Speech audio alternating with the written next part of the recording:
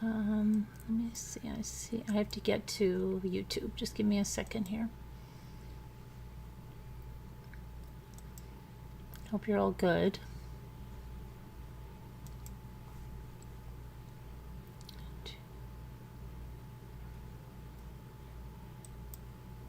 Okay, here we are, and I don't know why that's not giving me the... I have a problem with... I'm live. I have a problem with my chat, guys. Okay, it doesn't come up unless I go to the other stream, like as if you're watching it. It doesn't come up on my back end. I have the monkey with the hammer that wants to break everything. It's crazy. I have a problem with... Okay, so I have to watch it on this side. All right, let me go to live chat. Hi, Melissa, Beauty from Ashes. How are you? Just realizing I did not receive an email regarding the chicken salt and pepper shakers. I'm not sure who I'm buying them for. Did you buy them under that name, Melissa Beauty from Ashes, or did you change that name? And what auction was it? Was it Wednesday or Sunday? Saturday? It wasn't this past yesterday, right? Was it, Melissa? I think you were... Beauty from Ashes. Okay, well, we'll figure it out. It's probably Evie or Chris Ray, I would think, who had... was either one of them, probably. We'll find out. Okay? Hi, Captain Lee Fan. Hi, Linda. Hi, Margot. Hi, Elle. Okay, so we've been going over this case a lot. Crystal McCrory, her sister Jana, has come into the chat, has asked me to please look into this. There is a petition. You can go and click the link. I can put it up now. Let me just see. It's in the video description, but I'll put it in here now. Let me see. I'm just going to put it in again. So you can go to the link. This is the link for the petition.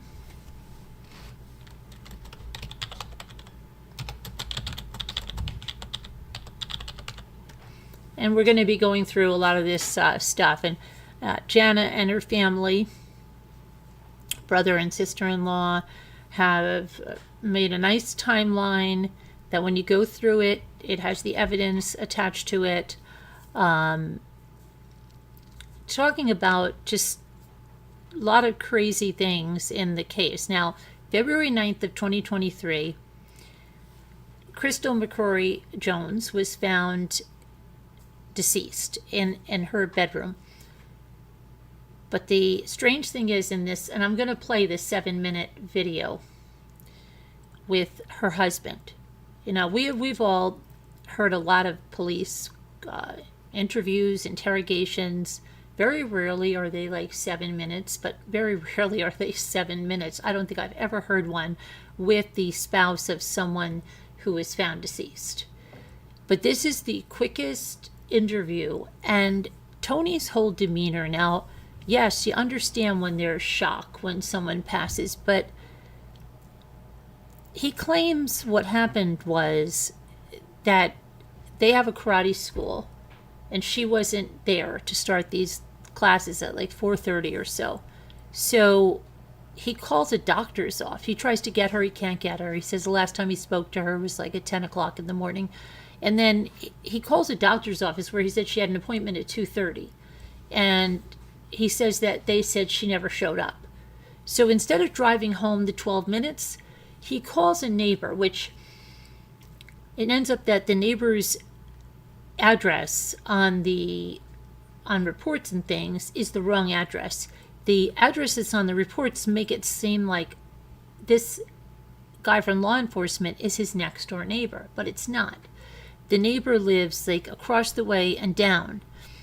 And it reminds me of Chris Coleman in the fact that Chris Coleman, when Chris Coleman killed his family, he called a law enforcement officer that lived across from him.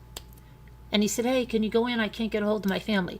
Well, this guy, Tony Jones, does the same thing.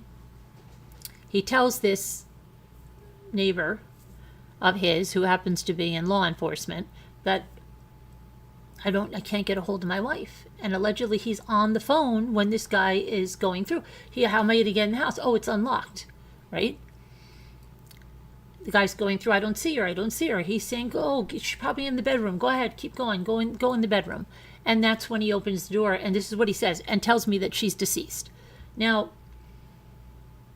you would think that if you couldn't reach your spouse and you tell someone to go in there and they just say to you, hey, Tony, she's deceased. You'd be like, what do you mean? What are you talking about? How? Like what? You'd be crazed with things. He doesn't even mention anything. This is mere, like, hours after he allegedly learned this. And he doesn't mention anything. He doesn't say, oh my gosh, you know what, how could that be? Or he doesn't say I was shocked or anything. He is just, as a matter of fact, but it's not like a numb matter of fact that somebody gets when they are just like in shock. He is more animated in other ways. So, okay. I'm going to play that for you so you can hear it. Let me just get this timeline up here because I want to get the timeline. Let me see. Tony Jones right here. And I'll put the transcript up too so you can hear it while it plays. So let me just grab this.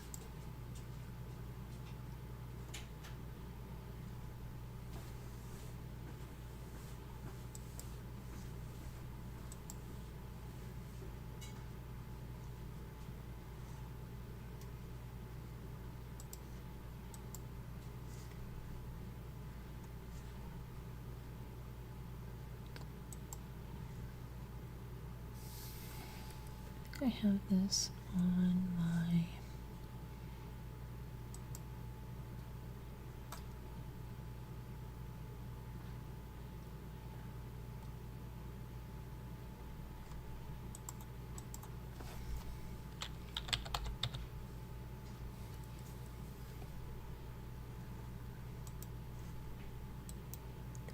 the PDF, this one. All right, let me just see if I can get this as a, let me do that. Okay, I'm going to pull this over.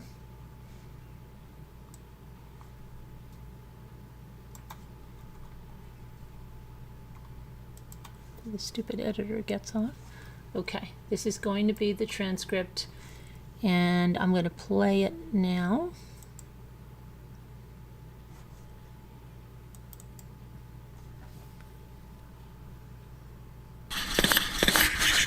This is Alan Irby, Chief Deputy with the West Carroll Sheriff's Office.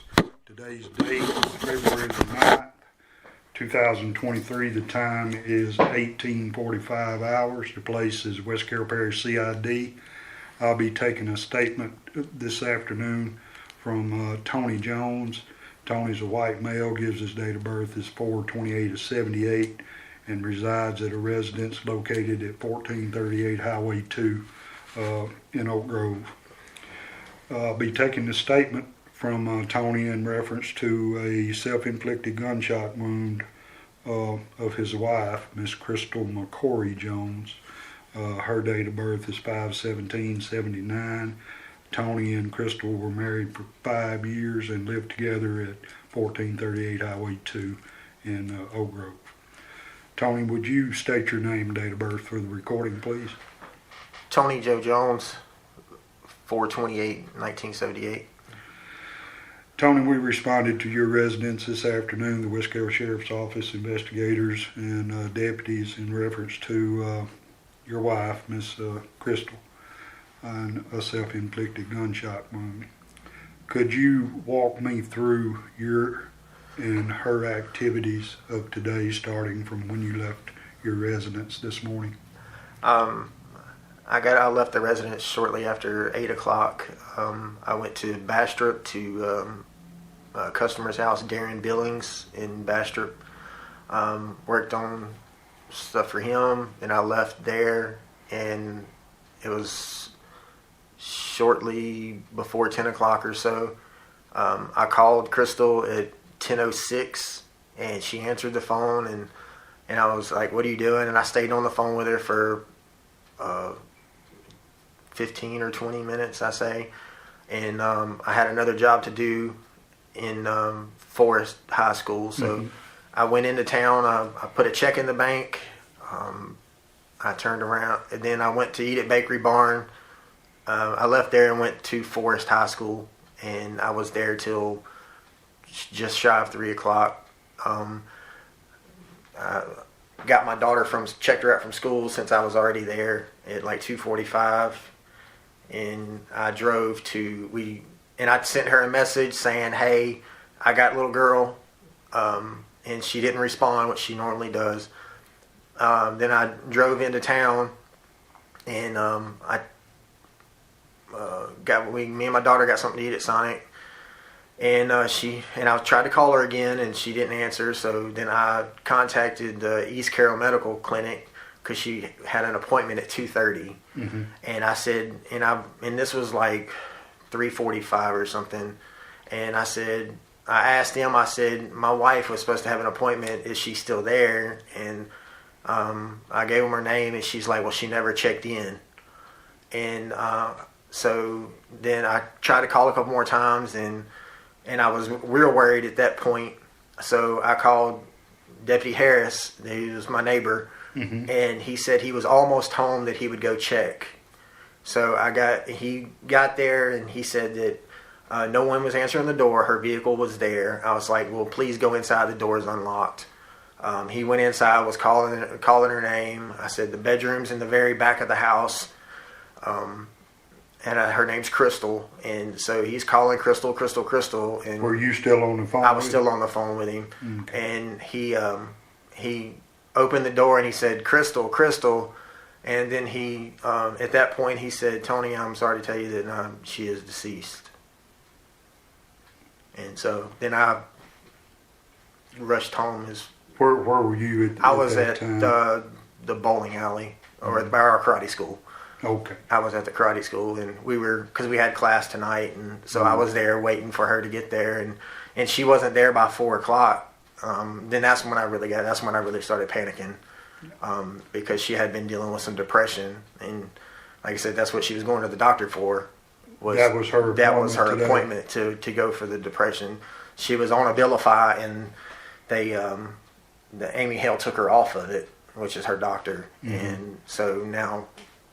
And she was trying to come on. She said, I don't feel well. And I told her to call this morning. She set the appointment this morning. And so she made the appointment for 2:30 this morning. Okay. When you talked to her on the phone at 10, how did she sound? It took her a couple rings to actually get it. And I was like, she's like, hey. And I was like, hey. I said, what you doing? She's like, I was in the living room. And I was like, oh, okay. I was like, sounded like you were asleep. And she's like, no, I wasn't asleep. I was just in the living room. So, and I talked to her. We sat on the phone for a few minutes, and she really wasn't saying anything. Because I talk to her while I drive a lot. And I talk to her while she's driving. And I was like, all right, well, I said, I won't get off here. You can get back to what you were doing. And she's like, okay. And I was like, I love you. And she said, I love you. And that's the last time I talked to her. What handguns were available to her in the bedroom? I don't know if in her purse there was a 9mm. I don't know if that's the one she used, but there was also a 45 on the nightstand. And that's the gun case was locked because I lost the key. So it was either the 9mm or the 45. Okay. Was available. It was I think a ECS. Yeah, it's the one, that was small, the one she had. Yeah. Frame. So that gun belonged to her. Yes. Well, it was in my name, but that was the one she carried for protection. Okay. And I talked to Deputy Crimes, called while we were working the scene, and he told me that he had talked to you there at the karate school this afternoon. Did you see him at the high school? Yeah, I was at the high school when I talked to him. Okay. What do you do for a living? I'm a maintenance handyman, AC repair, pretty much anything. Okay. I do a lot of work. I do all that, the air conditioning and refrigeration for the school system. Okay. Was Crystal right or left-handed? She was right-handed. All right. I believe that is all the information that I'm going to require from you, Tony. Is there anything that you would like to add or take away from the statement you've given me this evening? I don't believe so. Okay. In that case, we'll end this statement. The time now is 18:52 hours. Oh, that was quick, right? That was quick. Nothing about normally. Just think about other interviews. Hold on a minute. This guy's making so much noise. I thought he was going to end this interview, but he's got to I don't know what he's doing. She's battled depression all her life. That's pretty much all I gave to her is depression. Well, he's saying something. He's talking to him afterwards. She battled depression all of her life. He seems to want to talk a little more, right? Try to give him a little more information. Think about Scott Peterson. I mean, they went through everything. What did you do? He didn't even ask him really. He just said, where were you this morning? But he didn't go into specifics. Where was she when you left her this morning? What was she wearing? What did you do before you left? It's just so crazy that's it. That's the extent. That's it. Yeah, he's claiming that she shot herself. Correct. Yes. This case is really convoluted and it's got a ton of problems. So we're going to go through the evidence like this. Let me see here. Hold on. Let me go to the timeline.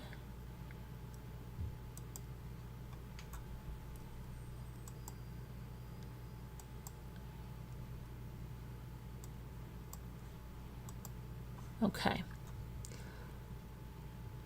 So let me go to the timeline and then we'll just go from there. So that was the recorded statement that was done.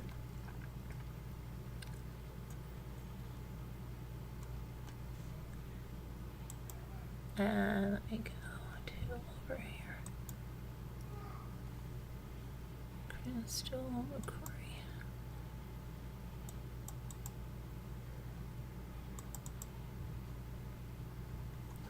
Files. Where's my timeline?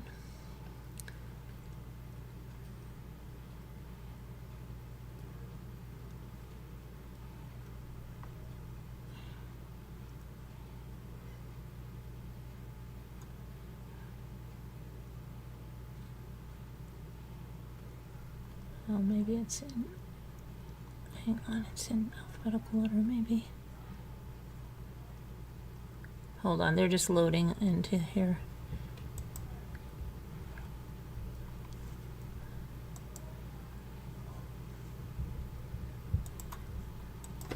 Okay.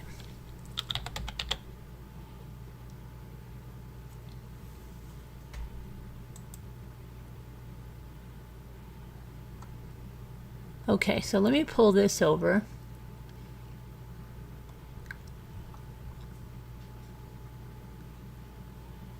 Well, actually, probably.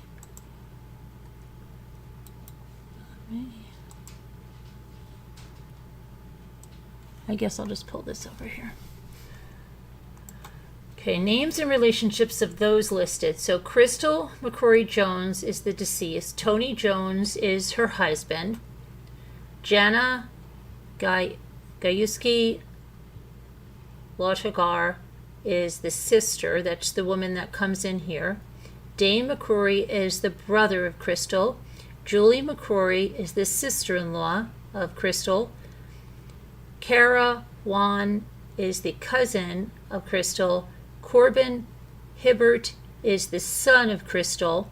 Scott Matthews is the sheriff of the West Carroll Parish.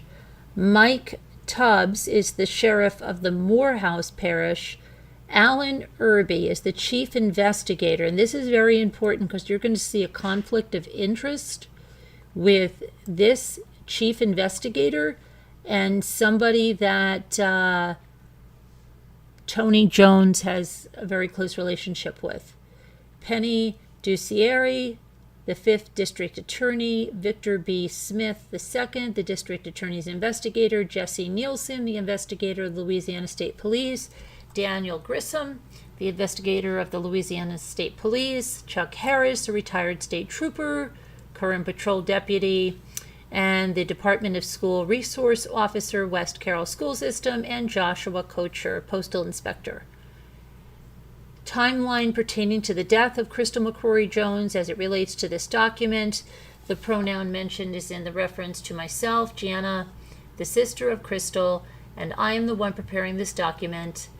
The pronoun we is in reference to my family, Dane McCrory, the brother of Crystal, Julie McCrory, the sister-in-law of Crystal, and Kara Wan, the cousin of Crystal, as they are the active participants in the below-mentioned statements, meetings, and recordings. Indicates a statement that needs to be talked about further, right there. More relevant, prior to the day of her death. Now, hold on one second. Let me put this here so I can get you something over here. 1 second. Approximately 1 week prior to her death, Crystal began tracking Mr. Jones's daily locations through his cell phone. I'm going to put up something. It's going to show. Let me put this over here.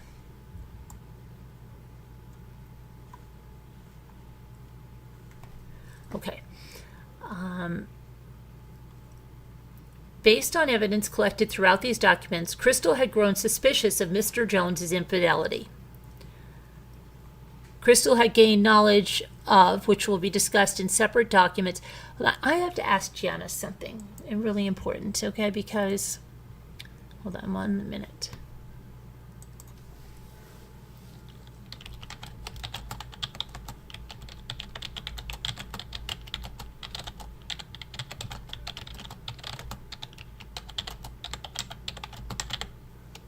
Okay, I have to ask her something important about something that I can talk about. So let me just ask her something. Let me just check if she said she's going to be in here depending on when her kids go to bed. Let me see if she's in here because I have a question for her. Can't they tell? Yeah, we're going to talk about that. You're going to see all these things, but in the meantime, it's okay, you know that she was tracking him, that she had some suspicions that something was going on. There's also, he had an ex-wife, okay, Jana Jones, and she had some very interesting things to share. But it appears, too, that Tony Jones was working as a deputy for the sheriff's office. Yet the sheriff becomes all flustered, and I'm going to let you hear these recordings of what's going on. Now, I just have to find out from Jana something, but we'll keep going. I just wonder, I know if there's something that I'm not supposed to say. Okay, let me see. So let's go on.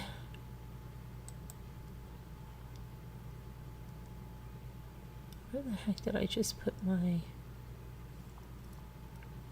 Hold on a minute. Somehow my paper's gone here. Oh, here it is. Okay. So they had a karate studio called Inner Peace Martial Arts Studio, and it was owned and operated by Mr. Jones and Crystal. But there was something that was going on, okay? They were losing enrollment. People were withdrawing their children from this martial arts studio.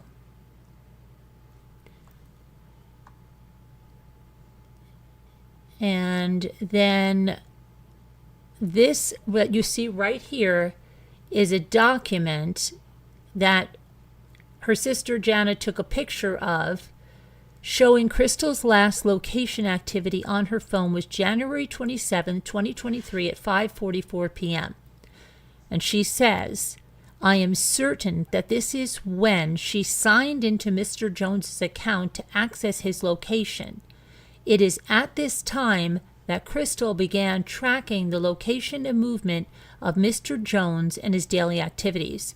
So what I think she means is that Crystal signed out of her account and signed into his and was tracking his movements through there. An email that she retrieved from Mr. Jones's trash folder in his email account indicated that Mr. Jones and Crystal had a Ring camera system at their home, and that it had been updated on that same date, January 27th. Sheriff Scott Matthews retains the only copy of this email. However, at the 22:20-minute mark in our recorded meeting with him that will be provided further down, I tell Sheriff Matthews that they have a Ring doorbell camera and provide him email proof from January 27th that a device was logged onto the camera. Mr. Jones told Dane, her brother, that the camera had not been active in a month. On February 7th of 2023, 2 days before Crystal's death, she says that this is a picture. Let me grab this.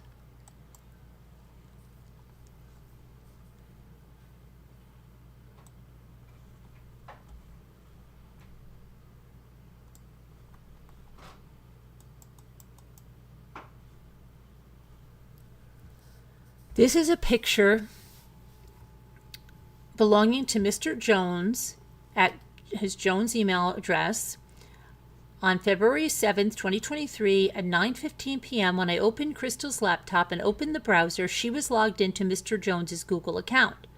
This email indicates that Mr. Jones's location history had recently been turned on during the month of January. The email explains that location history is a Google account level setting that creates timelines, a personal map of your visited places, routes, and trips. Okay, and then there's a picture of showing the account and logged in on Crystal's computer. And that would be this. Okay. And then on February 8th, the night before Crystal's death, Mr. Jones deleted very specific contacts out of his phone. These contacts and phone numbers were discussed with Sheriff Scott Matthews during our recorded meeting with him on February 23rd, but this subject was never brought up again. Sheriff Matthews retains the only copies of the phone numbers that were attached to these contacts that I provided him. Sheriff Matthews can be heard at the 17:30 mark in our recorded meeting, instantly dispelling any wrongdoing or suspicion on Mr. Jones's behalf for deleting the contacts listed in his phone the night before. Mr. Jones had the occupation of some of those contacts listed as a coroner, a chief deputy, a pastor, and the manager or owner of a restaurant called the Bakery Barn. That's where he said he was, right? That he visited on the day of Crystal's death. And these are going to be, hold on, these exhibits. I'm going to show them to you. Hang on. Okay, we've got this one. Sorry. So you've got deleted, deleted there, and then we've got another batch.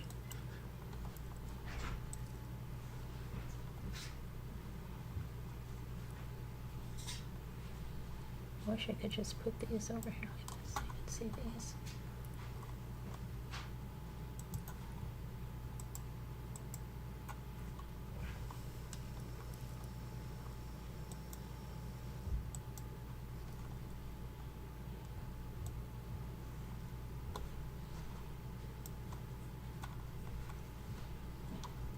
Hold on, let me get this and pull these in a little bit. Dr. Williams, Wanda Bridges, Pastor Smith,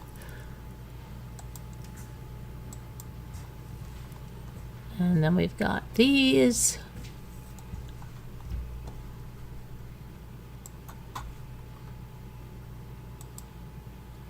Whoops.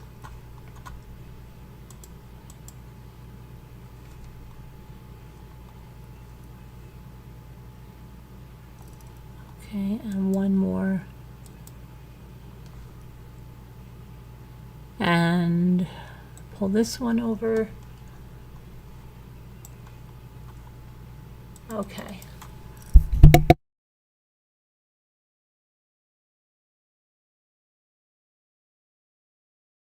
Sorry, there was some music going on. My husband was off. Okay, and so I'm not sure with all those where it says coroner and stuff, but allegedly on this day of February 8th, that was the day before, around 12 hours before her established time of death, someone logged into Mr. Jones and Crystal's AT&T phone account for the first time due to the email I found in the trash folder. Once again, due to Sheriff Matthews having the only copy of this document, I will give the minute-second mark that it was discussed during our recorded meeting as proof. It is our belief, based on the accumulation of all other evidence, that Crystal had caught on to Mr. Jones's inappropriate behavior and that she was the one who was logged onto the account. On February 9th, at 8:06 a.m., Mr. Jones leaves the residence he shared with my sister, Crystal, at 1438 LA 2 Oak Grove, Louisiana 71263. At 8:54, he arrives at what was confirmed to be 5503 Candace Lane in Bastrop, Louisiana, to work on a refrigerator for Darren Billings. At 9:59 a.m., Mr. Jones leaves that residence. At 10:53 a.m., Mr. Jones arrives at 305 East Main Street. So from 1 minute before 10 to 10:53, what did he do then? At 11 a.m., Crystal's estimated time of death, as reflected on her death certificate, that was there, but he also said that he was at the sheriff's department for work at 10:53. At 11:09, Mr. Jones leaves that sheriff's department address, and he arrives at 11:11 at 105 Constitution Avenue, known as Bakery Barn. At 11:53, he leaves Bakery Barn. At 12:01, he arrives at the Forest High School. This is where Detective Alan Irby states that he was working all day as an employee of a public school system. She says, I'm aware that school systems do not allow private maintenance workers to simply come into the schools to work on things, aside from the fact that Mr. Jones' LLC license has been revoked for years, so he's not insured. A bookkeeper would be unable to pay Mr. Jones for his services out of a checkbook without auditors finding the school system at fault. At 1:16 p.m., a FedEx package was delivered to the residence of Mr. Jones, but no one answered the door. That will be discussed later. Mr. Jones checks his daughter Hannah Cheyenne Jones out of Forest High School and leaves. She is normally a bus rider. Now, why didn't he want her to go home on the bus? Could it be that he knew she would discover something horrific and he didn't want that? During this time, records indicate that Mr. Jones then drove slowly around Oak Grove, slowly enough that GPS pins him stopping for 7 minutes in Oak Grove between 3:03 and 3:10 p.m., but cannot give an address. Records show that it took Mr. Jones 35 minutes to drive his daughter 6.2 miles from Forest High School to this Sonic drive-in to eat there. This is only a 9-minute drive, okay? And it took him 35 minutes to make a 9-minute drive. Mr. Jones arrives at Sonic at 3:25. You know what? Sonic is involved in a lot of crimes, right? He arrives in Kelsey Barrett's Sonic. 3:57, Mr. Jones leaves Sonic and takes a 6-minute drive to what should only be a 3-minute drive of 1.5 miles. At 4:03 p.m., he arrives at a Walmart Supercenter, and he's out within 8 minutes at 4:11 p.m., Mr. Jones leaves Walmart Supercenter. Sorry if you can hear my kids screaming. They're playing a game and they're a little overly enthusiastic. At 4:16 p.m., Mr. Jones, his Google search shows that he searched for East Carroll Medical Clinic, Lake Providence, from a Galaxy S8 phone. And I'm going to put that up next now. Okay, this is on the day of Crystal's death, and here he is searching. Let's see. February 9th at 4:16, East Carroll Medical Clinic. Mr. Jones leaves the undetermined address at 4:37. And it seems here is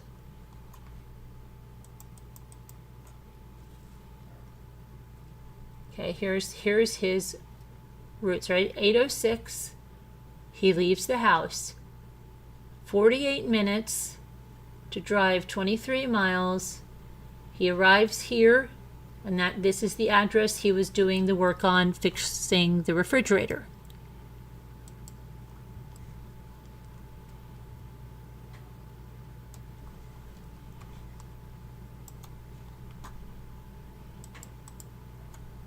Then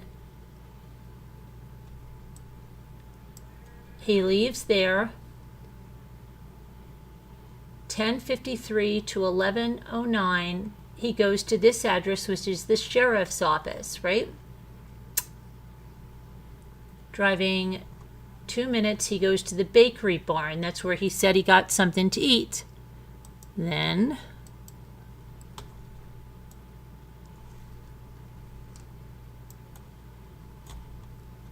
here's at the bakery barn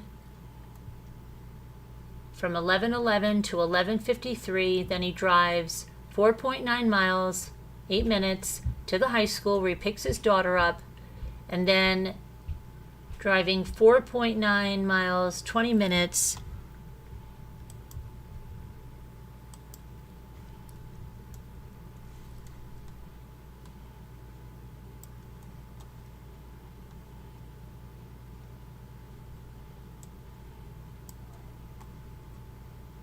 to the Sonic Drive-In, where they were from 3:25 to 3:57 p.m.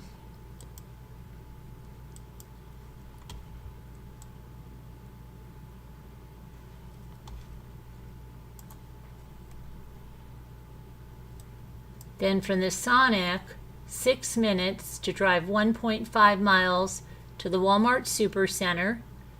Spent 8 minutes there.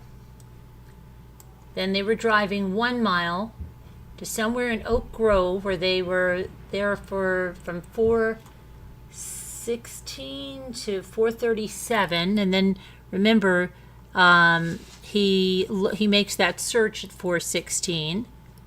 Okay, and then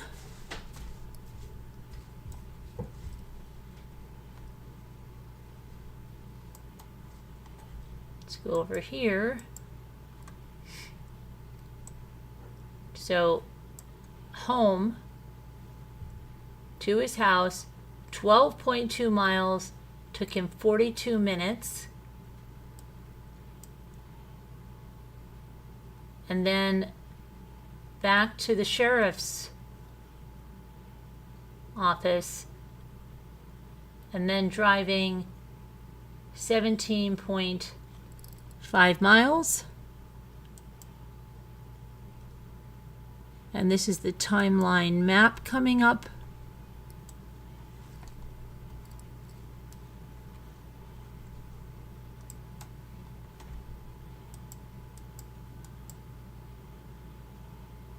Here's their home.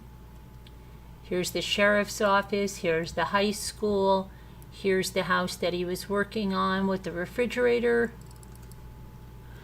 At 4:44, Jana, the sister, receives a call from her brother Dane stating that he had just gotten off the phone with Mr. Jones, Tony Jones, and Tony Jones had called to tell Dane that our sister, Crystal McCrory Jones, was just found dead in their home in Goodwill, Louisiana. Mr. Jones states to Dane that he had called Officer Chuck Harris to go check on Crystal because he had a karate studio full of students at the time. But the Google timeline location records show that Mr. Jones drove aimlessly to several different locations after checking his daughter out of school. Chuck Harris was the one who discovered Crystal's body. Please be advised that Chuck Harris's social media page has him currently employed as a resource officer for the West Carroll school system.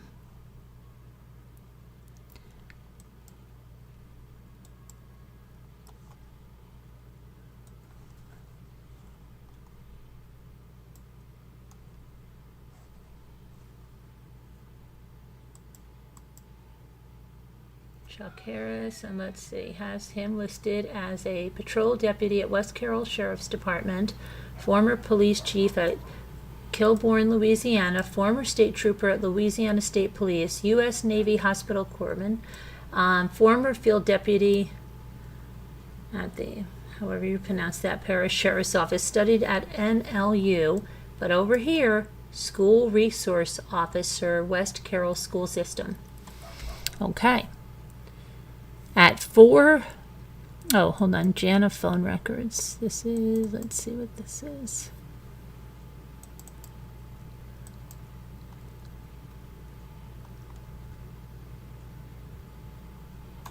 Okay.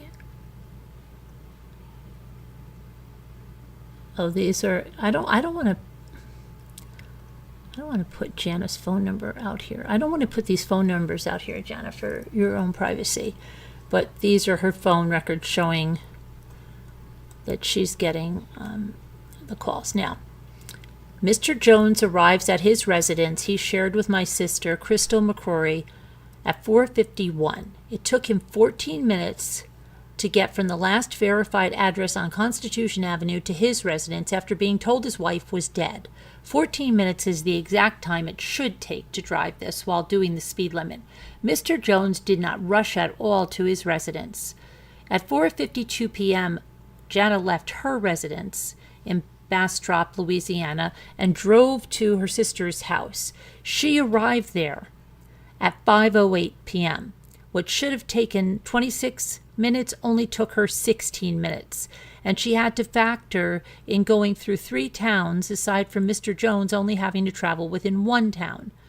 Upon arrival, there were several marked patrol cars along the side of the road with their emergency lights initiated, as well as a coroner's-type vehicle pulled into the driveway. The front yard was roped off with yellow crime scene tape. On the scene, I was met by Mr. Jones. He embraced me and simply stated, "It's a single gunshot wound to the head." Without response, I proceeded to walk and stand at the furthest corner of the yellow crime scene tape, closest towards the road and nearest the coroner-type vehicle. I was approached by Mr. Jones's teenage daughter, Cheyenne, who simply hugged me, with no tears, and said, "My best friend is dead."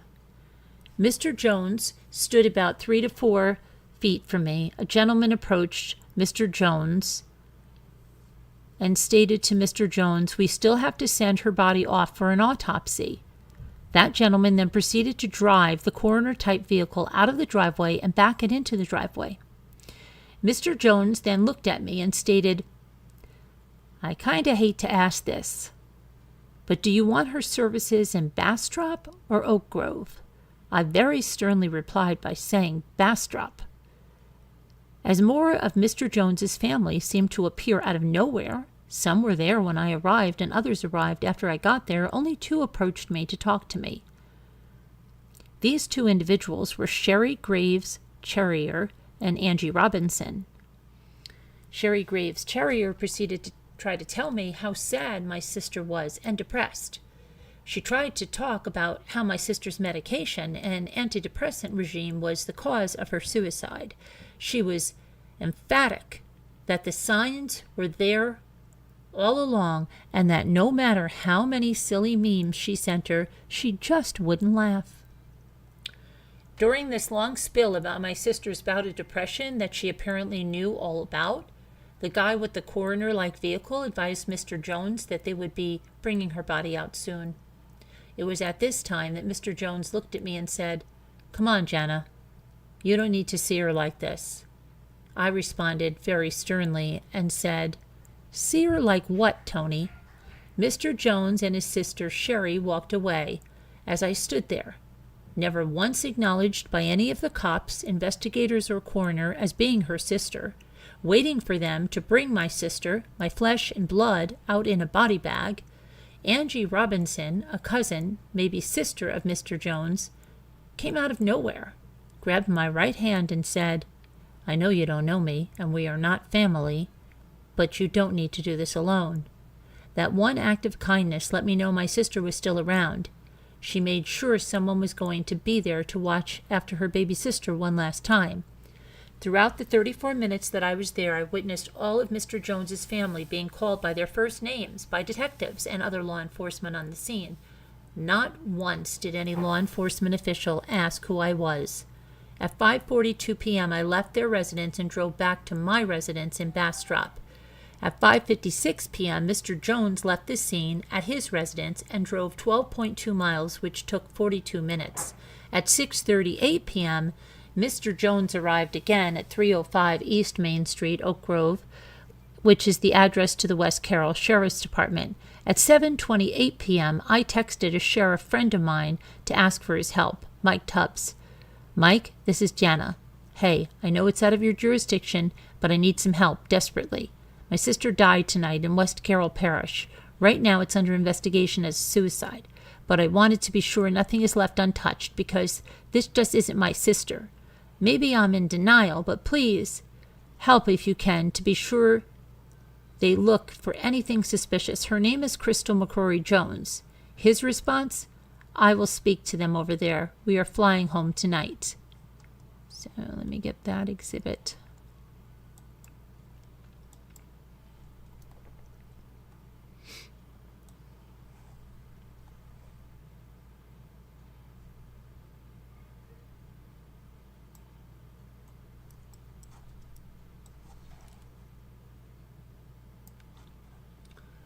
This exhibit right here.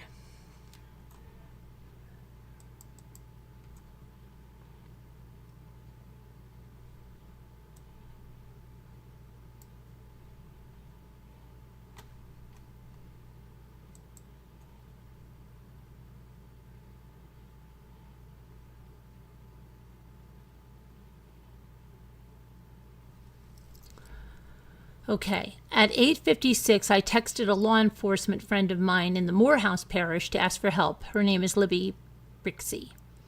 "Hey, I know it's out of your jurisdiction." Let me get these up on here while I go through this.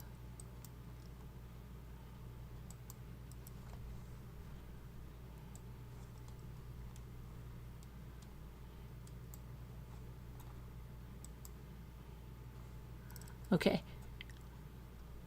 "Hey, I know it's out of your jurisdiction, but I need some help desperately. My sister died tonight in West Carroll Parish. Right now it's under investigation as a suicide, but I just want to be sure nothing is left untouched because this just isn't my sister. Maybe I'm in denial, but please help if you can to be sure they look for anything suspicious. Her name is Crystal McCrory Jones. Libby, my heart hurts so bad. Me and my brothers told my mom and she lost it. I feel nothing but numb." Her response, "Do you know who's working it, SO or PD?" My response, "SO. Her husband, Mr. Jones, used to work for the sheriff's office there as a reserve officer, and they relayed information to him that they wouldn't even relay to me, for example." Hold on, I have to get another.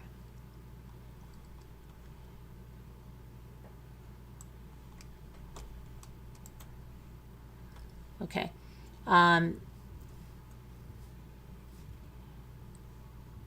It's a single gunshot wound to the head. They were sending her off for autopsy. They tried to whisper that while I was 3 feet away, and they said out loud that they didn't suspect foul play.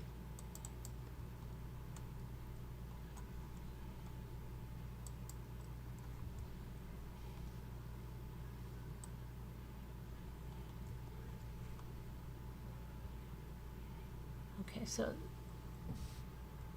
then they say, Kay, that guy that worked it, have they worked any other cases with him? And he has a lot of law enforcement behind him. She was sent for autopsy. If something has been going on with her mentally, the husband should know and tell you. I'm so sorry about this. Thank you so much for checking on it. She has always battled with mental illness, but I am so desperately hoping they overlooked a letter or something that she left for closure for her kid. She loved them with everything she had. My heart hurts so badly for her kids. Bad, Libby. Gosh, so sad. Hate it for the kids. Hope they weren't the ones that found her. Just hold yours tight today. It was a friend that her husband sent to check on her that found her. Her oldest son is in New York, and the youngest just graduated naval school. She just found out she was going to be a grandma for the first time. I just don't understand. Wow, so sad. We just never know. So very true. Okay. Then on February 9th at 1:16 p.m. on the day of Crystal's death, a FedEx package was delivered to their residence. The carrier, Loretta Cohn,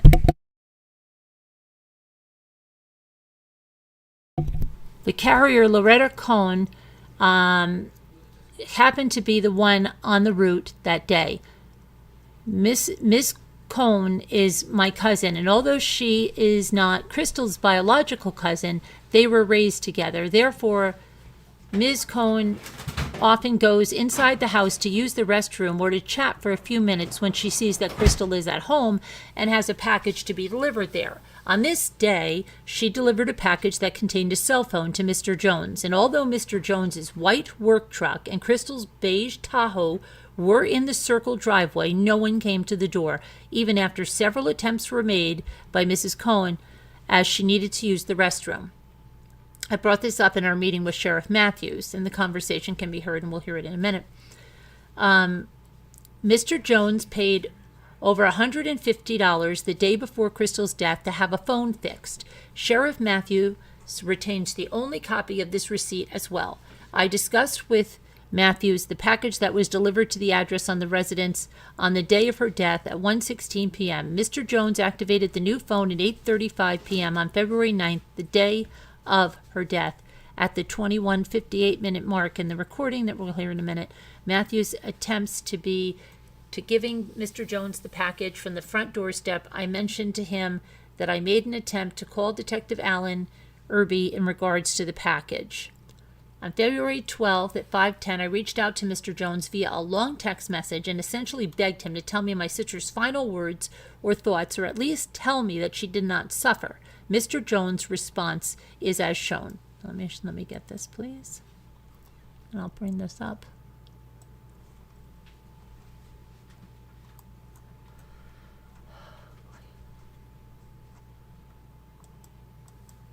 Okay. Tony, my sister loved you with her whole heart. She loved Cheyenne just like she loved her boys. I'm so sorry you're going through this, and my heart breaks for you. Cheyenne, I'm angry, I'm sad. I hurt too. I told her when I got off the phone I loved her, and Cheyenne did too that morning before she left. I know everyone grieves different, and I love y'all too. And she puts 2 YouTube things. Is it okay if I send Mr. Todd the link to 4 songs for the picture slideshow? 1 from Dane, 1 from Josh. Hold on a minute. Got some more stuff here.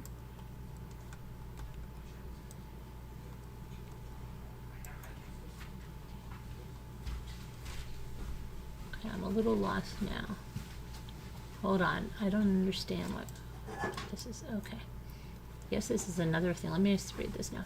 Tony, my sister loved you with her whole heart. She loved Cheyenne just like she loved the boys. I'm so sorry you're going through this, and my heart breaks for Cheyenne. I'm angry, I'm sad, I'm numb. I'm everything and nothing all at once. My sister was and still is my best friend. I have so many regrets of not calling and texting her more over the past year. My heart hurt so bad for my girls when they collapsed to the ground when I told them. To see an 8-year-old baby scream out for her Aunt Crystal was the most gut-wrenching thing I've ever experienced. I wish I could wake up from this and it just be a dream. Every time I turn around, I see something that reminds me of her. I can't even eat a steak without thinking of her because, let's be honest, who else eats a steak that's cooked more like beef jerky other than me and my sister? For 33 years, I had her. 33 years, Tony, and now I don't. My heart will never be the same. I grieve different than everyone else. I feel like I have to be strong for them and be a hard ass and hold it in. You know me well enough to know that I have RBF worse than anyone on this planet. But know that I do love you, and I love Cheyenne, and I'm sorry. I just want to know my best friend's last thoughts or words or actions in the final minutes she was here. I want to know she didn't suffer. I just want to know someone, anyone, told her that they loved her before she took her life. My sister is gone, my only sister. I just want my heart to rest knowing that she knew she was loved. Please look for a note, a letter, anything. Anything that will give me... Hold on. Okay.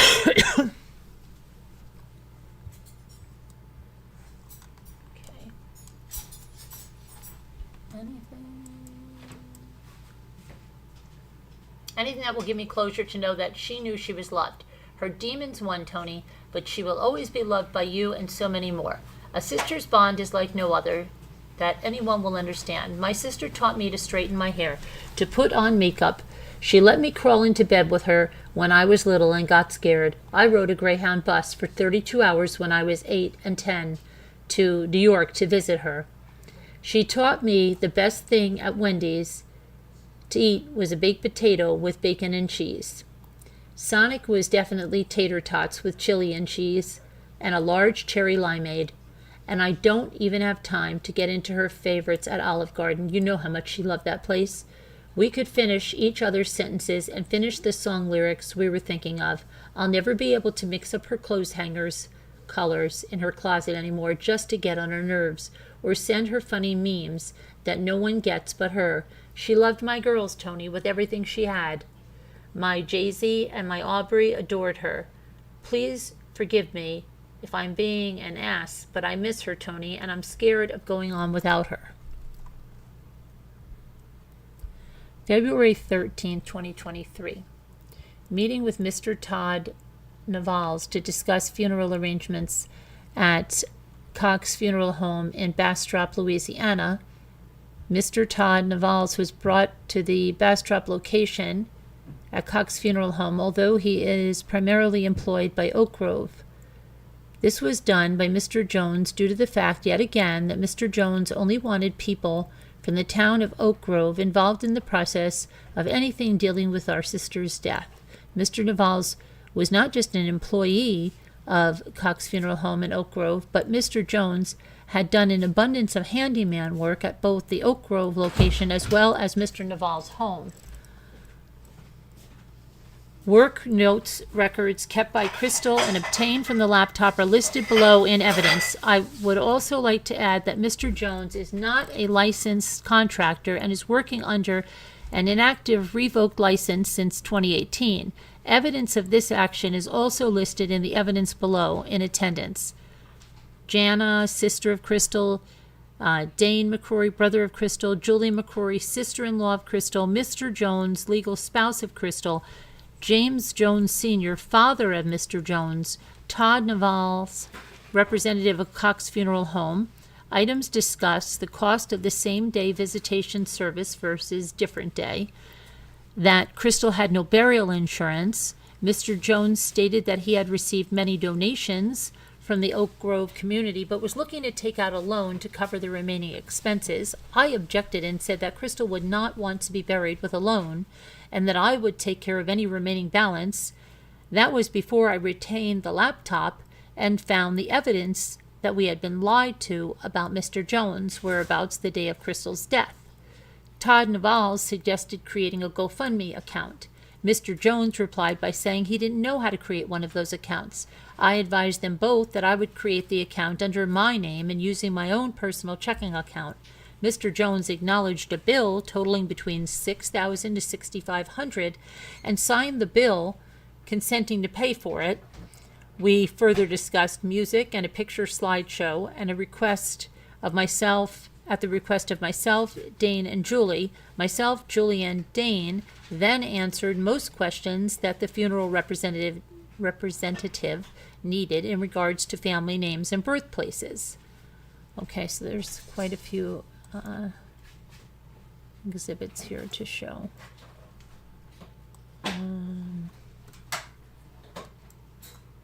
All right, so we have this right here. This is memorial video uplink. All right, and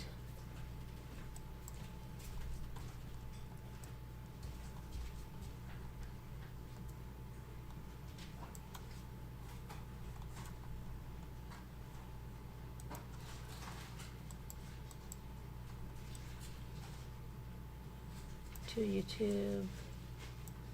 Can you send me the picture of Crystal and Cheyenne wearing the blue dress?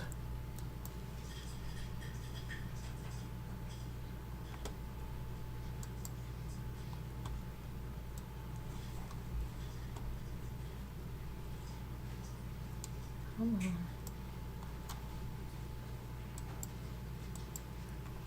Okay. Mr. Evans, my oldest brother, is asking if it's not too late to change his song choice for Crystal's picture slideshow. Miss Jana, the only song I have is one Tony requested. I spoke with him today about other 2 songs. Whatever your brother has, let me know. I haven't burned music list yet. I'm glad I texted you Tuesday. Tony okayed it for me to send to Mr. Naval's a list of songs for the picture slideshow. He told us of a list between 4 to 6 would be appropriate. The 3 songs for the ceremony were going to be chosen by Tony and 2 by my nephews. The songs for the slideshows of the pictures I thought would be fair to divide amongst the siblings and my mom. This is what I sent Mr. Naval's. Hold on a minute.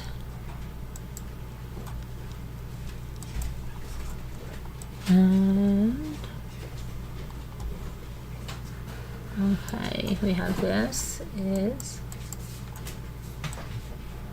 this was the updated song list. I can't thank you enough for all your help. Speaking with you and Mr. Josh last night really helped me a lot, and that means a lot to me. Crystal Jones, picture slideshow, I did okay. It with Tony first before sending it. You Can't Lose Me, Faith Hill, Mom's Choice.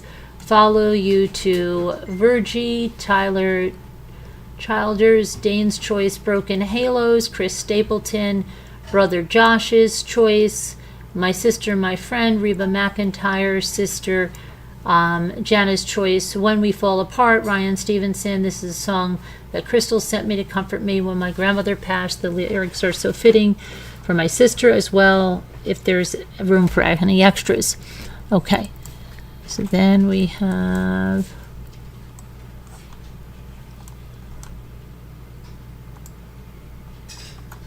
this one. So this is about Jones's LLC, Louisiana. This is about a company that Tony has that he fixes stuff, and stuff is maintenance, right? And a revoked license is going to show, let's see. Let me see, it's coming up, I guess, the revoked license. And then she's saying he wouldn't be able to work at the inactive, revoked.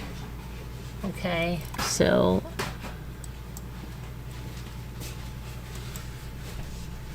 and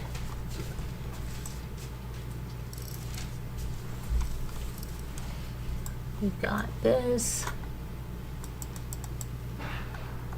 and this is, I guess she's just showing his stuff, and then his handyman work for the funeral, I guess. Next. Yeah, that's the guy there. So he's saying that there's stuff that he was working over there. And then finally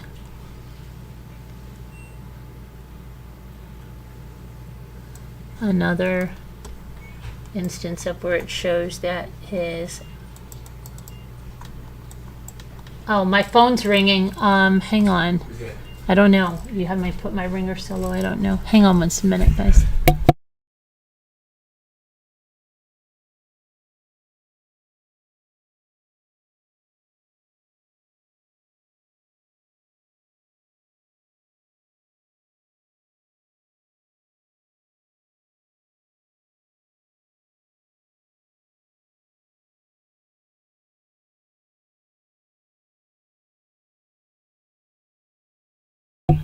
Hi, are you? Okay, hi, Prime Objective. Sorry. I was waiting. Hi there. Did you want to come up, Jana? Let me see. You can't be on panel right now, but you can answer questions. Okay. Did you see my email? I just have that one question for you. But this is what you advised me to do, right? Go through the timeline and show the evidence. Is that correct, Jana? Is that what is the best way to present this, like this? Let me know. Hi, Prime Objective. How are you? Hi, Sassy Darcy. Hi, Kevin Leonard. Sorry, time gets away from me when I start to read this stuff, and I actually do. Video Reel said I need 3 monitors, and I guess I do need 3 monitors. Yes, just leave out that one. Okay, got you. All right. Okay. So we've got this. This is the license that's revoked. And then let me go back to, he was on all of the dating websites. Okay. All right, let me go back right over here. I believe is where we were. Okay. February 13th, Mr. Jones Google searches, what is the appropriate time to date after the death of a spouse? And I know you have I thought you have an instance of that somewhere. On February 15th, Mr. Jones informed the funeral home the day prior that he wanted to see Crystal in the casket in full makeup and dressed as soon as possible. Mr. Jones failed to provide any help when it came to finding someone to do her hair and makeup, or aid in finding clothing that suited her for the service. Julie and I spent hours at the funeral home applying makeup that afternoon. Julie spent hours going from store to store and spending her own money to be sure Crystal had a proper Crystal outfit to wear. Julie found a hairstylist to properly groom Crystal's hair and made sure she was paid for her services. All of this was done to accommodate Mr. Jones's wishes, as the funeral home contacted Julie for these items to be taken care of immediately. Mr. Jones did not show up on this day to view the body of Crystal.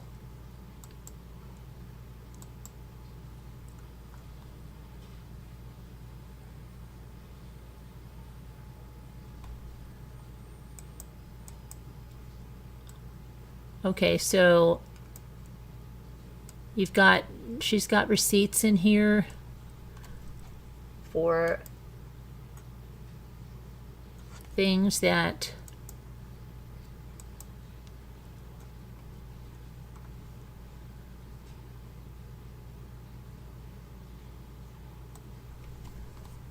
they paid for.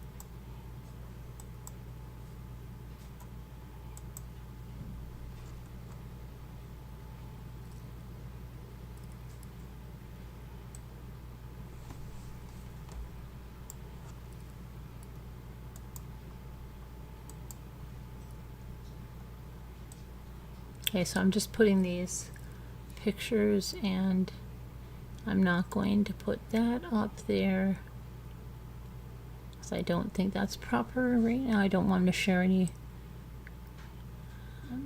pictures like that. And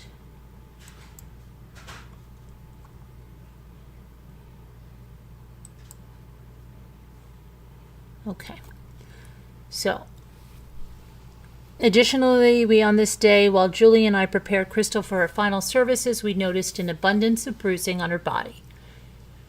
When brought to the attention of the funeral home director, he stated to Julie none of these injuries would be the result of an autopsy process. Julie was advised by the funeral director to take photos of Crystal's body, and these injuries listed below accompany by photos and evidence, abrasions and lacerations on her left forearm, as well as bruising, missing a fingernail on her left ring finger, and fingernails freshly painted, yet they had dirt and debris under them. Extensive bruising on her legs and her inner thighs. And I'm not going to show those pictures either. February 16th, Mr. Jones had a female friend of his accompany him to view Crystal's body. Mr. Jones was told by Charles Evans, the funeral director, who knows Mr. Jones well, that bringing a female who is not related to you to view the body of your wife did not look appropriate.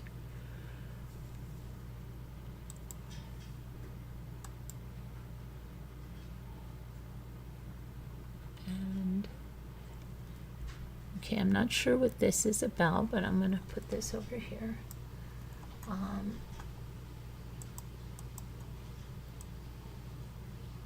Tony says, I didn't start this pissing contest, just so you know. Then this is the sister. We too are sorry for your loss, and we loved Crystal. I think what these people were trying to say is the people from our community that gave to the GoFundMe account didn't know you or the rest of your family. Everyone here knew Tony, Crystal, and their immediate family, as in their children. So these people gave thinking the money would pay off the funeral home and help with expenses for Tony and the kids, because that's who they knew. Again, Crystal would light up a room when she walked in, and everyone loved her. Here's the sister. Were you the one Tony took to view my sister's body prior to the services?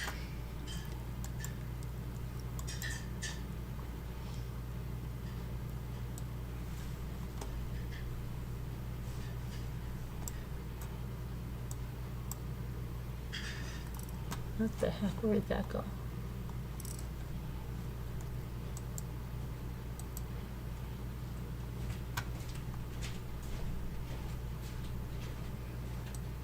Okay, let's put this here.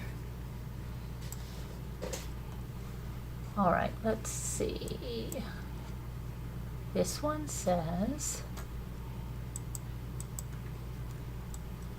to the sister. Yes, ma'am, I was. Tony and my husband are very close friends. My husband was in Texas working, and he asked me if I would drive him, and I did what any friend of Crystal, Tony, Mason, Cheyenne, and Corbin, yes, Corbin, we have taken him tubing in our ski boat, would do. I loved Crystal. It's Corbin, not Corbin. Sorry for my misspelling. Then the sister of Crystal says, there were several male pastors available that would have taken him. Maybe we were just raised different, but it just isn't a good look.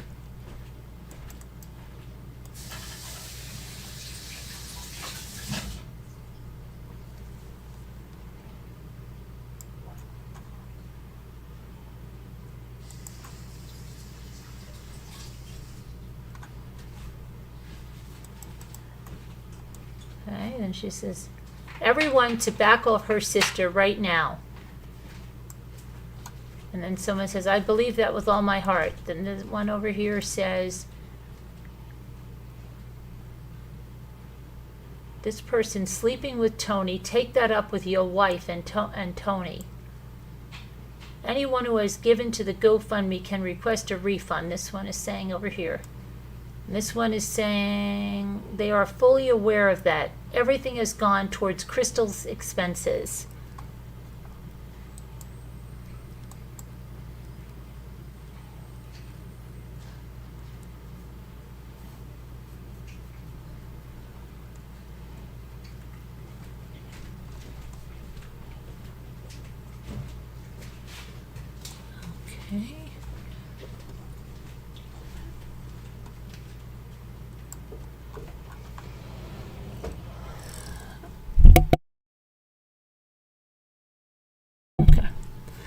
All right, now let's see.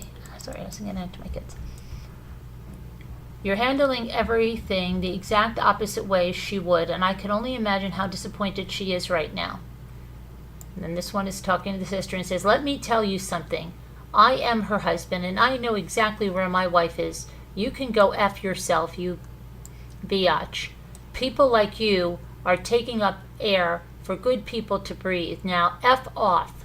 We help everybody. I don't give, I think he means give, two shites who talks about me, but I draw the line at my wife. If you have anything else to say, you can call me. Then this person says, whoa there, Haas, that's enough. And then this one, this is the sister, says, anything else you'd like to say, to an Allison?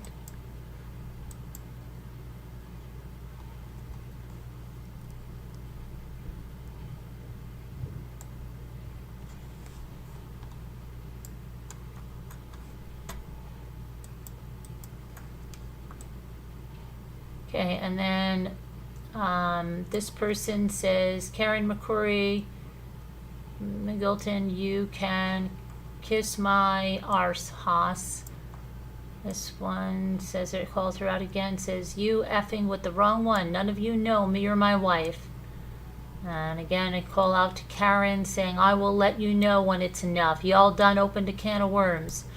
And then this Karen here says to JW, you are forgetting what this is all about. Crystal, I'm done. Then this one calling out Karen again saying, this is Katrina and I am 100% agree. I think a lot of this post is out of hand. It's my husband's job to have my back. Maybe it was a little harsh, but I'm sure he...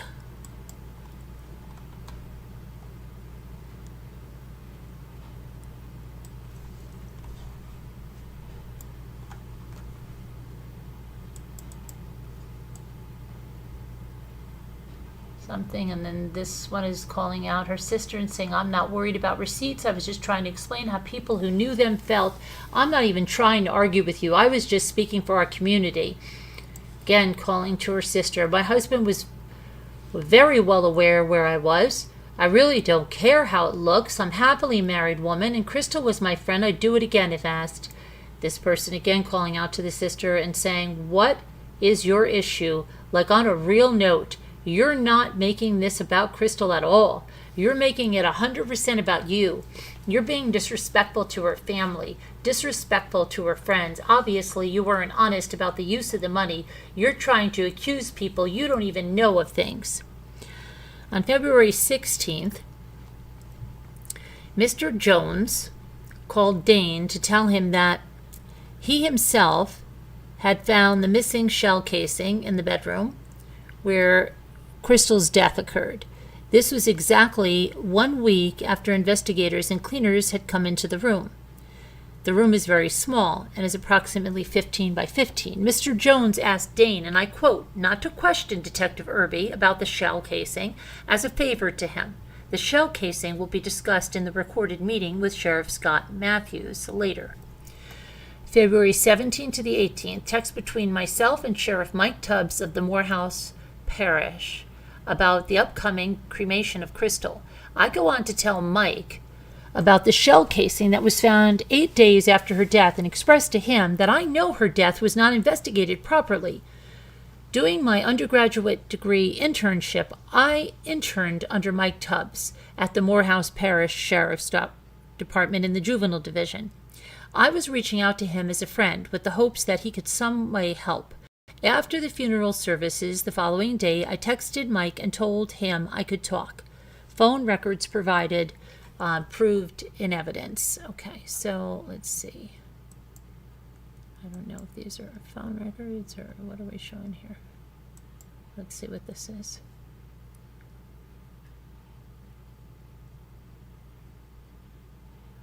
Okay, I don't want to show this because it has a phone number, but I'll read it. Hey, I hate to bother you again. How would I get into contact with the district attorney here? And Mike says, why? She says, just have questions. He says, I tried to call you yesterday. She says, I never got a call. Kept going to voicemail. She said, probably because my phone has been blowing up nonstop. He gives her a number to call, 10 to 4. She says, you still available to talk? And was just seeing if you had talked to the sheriff over there, or hang on a minute, trying to get this. See if this one is okay.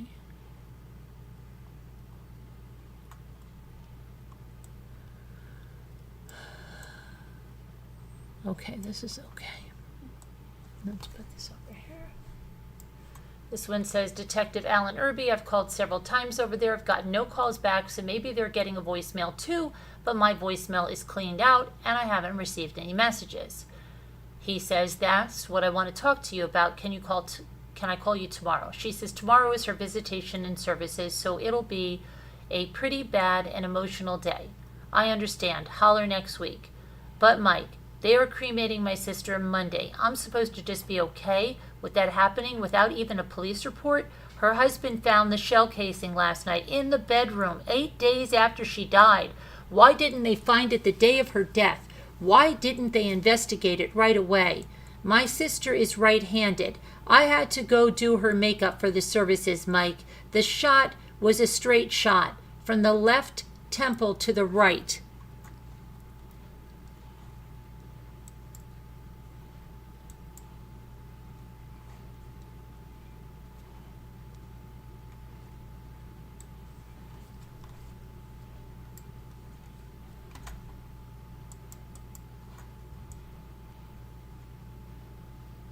I just want an unbiased investigation and answers to questions. I stood at the yellow crime scene tape and watched them bring her body out. I was the only one of my family members there, and they never once acknowledged me but called Tony's whole family by their first names. I heard every single thing they said to him and all the information they gave him, yet I can't even get a return phone call. He knew my sister for 5 years. She's been my sister for 33 years, Mike.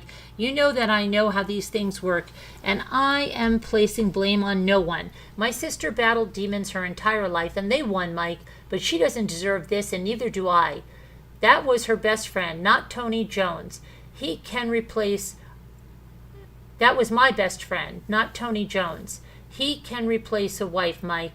I can never replace my sister, and my mama can never replace her daughter. I just want things to be done fair, and they weren't.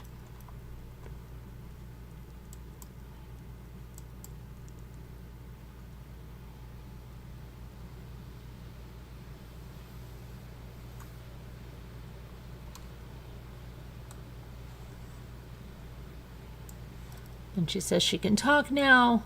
And then there's the call record, which I'm not going to show because I'm not going to expose the phone numbers. Okay. So then February 17th at 7:59 a.m. while I was at work, Dane called me to tell me that Mr. Jones had called him the night before and informed him of his discovery of the shell casing. In an attempt to delay the cremation of Crystal due to the questions we had concerning how and why the shell casing from the bullet was found by Mr. Jones the night before, I called a list of random attorneys as well as district attorneys across northern Louisiana, and I pled my case to every person, pleading with them that the discovery of the shell casing by Mr. Jones should be the probable cause to stop the cremation from happening, since it was against our family's wishes to have her cremated from the very beginning. My attempts were to no avail. Okay, and I'm not going to show that, but I will tell you there is a list of calls. There's 2 pages here listed of calls, okay?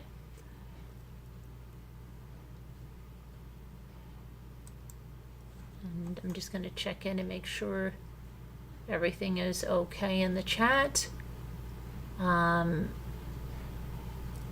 Okay, let me go back.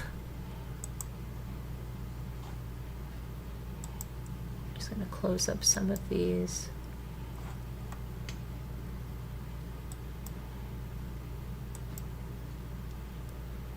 Just so that I can get back to where I am.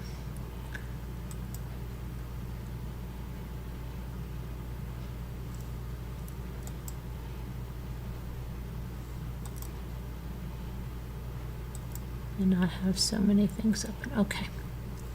So we'll leave it like that. All right, go back here. And I'll take this over here.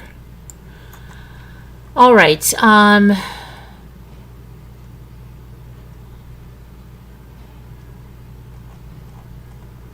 We were at February 17th, right? To no avail, right? Yeah. February 18th, Crystal's visitation and funeral services. I will provide copies of many pictures and receipts from the services. At the end of the services, Mr. Jones gave me the Cox Funeral home bag that contained all of the extra programs, a DVD of the picture show presentation, the guest sign-in book, and thank you cards. He wanted none of it. On February 19th, text between Mr. Jones and I about the remaining balance from the funeral service. In an attempt to try to get Mr. Jones to tell me how much of the donations he actually used for the funeral costs, I asked him a series of questions, and he provided me with no receipts. Okay, let's see what's going on here.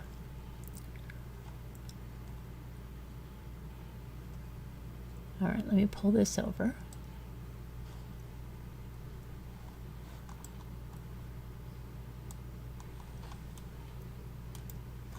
Okay, so what's the remaining balance on the funeral costs? I have to check with Oak Grove Funeral Home tomorrow because donations came into there also. We'll find out tomorrow if they're open. Okay, just let me know. Yesterday it was like $4,200. With donations from Bastrop and Oak Grove combined? No, just Bastrop. Got you. I'm sure Oak Grove has a lot of donations. Just let me know as soon as you can. $4104.19 is the balance as of right now.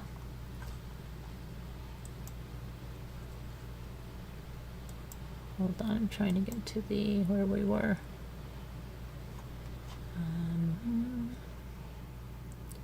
What the heck just happened to my document?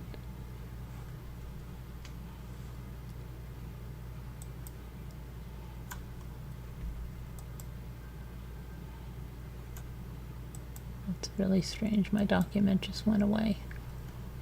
Okay, I'll get it again.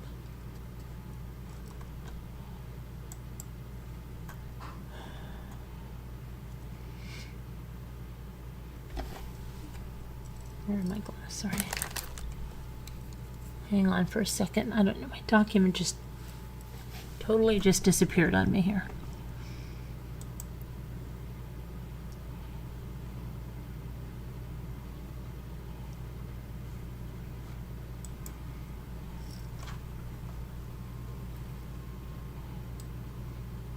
Let me just pull this over here because it might be. I don't even know anymore. Hold on a moment.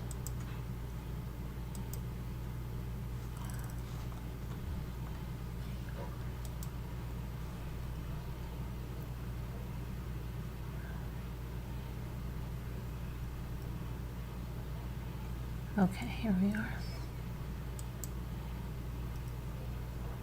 Now let me just.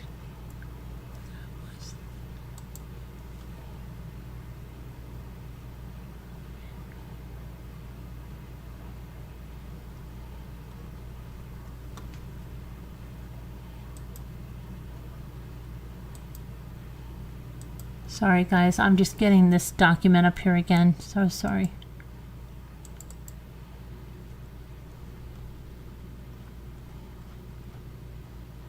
I just have to open my timeline again because I don't know what I did with it. It's gone. So hang on one second. Oh.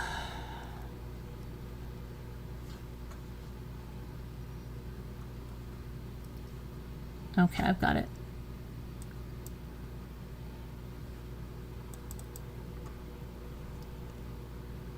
Let's get back to the date we were on, February 18th.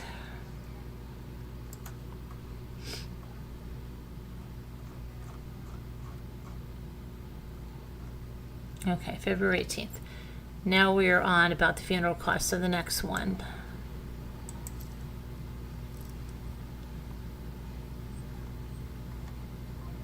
All right, here we go. Here's the next thing.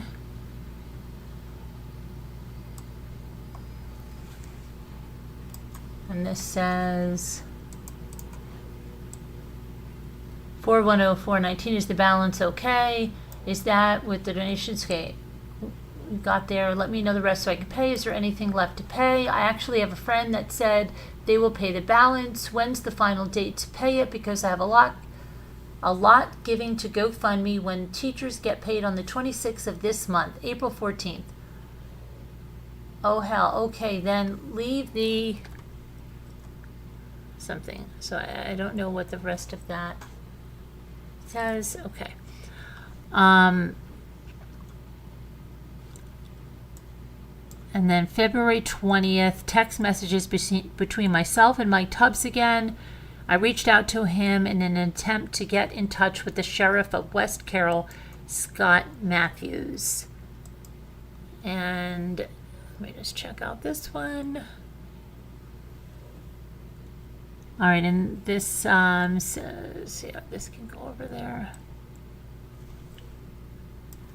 Says, can the sheriff meet with me Thursday? I'm off of work. I'm sure I will text him now. Thank you. He's going to call you. Yes, sir. Did he say when? No. I hate the waiting game.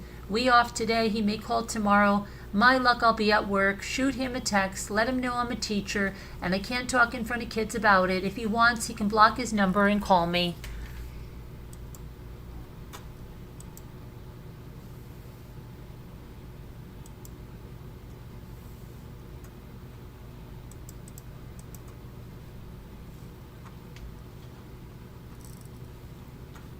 Okay, and for some reason it's not letting me open the next one. So, all right, let me shut some of these.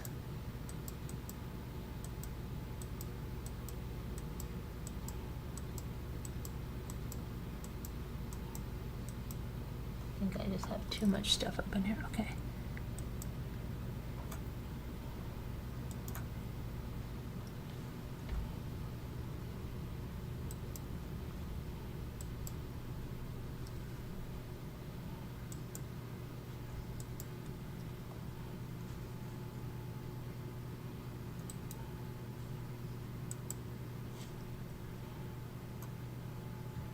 Alright, I'm going to go into the chat for a minute and make sure that I know what's going on, because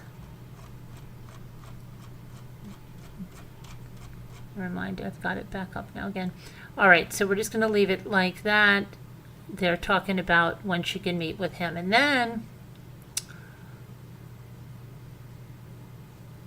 February 20th, text messages between myself and Mr. Jones in regards to a laptop I had purchased for Crystal a few years ago. From this laptop that he willingly gave me and also provided the login password for, I discovered that my sister had been logged into Mr. Jones's Gmail account for quite a while. Since Mr. Jones's information was already accessible in the computer in my possession, I used my technology knowledge and resources and was able to compile a list of emails, saved usernames, and passwords to certain sites, browser search history, and most importantly, a location Google Maps timeline of his phone via his Google account on the day of our sister's death.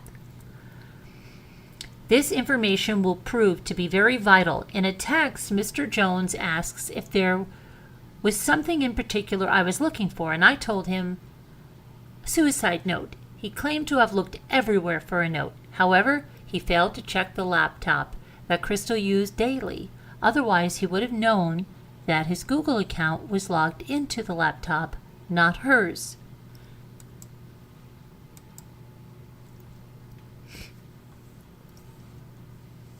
Okay, let me see. All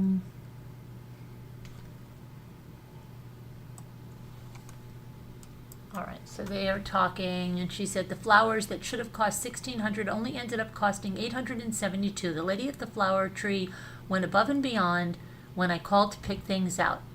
Oh, okay, that was nice of her. Did Crystal have a P.O. box in West Carroll? No. Did she have a lockbox of any kind? Not that I'm aware of. Wasn't sure if she kept all of her important paperwork in a lockbox or a safe or anything.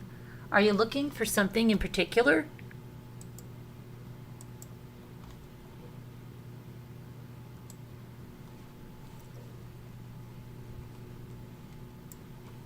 Just going through a million thoughts of where she could put anything.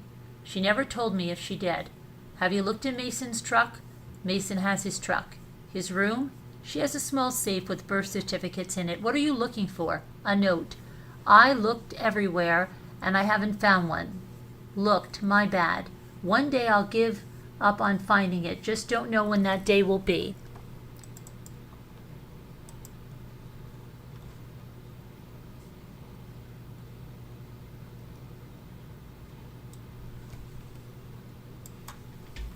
She had a black laptop that I gave her a couple of years ago. Can I have that?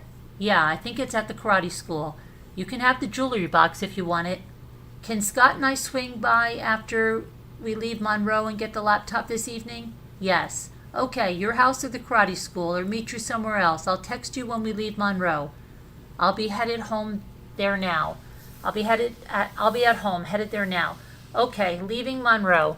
And then I guess I know he says there. Okay, next up.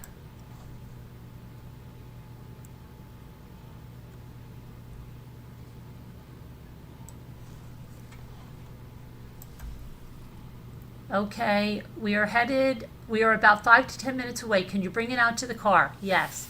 Do you know her password? He says Fart Monkey 176, I believe. Somehow I'm not surprised. It's wrote down at the karate school. Can I get it tomorrow? Yeah, that's not it. I'll get it tomorrow. Does she have an email account? I sent a verification code to her phone. Any way you can send it to me, please.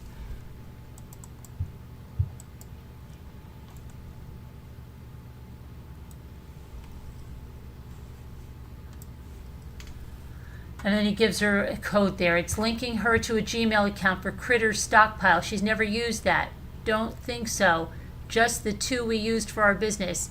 Any other ideas on what the password might be? He says try a 177 at the end. She says that was it. Last time for a code for her Outlook email, she hasn't used that in years. She says still worth a shot. On February 20th, Crystal's body was cremated 2 days before her autopsy was released. On February 22nd, Crystal's autopsy was completed by Dr. Frank Peretti. On February 21st to the 23rd, there were text messages between Jana and Sheriff Mike Tubbs about contact information for the Sheriff Matthews. Let me see here. Let's see it.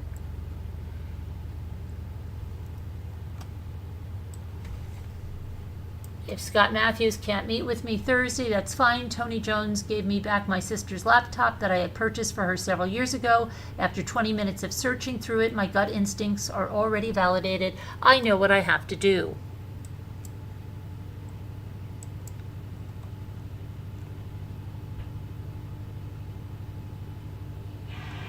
Okay, there's stuff here I don't want to give out numbers.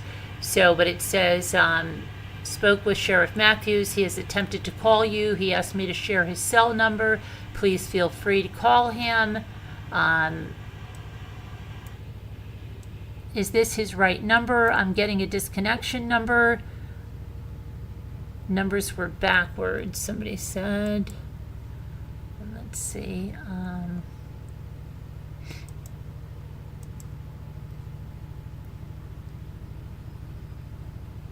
The next message, did you get him? I did. Meeting with him in the morning with my brother. You got a second to talk? Just need your thoughts and opinions as a friend, more so than a cop, about what I found. Okay, and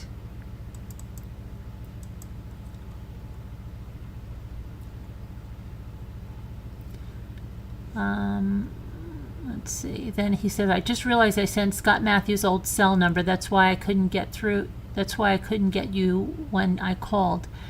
I had an old number. She says we met with him this morning. The morning of my sister's death, he never mentioned to investigators nor us that he came to Bastrop to 5500 Candace Lane. I turned all of that into Sheriff Matthews today because it pinged his location there. Downey Black doesn't still live there, does he? Yes, last house on the right.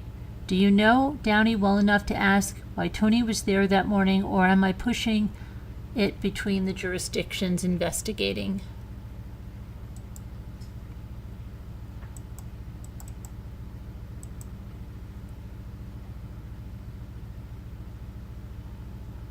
Okay, and then he said, no, I can ask him, thank you. He was across the street at Darren Billings working on a fridge. The sheriff's office had already called to talk to him to verify that. Today? No, last week. Gotcha, thank you. February 23rd to the 24th, text messages between myself and Sheriff Scott Matthews in regards to the upcoming meeting as well as the time of death. So let's see, we've got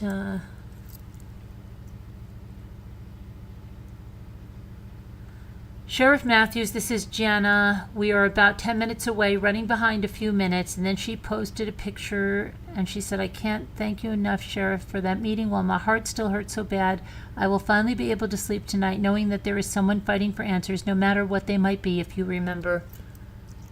Okay, and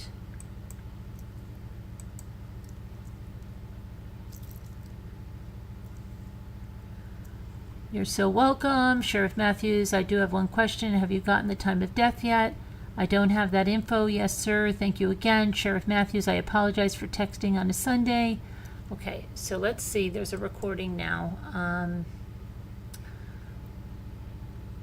Recorded meeting with West Carroll Sheriff Scott Matthews.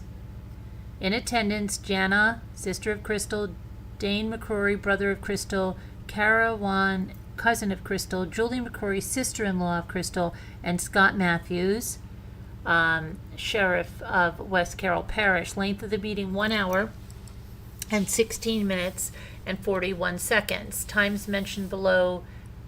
Okay, for just different timestamps that are in here. Let me just ask Jana, hang on 1 second. Jana, is it okay to play the interview? Is it okay for me to play this interview? This meeting that you guys had, I mean? Not an interview, a meeting?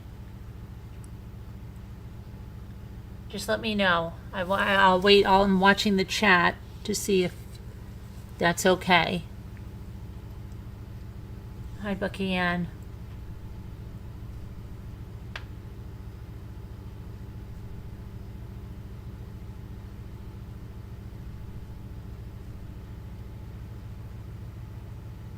I'm just waiting. Just let me know if I can play it.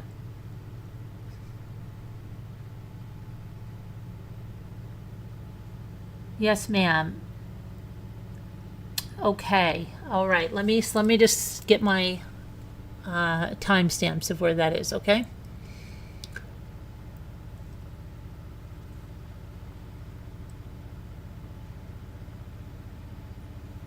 Let me just check that. Okay, I will take a look.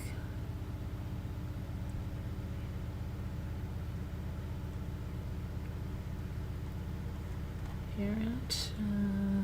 All right, let me just see how quickly it comes up. Okay.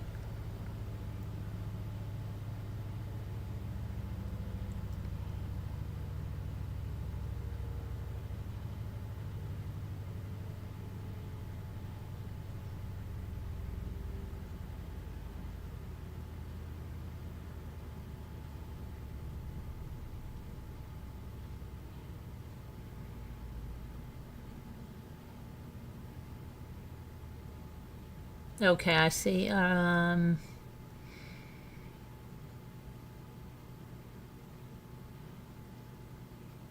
right, I think I've got this. Okay.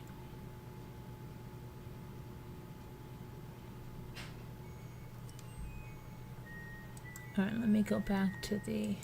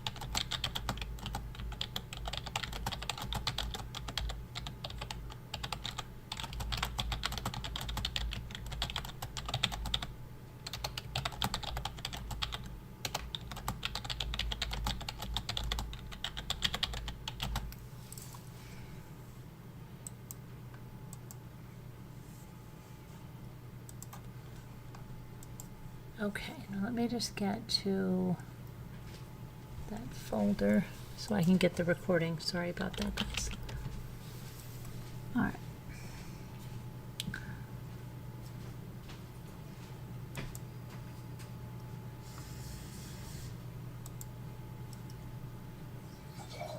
Okay, so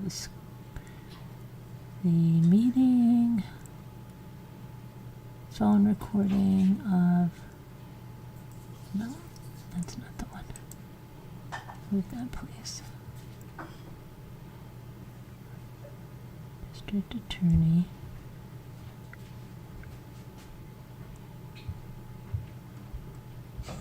This was, hang on, it's taking a minute for this to load. I just want to get the right date on this. Was February.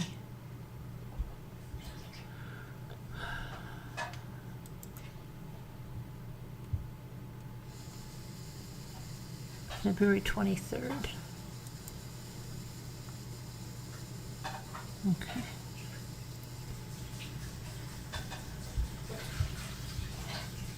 February 23rd.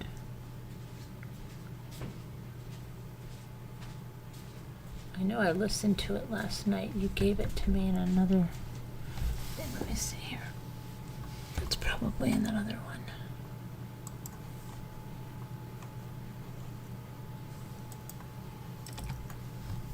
Okay. I think it's here.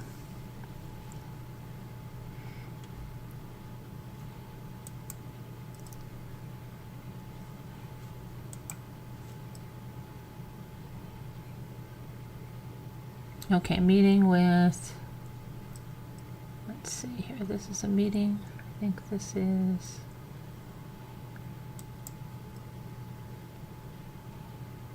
I believe this is the one, let's see.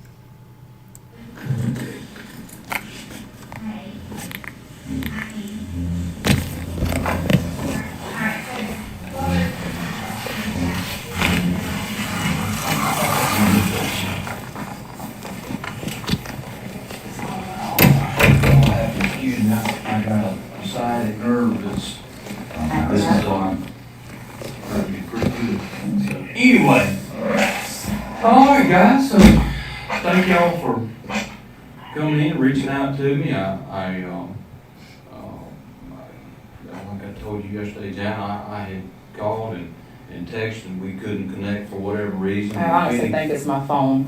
Couldn't place a call this morning to a 1-800 number was saying, so I honestly think that was my phone.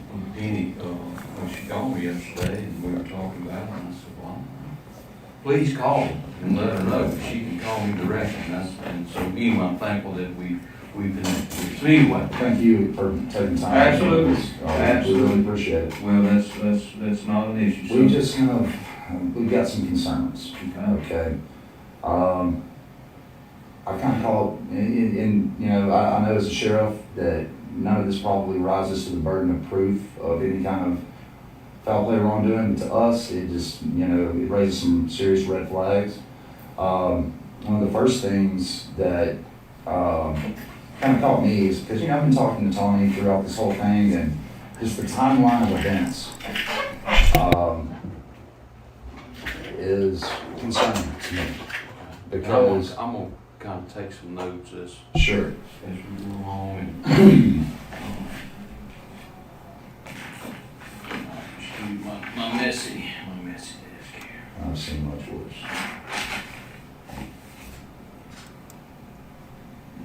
Okay, well, he told me, you know, this is just me and him speaking, that he had been working at the school all day and had started, you know, trying to get in touch. He said he spoke with Crystal at 10:06 in the morning, but that he had been working at the school all day long. And when he left school to go, you know, that's when he, you know, was getting ready to leave the school, and he called to see if Crystal had made it to her doctor's appointment, and found out that she hadn't. And he was at the karate school. That's why he called, I guess, Deputy Matthews to go over and check on the house, or Harrison, I'm sorry, to go and check on the house. Well, here's the thing. we've located his cell phone in Bastrop on that day. He never mentioned anything to me about going to Bastrop, anything like that. And I'm going to touch on some things, and Jana's going to show you the proof we found on a laptop that she obtained that used to belong to my sister. Apparently, she had some concerns with his whereabouts as well. So anyway, we'll get to that in a minute.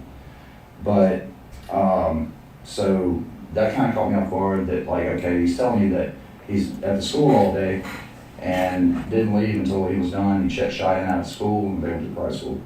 Didn't say anything about being in Bastrop whatsoever. And another time we were talking, I was asking him about some things. And we were talking after they had found the shell casing.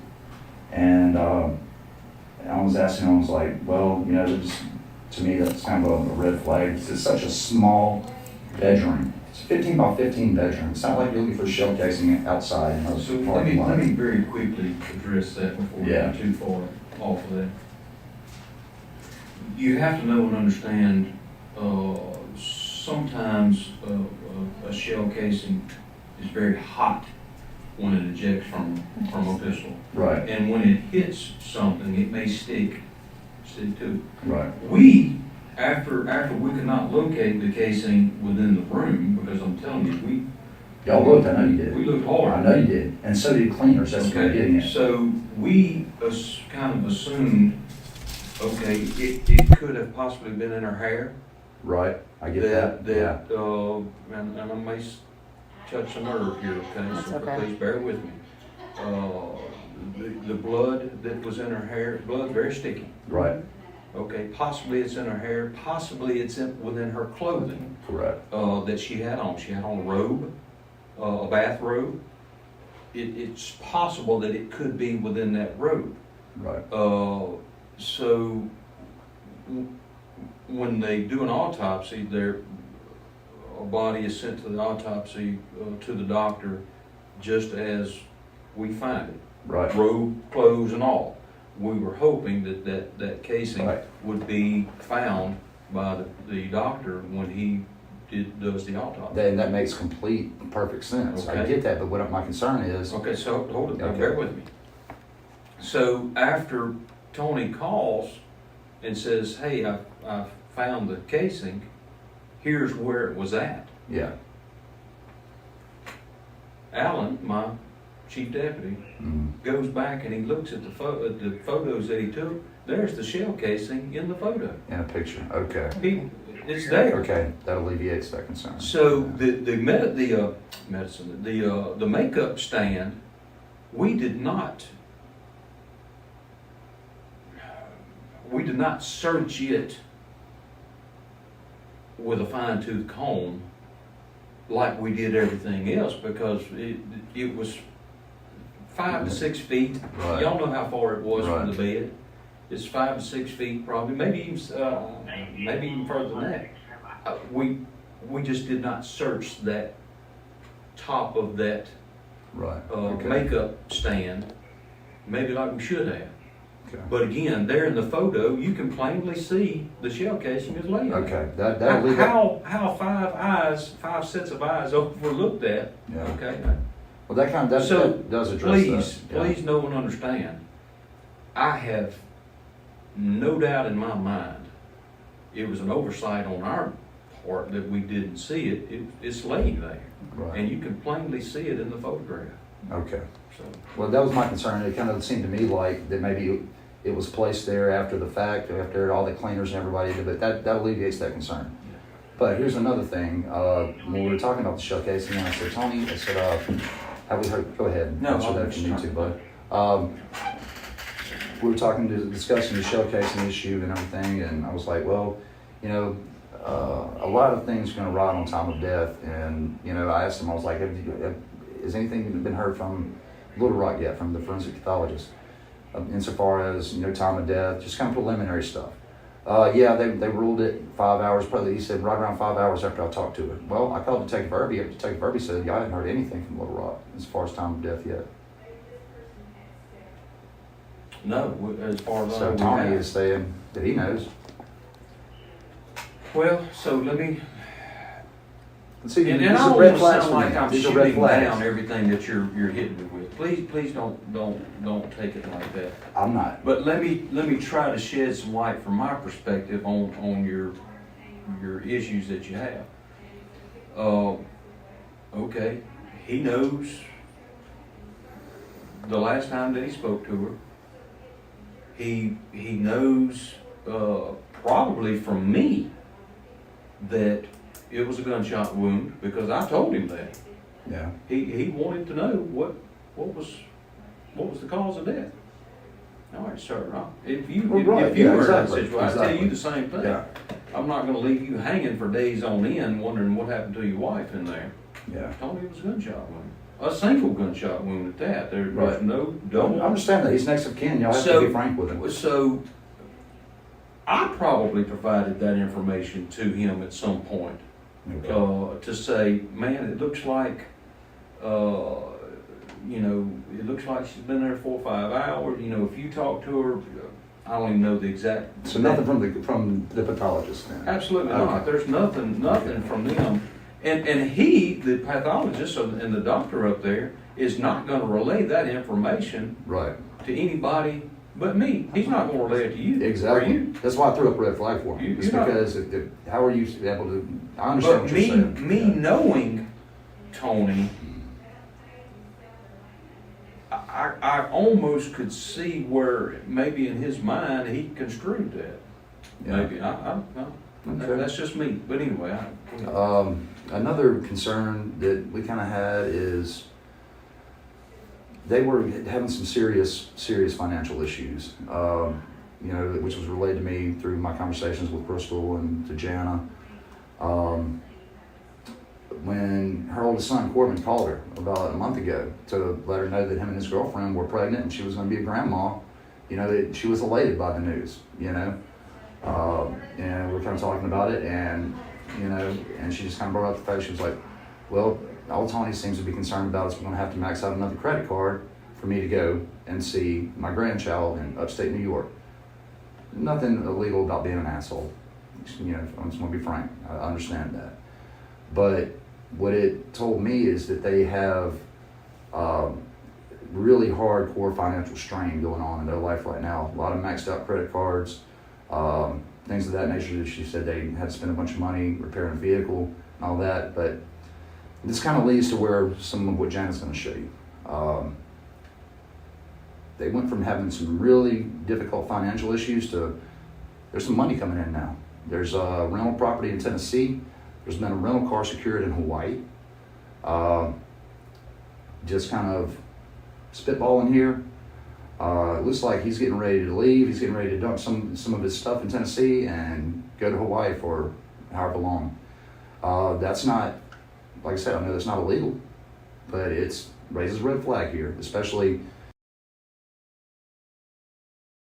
Okay, hold on. I have to skip over some stuff over here, and then let me see how far I've got to go over here.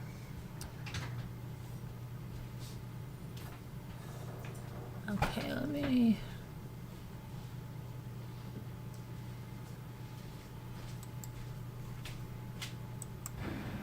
For the family.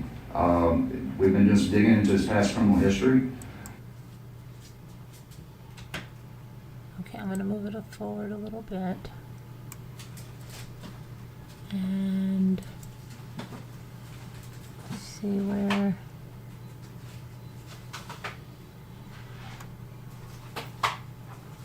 Okay, let me move this ahead a little. I think we should be okay here. Raises some conflict of interest issues. Not really, you guys are professional. I'm not disparaging law enforcement at all. You guys are pros.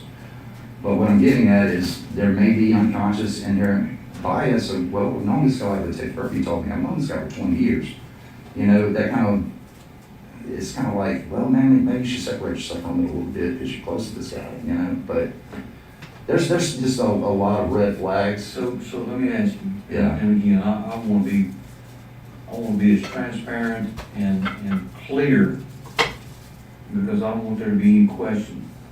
What do you have concerns that my office has not looked at this? No. Okay. No, not at all.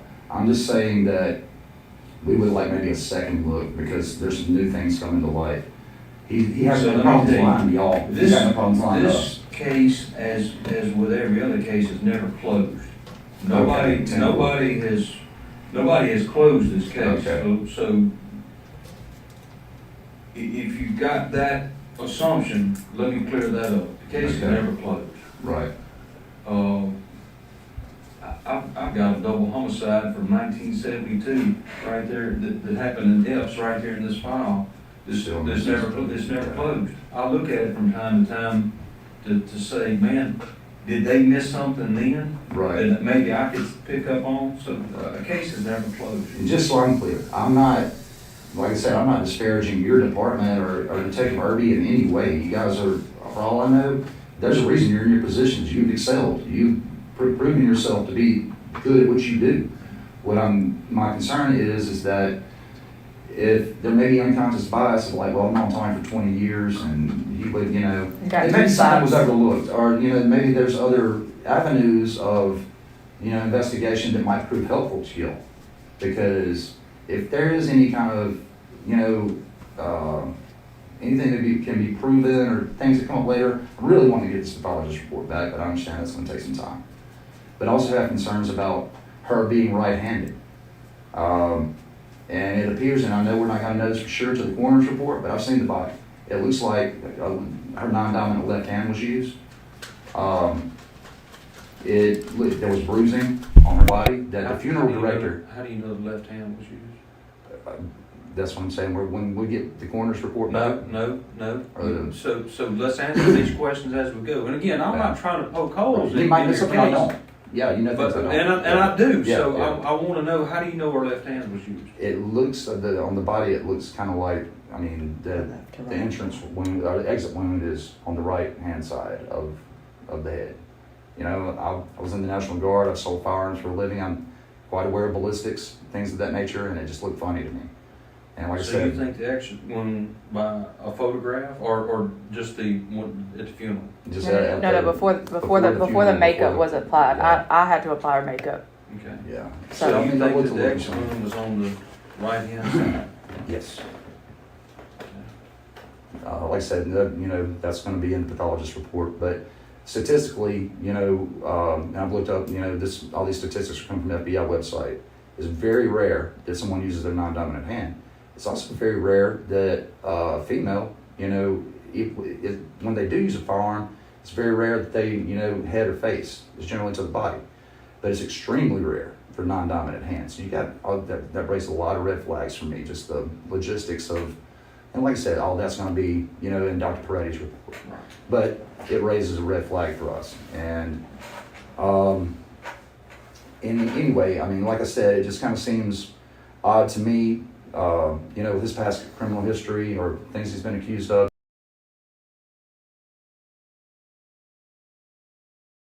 The day of her death on the 9th. Pull straight and it shows, he left his house. This is the address he drove to on Candace Land. Actually, it shows how long he was there. He stopped at the bakery barn, and then he shows where he was at Forest High School from 12:01 to 2:43. Okay. And then I had to print this one a little different because it cut off. Then he drove to Sonic from 325 to 357. Then Walmart Supercenter, 411. And then this was the same thing, just kind of broke up a little bit. I had to skip over some stuff, so. Then he drove home, driving around Oak Road from 416 to 437, and then home. He didn't actually call to check on her at the doctor's office until 416.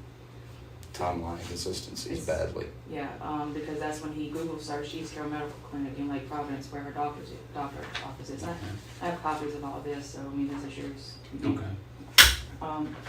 I was telling you that he deleted contacts out of his phone. I don't know any of these people per se. I do know that a Dr. Williams, this is how it was listed in his phone. I printed this straight out of his Google account. There's a Dr. Williams, he had it listed as a coroner with a cell phone. These were all deleted from this phone, gives you the Jana, the actual phone on February the 8th, the night before she died. Pastor Smith, a chief Deputy Smith. Now, he deleted the phone number before he deleted the contact. A Taylor, Carroll Road, like I said, these are people that he deleted. No other people were deleted out of his phone ever. Where, does it show a date that the, okay, I see. All of them February 8th. The only contacts he's ever deleted out of the phone, all from this phone number. That deleted it from the Samsung Galaxy, and this is the phone he uses. That's linked to the Google account.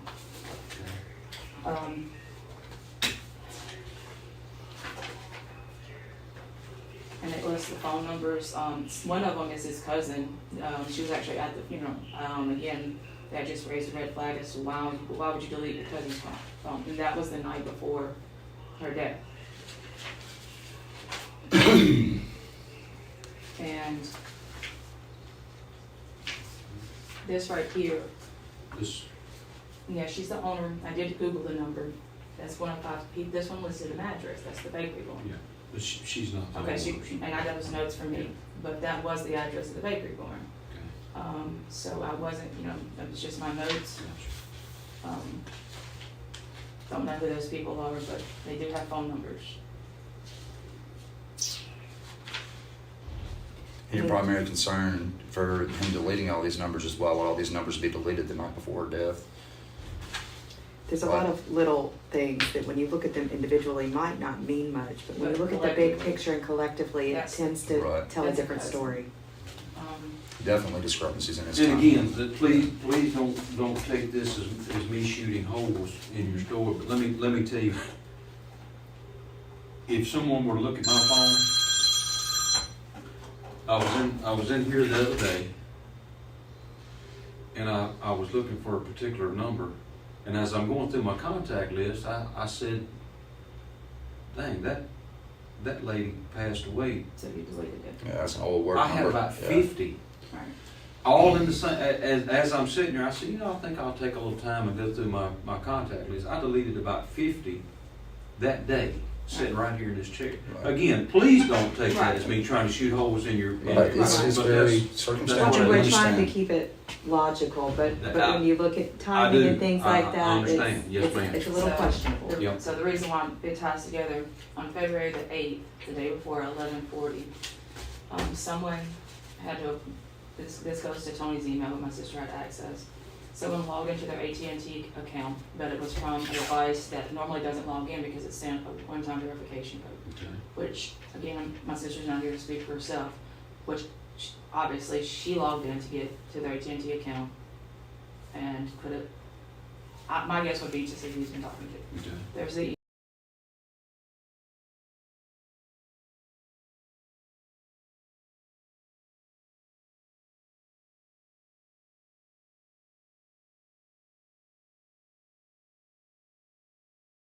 I stopped it for a minute because I'm trying to make sure that it's not going to talk about anything that it's not supposed to. Hold on. email for that.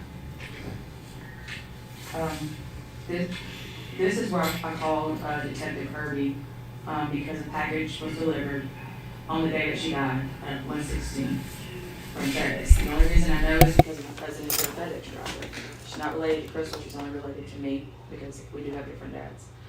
I wanted to ask Detective Irby, when did Tony get that package? It was a phone. He ordered a new phone because he said his phone broke. Which isn't true because on February the 8th I have a receipt where he had the phone fixed. He just ordered a new phone. This is where he activated the phone on February the 9th, the day she died at 8:35 p.m. because it was a Galaxy S20. So right now he has 4 phones, all signed in. So this may be totally unrelated but there was a FedEx package on the steps when I was there Right. when we were there. Okay, That's so the phone. that's the phone. I just wanted you to Okay. know Yeah, who gave it to him. gotcha. Okay, so that's just shows where he activated it. Okay. So him having a new phone is, He has you know, four devices right now, I'll show Yeah. you that are logged Okay. in. They had a Ring camera, a doorbell camera. Okay. He told my brother that it hasn't been active in months, but or in a month. on a month. But here's the emails to where it updated saying that, a new device logged in. That was from January 22nd. you know, they had devices logged into the ring camera.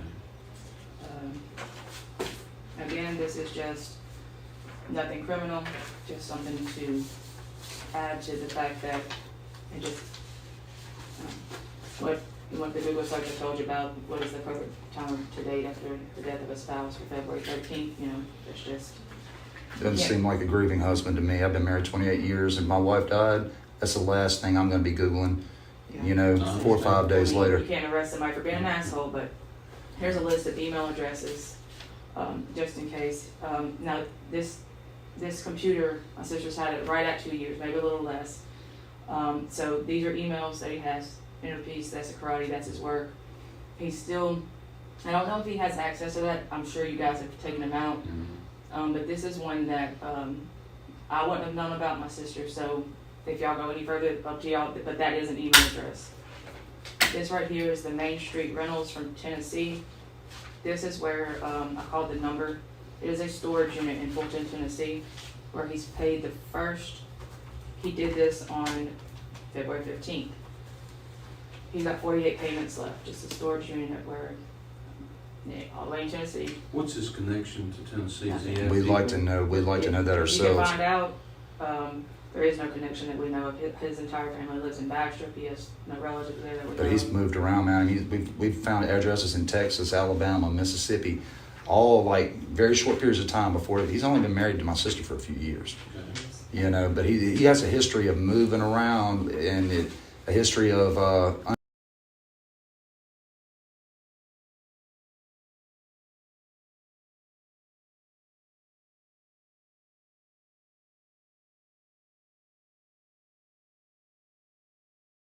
Hold on, I'm just going through this. I just want to.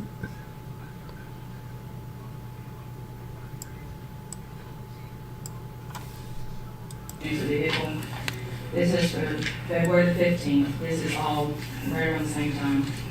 Your pickup location is this, Thursday, March the 9th, 11 p.m. in Hawaii. So this is February the 15th, and then they email him again. Once he caught on and he changed his emails, he deleted all this from his email. I mean, it's recoverable. If February 16th, they need him to choose his car. Before it's too late, so he isn't available anymore. Same thing, Thursday, March 9th. Was this put on a credit card? I couldn't tell. I'm sure I have a list of all the credit cards they have. There's probably 15 of them.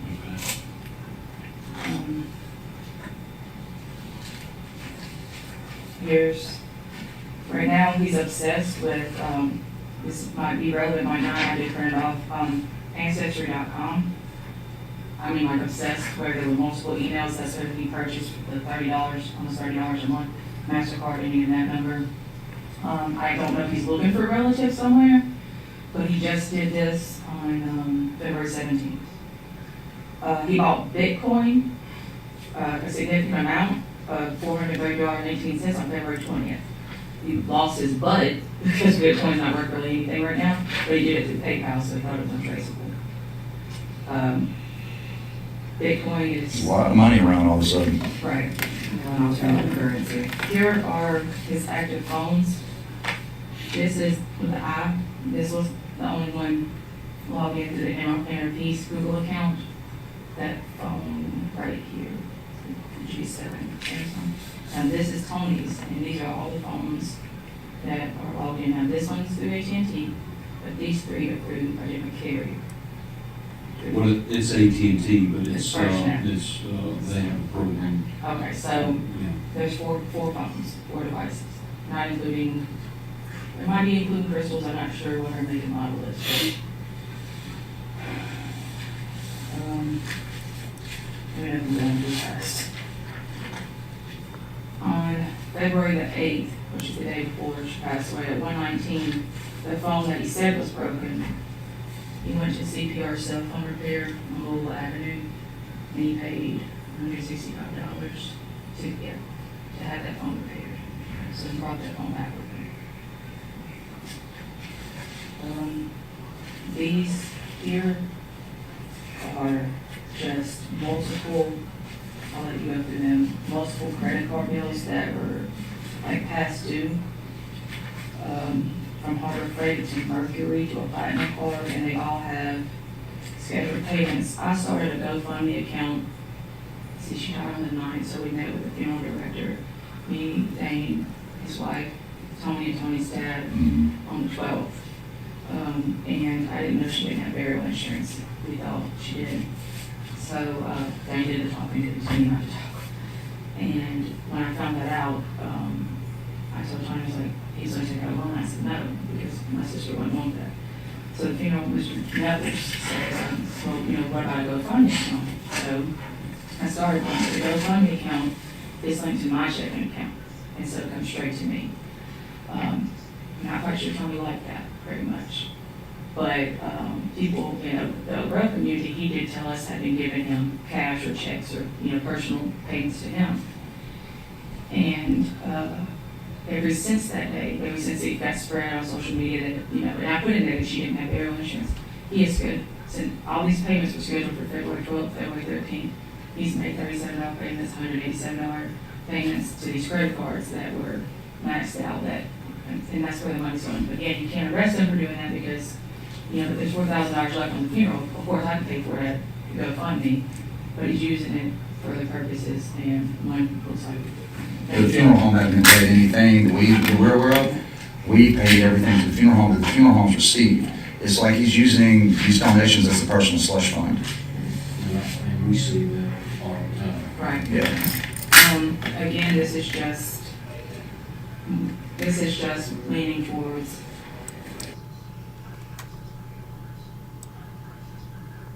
I have to move this ahead of. Okay, they would fight argue. If my sister found out he was messing all the way up till she was probably 16 or 17.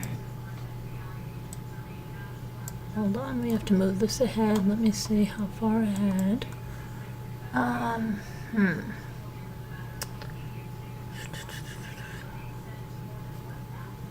Let's see.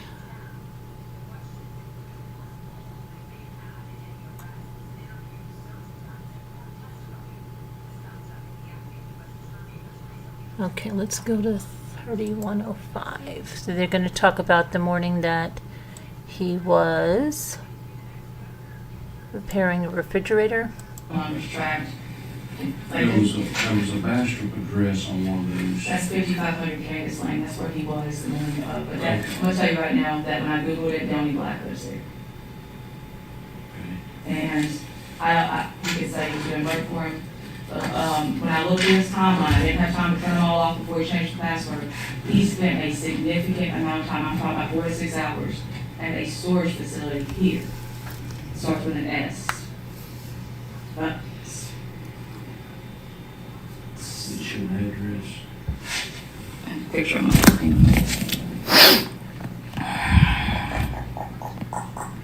We have a styrofoam. That's it. Styrofoam storage. That's it. Every night, on Mondays, Tuesdays, and Thursdays, he would spend 4 to 6 hours there. I don't know who works there. I don't know. Actually, they have, I think he has a couple. He has a location down here by the karate school. I guess they're still having their karate thing down here at the, He closed it. It's close. no, I'm talking about when it was open, Oh. down here at the old Walmart store. So that storage location is right beside Okay. that. Styron Maybe storage. explain that, I Okay. don't know, but I'm just saying Styron does have. Inordinate amount of time to spend at a storage unit that Yeah. many days a week. Right. So that might have done that one. I don't have a name associated with it.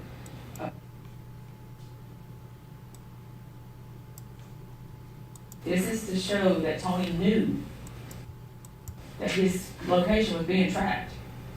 I mean, he might not know what that email meant, but he knew, like, he set it up for his location to be tracked.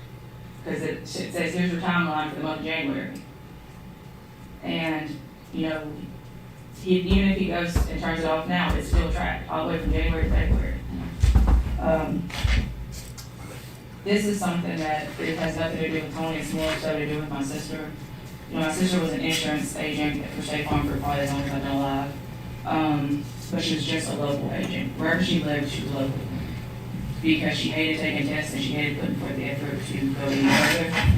But when I was going through her Google Drive, she took a picture of a test that she didn't even tell me about, but it was from January the 30th, and she took a state certified exam that she passed with a 96%. And on January 30th at 10:23, January 30th, so 11 days before she passed away, January 28th, she took a screenshot of this picture. She only took screenshots if they meant something to her. And she says, "The beautiful day to stop dwelling on things you can't control."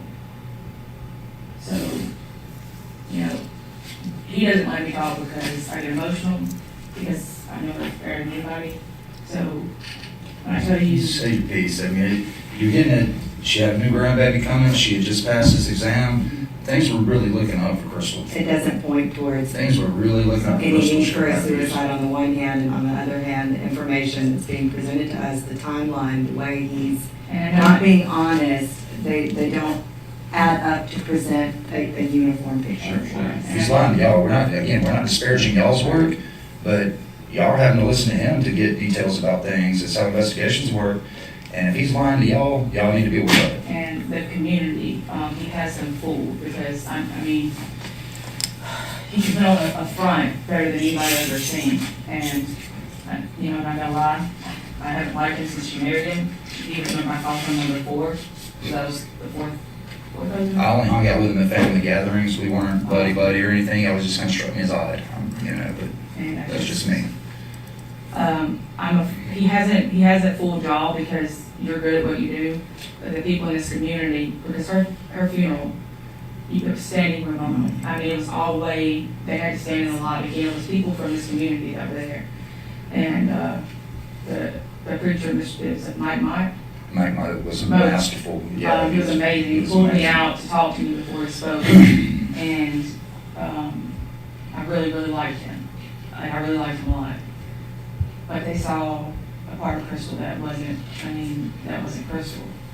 She was the face of Tony because that's what Tony made her be. And that's who she was to everybody. She was smiling, but he had ulterior motives as to why he married her. And it was to make himself look better. And it was to get to other. Well, he lied from the get-go. Hold on, I'm just checking what's coming up next here.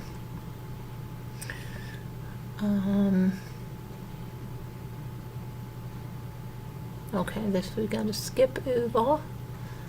Let's see.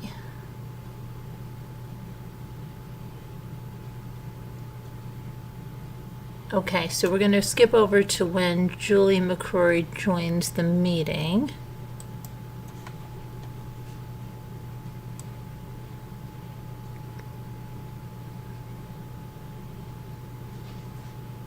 Let's try this. They didn't look at this foul play in the hospital. They suspected. Hold on, let me see. Let me go a little further. 10 seconds, right there. And then I was just telling about you. She also wanted to speak to you about. I was telling about the Shannon's Hyman incident and the bicycle and the fact that you treat people with depression, you prescribe medications. We don't feel like that this her getting off that medication was triggered, a suicidal episode. And Julia's treated, like I said, she's a nurse practitioner. She treats people with that all the time. So if you want to speak, What have y'all talked about already? So everything we're kind of wrapping it up. okay. Crystal's been on medicine for years. It's no different. She's tried that medicine in the past. I've refilled her medicines before. I just don't feel like that's enough to cause this. I know that when her son left, she was upset, of course, but she's very proud. So it's not like, that was the end of the world for her. She's happy for him. Hello, Ruffles. Her other son as well was having a baby. So it's just, I just don't see, and I know as a person grieving, we think things, not level-headed, and I thought all these things were just me grieving and blaming and going through the process until I saw her at the funeral home, and I know she's right-handed, and I knew immediately, and you can wait on the report all you want. Yeah, we've already been over that. But I know that I had doubt in myself, and I'm just thinking crazy stuff. I'm thinking just, going back through my mind of the way he talked to her, treating her in my home, things she had said to me. I've been having trouble about him upset about her son in New York having a baby and him having to pay for things, and there were some financial problems, always financial. She went into the marriage thinking he was well-to-do, had money, had all these properties. Turns out I don't think that's true. I don't think that ever was true. That's why told me lied to us from the get-go, so we don't have any reason to But trust him. seeing her body, I know. I know that she's a female. I know statistics. I know there's no way she would have left it. Even in the instant that you make a decision to do that to yourself, you don't think about, I'm going to use my awkward hand. It's not. That is when I knew So let me that it's not right. Let me try to put that at rest. And you gotta understand, you have to understand that because of the nature of the investigation, and like I told you, the investigation, and I told them, bear with me, I got sciatic nerves. That's kind of why That's okay. I'm gangster. It's all right. Gangster leaning back here. I'm trying to get some relief on my back. The investigation is never closed.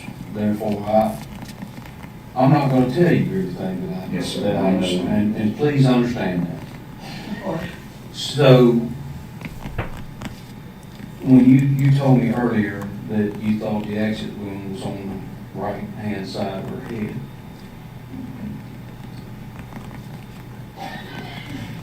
it with her body position in the bed, that's impossible. Because we recovered the projectile opposite of what you think. Okay. And if it would have happened the way that you may think that it happened, virtually impossible for See, I didn't know where the projectile was recovered. I didn't know any of that stuff. So. I have that. Okay. We recovered that. Okay. So I can say without certainty that the exit wound was not on the right side of her head. You saw the pictures. So you believe it was on the right hand side of her head? I'll show you. The funeral director wanted me to take pictures. The beautician and then talked. I said, maybe I was like, I'm not an idiot. I'm an educated person. Been in college for years. I'm not crazy. I see it. And I hope I'm wrong. God save me. I hope I'm wrong. But I just don't see the other side. And I'm not really honestly looking at the exit side. I'm looking at the entry point. There's no way there's that big of a gap in the sizes to make that legitimate to me. I can show you if you like to see. No, because I'm not going to try this case across this desk. I understand. I'm not going to do that. I just want you to know that I feel like I'm not crazy. And I understand, and I respect your opinion, but please respect mine. I do. By knowing that I know a little bit more than I'm relaying to you guys. Okay. And because I'm not trying to put this case at rest, because again, I'm going to reiterate, the case is never closed. I'm trying to put your theories on these certain things to rest. Yeah. By letting you know that You know some things. I know that's not quite how it happened. Yeah. Okay? And the fact that any other case I've looked up or around this area that state was involved, and someone puts this on the shoulders of someone who apparently knows Tony for 20 years, I'm sick of him telling us that. I'm tired of him telling me how long he's known this man. It's really not fair to the investigator. I feel like it's not fair to him. Who is he talking about? It's talking about the investigator that he's been talking to the entire time. They're big buddies. Like And he keeps may saying be that. lying to us. I don't know. Let me put that to rest. Yeah. That's a lie. Yeah. Well, he just, Okay. He just keeps Why saying is he it. lying? That's, and again, lying is not a crime. It's Right. not a crime. But I can tell you, he's not known Alan Irby for 20 years. I've only known him for, I've been in office, July will be 3 years. He went to work for me.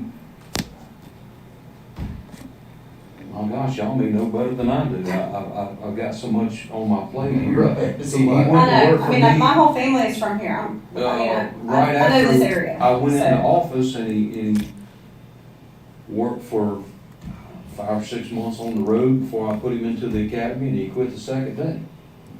And so that's the extent of my relationship with him is so he could very well say, man, I've known the sheriff for 20 years. No, that's not true. I've only known you for maybe a year. Right. Well, is it And so, a legitimate thing? Is he just lying to us at the evening after he told us she was gone? That he said that it's no foul play I think and that, all that? Or is he just, I think that he's a chronic liar. Yeah. And, okay. I mean, if she was my What he wife, has I lied would to have. you about, yeah, I have to question that. You know, I see things in the documents that you provided me that pique my interest. The Tennessee thing, man, that piques my interest. Thank you. Okay? That's what we wanted to hear. Cool. So, And I have the number. it piques my interest. It's not my job Speculate? to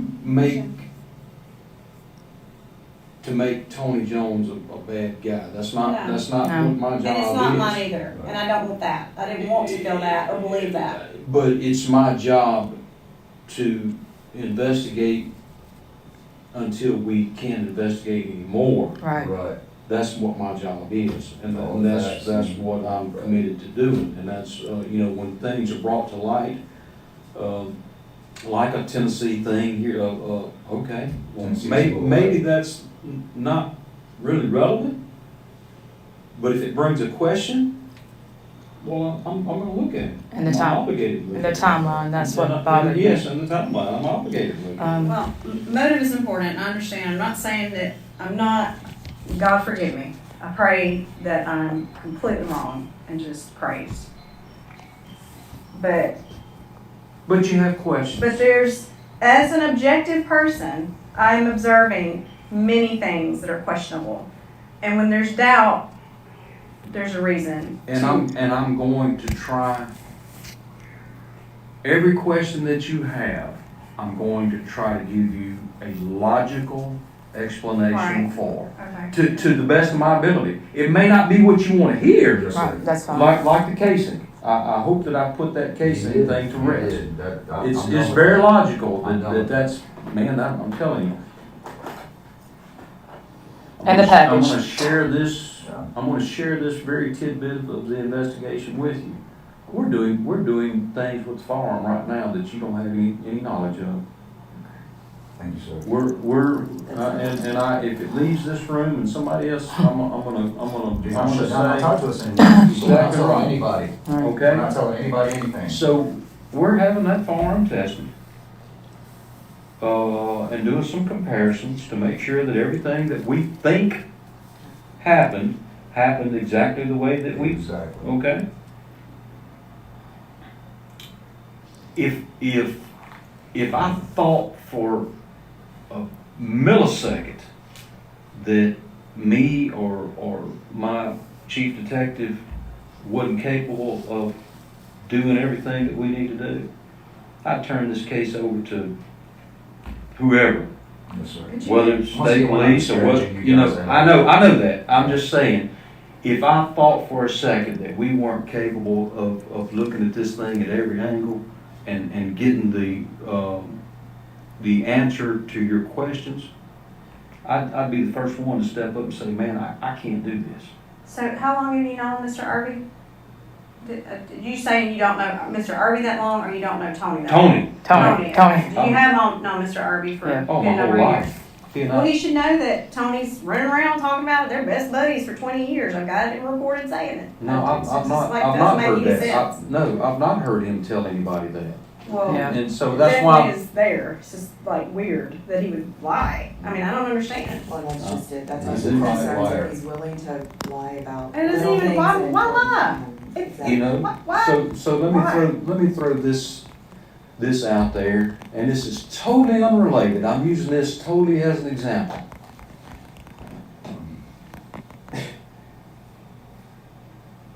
And you're gonna think that I'm weird or crazy. Let me tell you a rumor that I've been fighting for a year now. The rumor's out there. Me and my wife have been separated for over a year. I just woke up next to her this morning, and I'm telling people I don't know who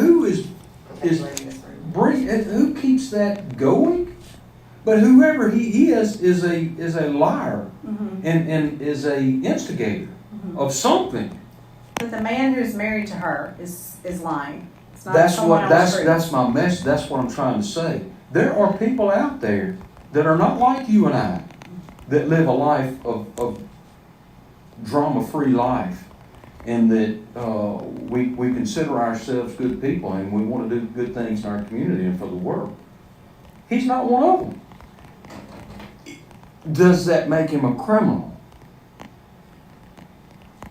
No. A bad person, him being a bad person is not a crime. Until... And hold on, let me just see what we got coming up here before. Let me see. 53.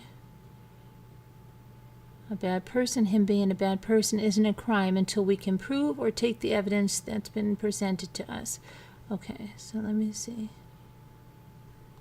Okay, so we can go on until 53:25. we can prove, or we take the evidence that's been presented to us and we prove him to be a criminal.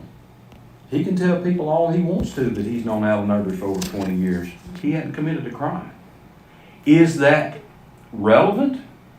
Okay. Okay, now we have to stop for a second. And let me see how long we have to stop this.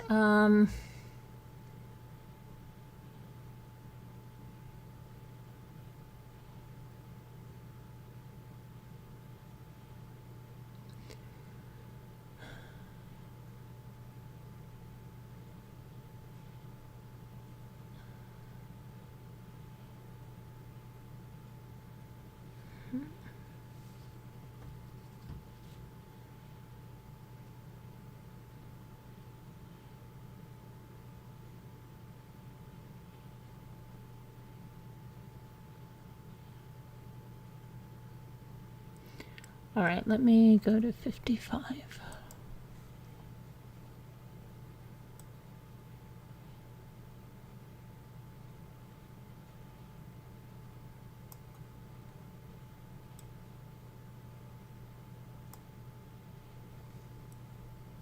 Crystal sad, I believe she found out he was cheating on her and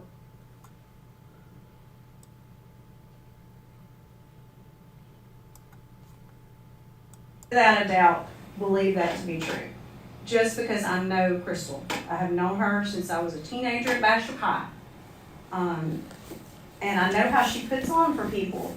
Crystal didn't tell the truth either. Crystal had her own secrets. My initial thought was someone else was involved. She had a boyfriend, something. That was my initial from the beginning. I worried about that. But I didn't foresee that he was the one.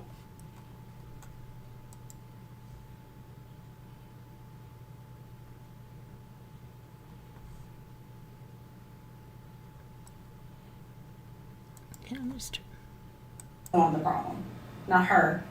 And I believe that she had been fishing and found some things, and I believe her son left.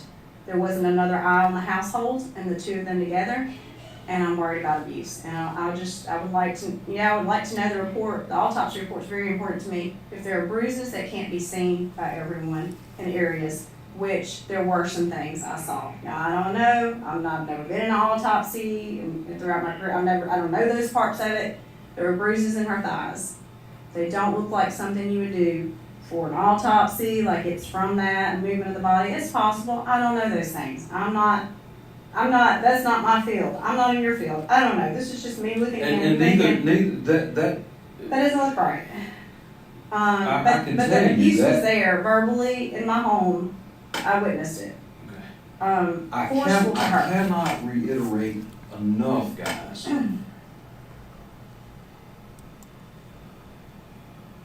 Everything that you're telling me, I believe. You can't ever somebody for being an asshole. That's all we idea want, someone to listen that we have doubts. That has happened. Unfortunately, that, I don't want to say verbal abuse is not part of the investigation, but it's, I can't make Tony Jones be a criminal because he No, talked. So you gotta know and realize that, okay, that's what you guys theorize and know that has happened. Is it part of this case? Well, You got, that's why, you know, Well, I know in each case, and that's, if there is a suspect, they go first, they rule out the spouse, and that's, I know that well, to he's, be true. well, And I don't say that, and I don't think that you feel like, and that you know the things, you know the facts that I don't know. I only know the facts that I know, because you're in an investigation and you have to do the things you're supposed to do. But us as a family, you know, we're grieving, we're hurt, but there's too many things that are truths, not speculation, not hearsay, and coming from his mouth as well. So it's just things that I know that I am observing. And I wanted, I have talked to Jana in the beginning, so Jana, it's just, you know, it just. But now he's got the paperwork to show. I wish you couldn't But hear it's from too the much. beginning Because because it's we went through a To not lot. speculate, something's weird. Yeah, we I went mean, I don't know, I hope it's not the worst thing, I think. And, you know, as I see Tony in person, you know, I feel like he's not ever been abnormal to me, myself. But I do observe things, did watch him at the funeral. I just haven't seen him grieving. I mean, and that, everyone's different. People grieve in different ways. People put on a face for other people. He may be on something that helps him calm himself, taking something. I don't know. I just don't think that I'm trying to blame him. Because I don't want to. Because I want her to lay it rest. I want to get to peace with it. I want these people to be at peace with this. But if I didn't doubt so much, if I didn't see so many things and know so many things, I'll be like, yeah, makes sense. She was on some Abilify. She was real depressed. People were seeing her around town saying how bad she looked, how sad she was. Well, I would be sad too if my husband was running around and on Match.com and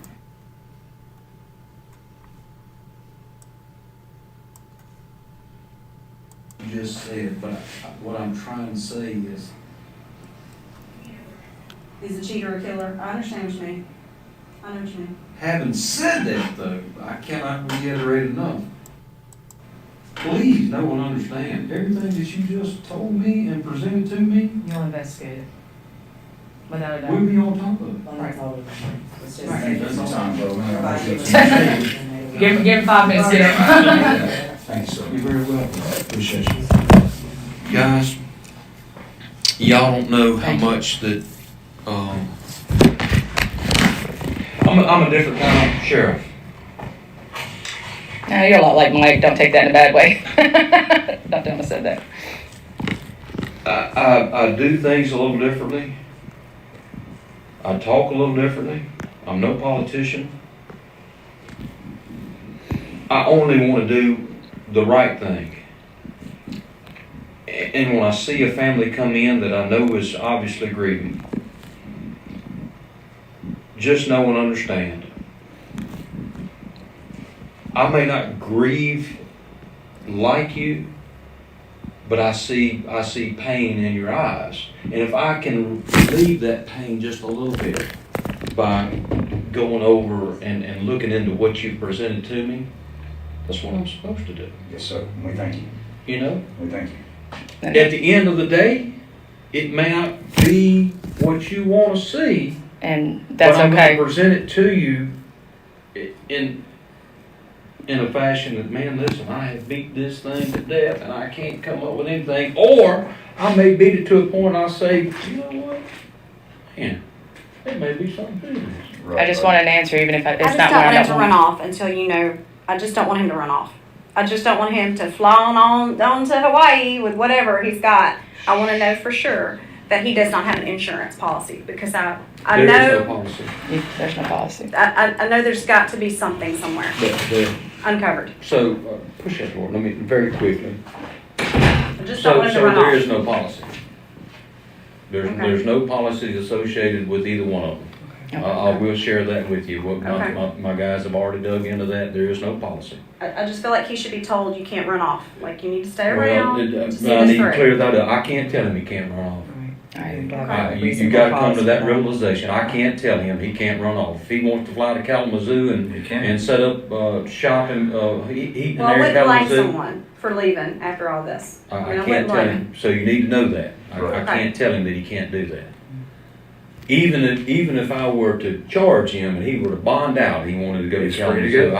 I can't stop him from going. Very quickly, Is he nuts? I know the financial struggles, but Excuse me, did you just hear what he just said? Even if I charged him and he bonded out, I can't stop him from going. Of course you can. Of course the court can. He's not allowed to. When they bond out, there's conditions. That's scary that he just said that. I see you talking about he's making payments and he's this trip. Where do you think this money is? From the funeral donations he's getting from the Either he's community. using the funeral donations as a slush fund. He also confided to me that he had a credit life insurance policy on their vehicle. Vehicles, So through the State vehicle's going Farm. to be paid off. Now, I do know this because I've taken these loans out before. When you do the credit life, sometimes they'll upsell you and they'll give you an option to have a beneficiary. You know, it'll pay off your loan, plus it'll pay a beneficiary. Yeah. So there's credit life on the vehicle And the loans. and the loans. Maybe credit cards. And I'm thinking that if money is going to be coming in from somewhere, if he's gotten money or is expecting money, these credit life insurance policies, you don't have to sign a single medical form. You don't have to send a single medical record to these credit life policies. They're going to sign you up, Or These are especially if things you're that would 43 set years my old. mind at ease. Like, I don't want him to run off, because I want to know for sure, and I hope to God I can apologize later. That's what I pray for. But I need to know that he's not working for this police department right now. He's not. He's not. He doesn't But work. these What credit would give life. you that impression that he's working? Him. He Just he's a says he's a on-call patrol guy. he's Yeah. he's I already don't know. he's already he's a pathological liar. He knows Yeah, that. he knows that. He tells Um, it. Joy. But Can yeah, I be He perfectly had honest his here, vest just for a moment? in the home as I went in to get her jewelry. His bulletproof vest was just sitting Can there. I be perfectly honest here? Yes, please. And again, you have to understand, I'm no politician. And I don't do things politically correct. And I let my mouth tear my ass out the frame on a daily basis. So please, please don't. Number one, I told you on the phone yesterday, I will not ever cover up a thing for anybody. That includes my wife and my children. If you've done wrong, you've done wrong. Don't come crying to me about it. I've done wrong in my life. I'm gonna admit that to you. I've done wrong. The good Lord has forgiven me, I hope, for everything I've done. Don't ever think for a minute that I'm gonna cover up anything for anybody. Tony Jones does not work for me. Okay, good. Because he has on his Facebook, he does. I just can't saying. help what just he saying. has on his Facebook. It's like I he's the can't- one listen that to me, makes ma'am, us please. feel crazy. Please, just listen to me, because I'm really directing this to you. I think that the other guys here have a pretty good understanding of who I am and what I stand for. I can't help what he has on his Facebook page. He could put on there, I'm Donald Trump's pimp. I can't help that. He could put on his, he could go down to the donut shop in the morning and tell everybody in there, I work directly for Scott Matthews and I have $1 million in the bank. I can't help what he goes out in the public and says. That's not for me to control. I understand. I can't help that he may have had 10 affairs. Yeah. It is That- illegal to pose as a police officer. It's illegal. I mean, I know that. I know what you're saying. But I just know it's like, who does that? It just, I don't know. He knows You're Tony's not a wrapping liar. your mind around He me knows Tony's what a I liar. have already conceded to you guys. I know he's a liar. Okay. I just want y'all to know that. I don't want You have to know that. And at this point in this conversation, I don't think you've come to that realization. He's a liar. Is him being a liar against the law? No, it's not. You've got to accept he's a liar. He's not the person that he portrays himself to be out in the public or to anybody. Is that a crime? It is not. There are people that come in here on a daily basis and attack me by spreading things about me and my wife in the community. Yeah. Would I love to arrest them? You're damn right I would. Right. Nothing, It's not a crime. I don't want you to feel like anything I'm saying is against the police department. My great grandfather was a sheriff here. I'm not saying anything about the police or the investigation. I feel like you're doing your job. I just feel like, why is he that's where we get our suspicions is from him. He portrays all these things to us, and he's been making us think all along he's buddy in the sheriff's department and patrolling the streets. I mean, it's just like, it makes us, it's like he wants us to be more suspicious or something. I mean, that's what it sounds like. But I feel like it's not legal to portray yourself as a police officer, especially to pull someone over, and who knows? Who has he pulled over? I don't know. I don't know what he's doing out there. So having said that statement, and I ask you, who has he pulled over? Well, I don't know. I don't know, but he could. I've not had a single complaint of him pulling over anybody. Okay, good. I've not had a single complaint of him molesting any young women. Has he done it?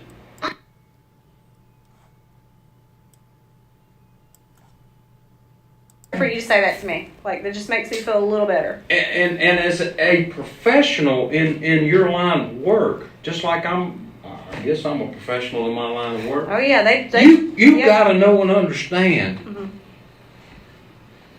People aren't sometimes what they portray themselves to be. So you got to let that go. Mm-hmm. I know. Until I can either dispel the what you've brought me, or I can factualize what you've brought me. Yes, sir. You got to let that go. And until you let that go, you yourself will never find peace with what's going on in this case. You're come in, please. Did you meet Scott Beard for this meeting, or is it a different meeting? Scott. He said you sent him a message. Scott Beard. I don't know Scott Beard. Okay. Thank you.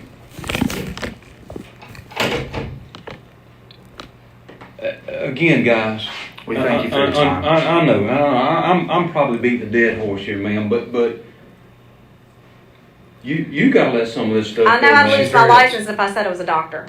They would strip my license. I know that a person saying they're a nurse would get their license stripped. I know that you cannot run around saying you're a police officer. You just can't. It's just not right. You cannot run around making traffic stops and portraying yourself as a police officer. Yeah. If I want to go down to the donut shop and sit down with a table full of men and say, I'm a police officer, he has not committed a crime. Let that go. Let that's in the big scheme of what we got going on here. That's okay. That's I feel like you're upset with me. I am. Just my concerns. I'm taking I'm offense. upset. Thank you for your time. I'm taking offense. What for? What? What have I Because you offended come you in by? and you portrayed me as someone that's allowing this to I'm not happen. portraying you as anything at all. I have never said that at all and said you did anything wrong at all. I do not believe that. I believe he has made us suspect him just by his mouth. Like, we just don't know what is going on. We're not from here. We're not from here right now. I lived in am from Monroe. here, ma'am. I am My from family here. is from here. I just dropped off flowers to my grandparents in Goodwill. And I'm trying. I'm trying. And I to don't portray believe to that you're doing anything wrong. I don't want you to feel that I am saying this towards you. We have just been so upset by the way he has portrayed things. I understand. And, like he's lied to us Again, about I'm so no much. politician. And I just told you I let my mouth overload my tail Yeah. too much. I don't want you to feel like I don't want to offend you at all, or the police department at all. And maybe I've taken it a little bit wrong here, No. but I'm trying to let you know the things that some of the things that you're talking about does not constitute a crime. Yeah. And you can't let that have a bearing on my end. You can't let those things have a bearing on trying to find the truth. I understand. That's what I'm trying to say. Well, he has just kind of made us to believe that he's just some big wig over here police guy. He's a chronic liar. like running around. He's I a don't chronic know. liar. I mean, that's why we've been so upset. You, It's you, like, you got to know and understand that. That's what chronic liars do. They portray themselves as something that they are not. And he's got that burr under your saddle, and you've got to let that go. Now, I'm telling you, please let it go. And until you let that go, you can't find peace in this case. That's the message that I'm trying. And I'm sorry that I'm sorry that you and I have. Okay. well, I don't want it to be that way. I just want you to know, my concerns are not brought towards you or anyone else. My concerns are brought towards him telling us and making us think these wild things of, like, I'm a police officer, I've known him for 20 years. I'm like, why is he investigating the case? They should have had the state come in. That was my first thought. And that's just me being like you, like a person that knows, I'm not kind of the things you do. And it makes sense to me now that he's a liar and that he doesn't even work for the police. Like, that's why we suspected, like, weird stuff, because he just portrays himself like he's up here with you guys, chilling, you know, doing his job. Ain't happening. I don't even know if he has a job. I'm beginning to believe he doesn't work. But I just want you to understand it is not me Absolutely. saying you've done something wrong. It is what has been put in my face the Let whole me. time. This has my cell number on it. Please feel free. Well, I'm To flying call back me. home. She's from Germany. Oh my gosh. I flew home for Please have a safe trip. Okay. I'll be out in just a second. Okay. Don't leave me. I won't. Okay. That's my sister. And she's been married to my brother now for 30 years. And she helped me with all, he didn't want her. Well, nothing but the truth. And Lord, I ask for your guidance in doing that. Lord, be with this family. Wrap your arms around them. Give them travel grace on the way home. Give them the ray of hope and the light to know that you are the master and the one that, the ultimate investigator. Lord, I ask these things in your son's precious holy name. Amen. I'll do everything. And I'm sorry that I get emotional. Like I said, I'm a different sheriff. Okay? You are a lot like Mike, I'm just gonna tell you. Mike and I go way back to when I was probably born. And I tell people, if you're looking for a politician, you're looking at the wrong guy here. And you gave my brother a lot of answers, and I appreciate that, because he's about facts. And the shell casing was one of them, and it made sense to him. Okay. And like I said with that, if there's nothing to it. Do not hesitate to call me with any question that you may have. Do not hesitate. Don't call anybody else. You call me directly. If Alan, when I go over this with him and we uncover anything that needs to be brought to your attention, I'll call you immediately. Okay, and if you don't get up, if for some reason your call doesn't come through, shoot me a text and let me call you, because I don't know what's going on. I called that Tennessee number and it wouldn't let me go through. It wouldn't let the call go through. I had to use Dane's phone, so I'm not sure what's going on. But look, I can't thank you enough. And You're welcome. she's herself. I understand. And things get better. Yes, okay. Thank you. All right, where'd y'all go? I have no idea. I was going to say, this way. yeah. Okay, that's the end of that. And then after that, on February 23rd, and the same day as that meeting with Sheriff Matthews, she says she went to the Cox Funeral Home in Bastrop, Louisiana, to see if the cremated remains of Crystal had been brought back. I spoke to my nephew, her eldest son, Corbin Hibbert, via text that day at 12:26 p.m., verifying his address and letting him know that I would be going to the funeral home and having them ship him his portion of his mom's beloved remains. When I arrived at the funeral home, I was told by Josh LeBrun, a worker at the funeral home, that Mr. Jones had picked up all of the remains approximately 1 hour before I had gotten there. He advised me that Charles Evans had been the worker who had actually spoken to Mr. Jones and provided him with all of the remains. He told me to text or call Charles Evans. He also stated that Mr. Jones would not allow them to separate out the ashes for the family, nor would he allow them to ship them from the funeral home free of cost to her son Corbin in New York. He stated that Mr. Jones wanted to mail the cremated remains himself. On this same day at 5:17 p.m., I sent Mr. Charles Evans a text message that stated, "Hey, Mr. Evans, this is Crystal's sister. I was wondering if you had a chance to speak to Mr. Jones yet about her ashes." Mr. Evans then called me and advised me of everything that Mr. Lebrun had already told me, but assured me that because of his close friendship with Mr. Jones, since Mr. Jones still does maintenance work at his mother's house, he could get Mr. Jones to bring the ashes back the following Monday so that the funeral home could properly divide them amongst the family and mail them to her son appropriately.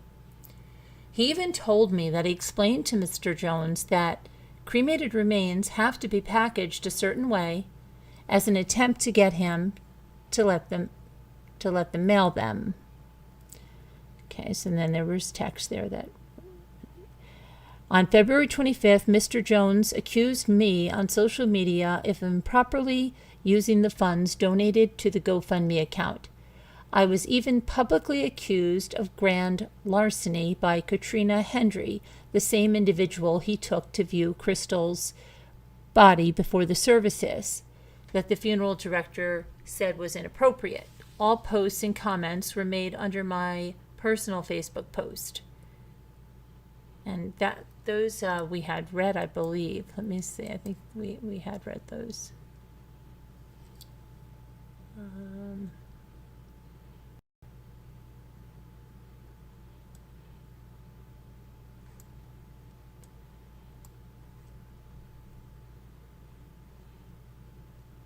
Okay, so Tony Jones here says, not sure what thousands of dollars you're talking about. There was money that went to the funeral home directly, and we did not discuss a plot or headstone. So if y'all want that, y'all pay for it. If the money was described to be used for funeral services, not what y'all, the family, wants.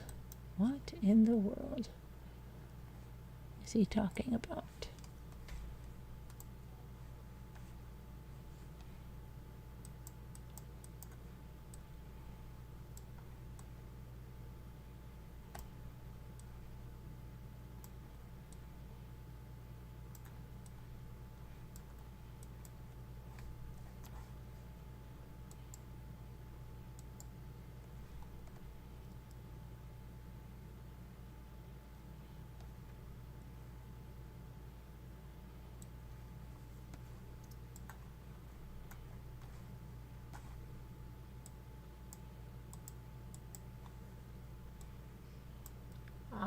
And then Sister Jana says, Tony, can you send me receipts? Tony says, I'm not going back and forth with you about this. Jana says, that's all I needed to know. Karen McCrory says, the family just wants what is right for Crystal. Tony says, we have been her family for the last 6 years when a lot of her family wasn't there for her. And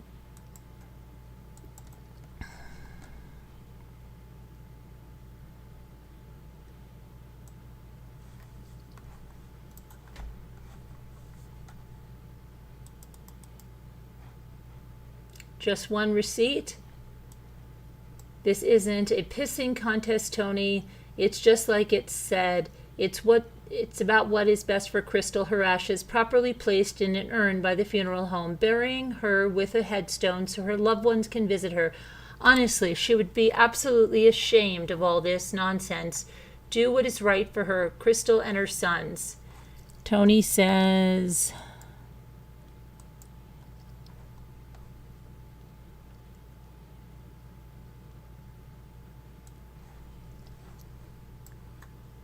I didn't start the pissing contest, just so you know. And this woman here, I think this is the one that went to the viewing, says to Jana, we too are sorry for your loss and we love Crystal. I think what somebody else was trying to say is the people from our community that gave to the GoFundMe account didn't know the rest of your family. Everyone here knew Tony, Crystal, and their immediate family, as in their children. So these people gave thinking the money would pay off the funeral home and help with expenses for Tony and the kids, because that's who they knew. Again, Crystal would light up a room when she walked in, and everyone loved her. And then she said, are you the one that Tony took towards the services? And I'm just going to skip down a bit because I think we went through some of that in another post.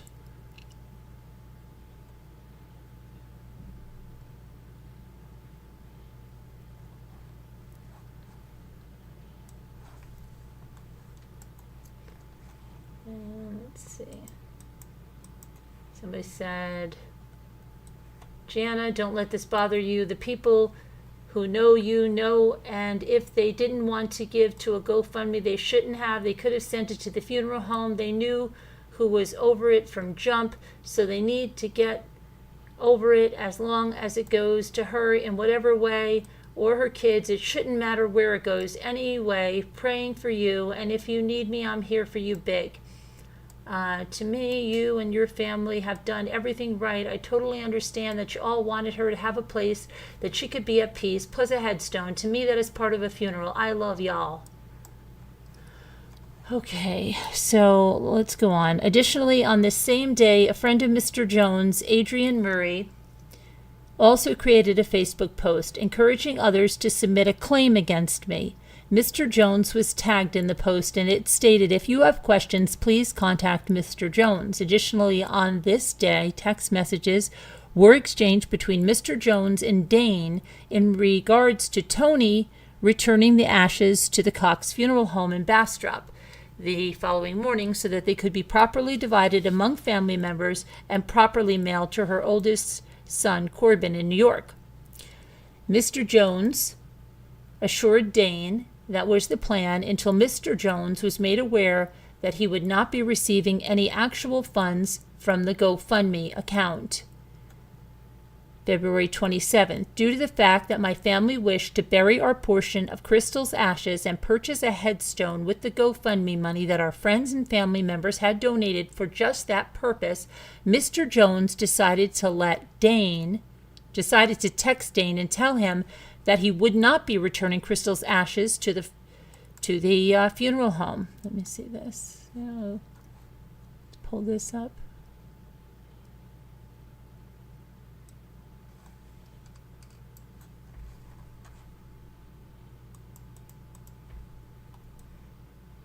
Corbin has chosen his urn and wants them shipped soon. No, they will not be returned to the funeral home after the way I've been treated. No, I will get some ashes to Corbin, but no, they will not be returned to the funeral home.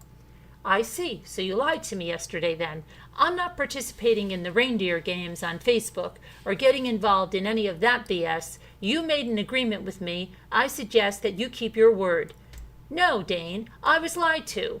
I didn't agree to a headstone or a plot or a delete. You'll bury eaten ashes anywhere. You'll went behind my back and lied to me so you can feel like you were lied to or not. I was going to do it until Janet started all that something on Facebook. And I'll leave Samantha and lose my number and just not call me anymore. I'm over it.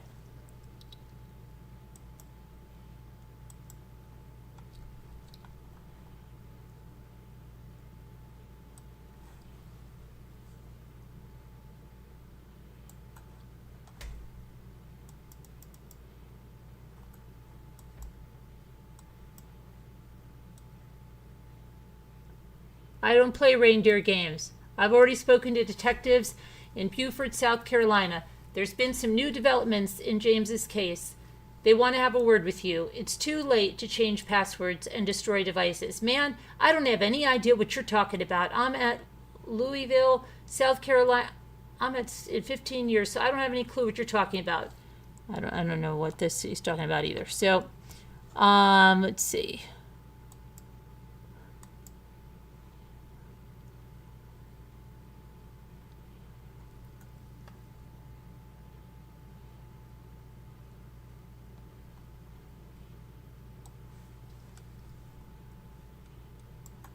man, I don't have any idea what you're talking about. And then, man, all I can say is already I'll have mental problems. You all need to get some help. My private investigator informs me it's just the tip of the iceberg. Okay, so let's see.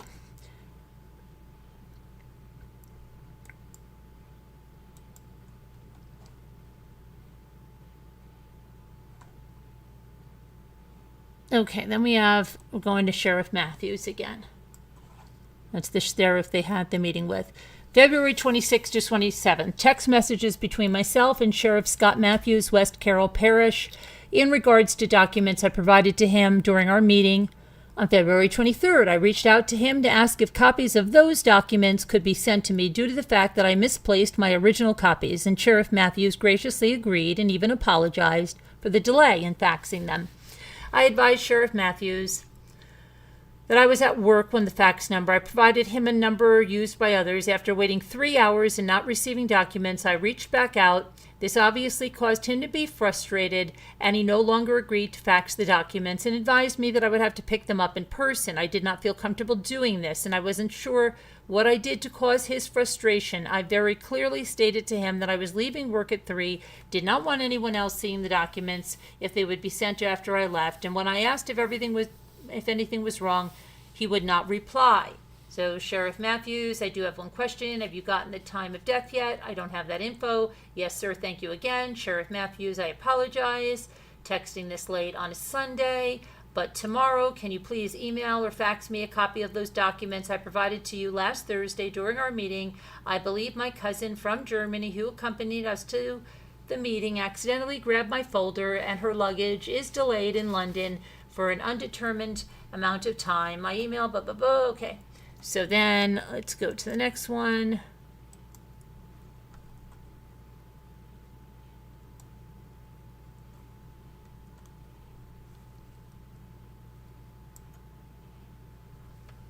Thank you so much. You're so welcome, Sheriff Matthews. I have one question. Have you gotten the time of death yet? I don't know. Okay, hold on. That's the same thing. Hold on. Okay, so she puts the fax number here. No problem. Sheriff Matthews, would it be possible to try to fax those to me? Thank you so much. Chief Investigator Alan Irby with the West Carroll Sheriff's Department emailed an electronic copy of Cheryl's autopsy report to Dane. This report did not include the toxicology report. The autopsy report presented immediate concerns, as some of the information listed on the autopsy report does not match that of Crystal.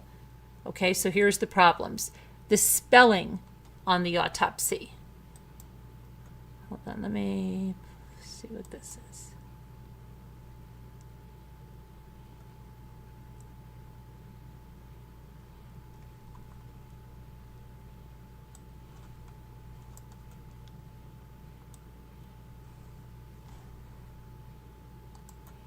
Okay, the spelling on the autopsy.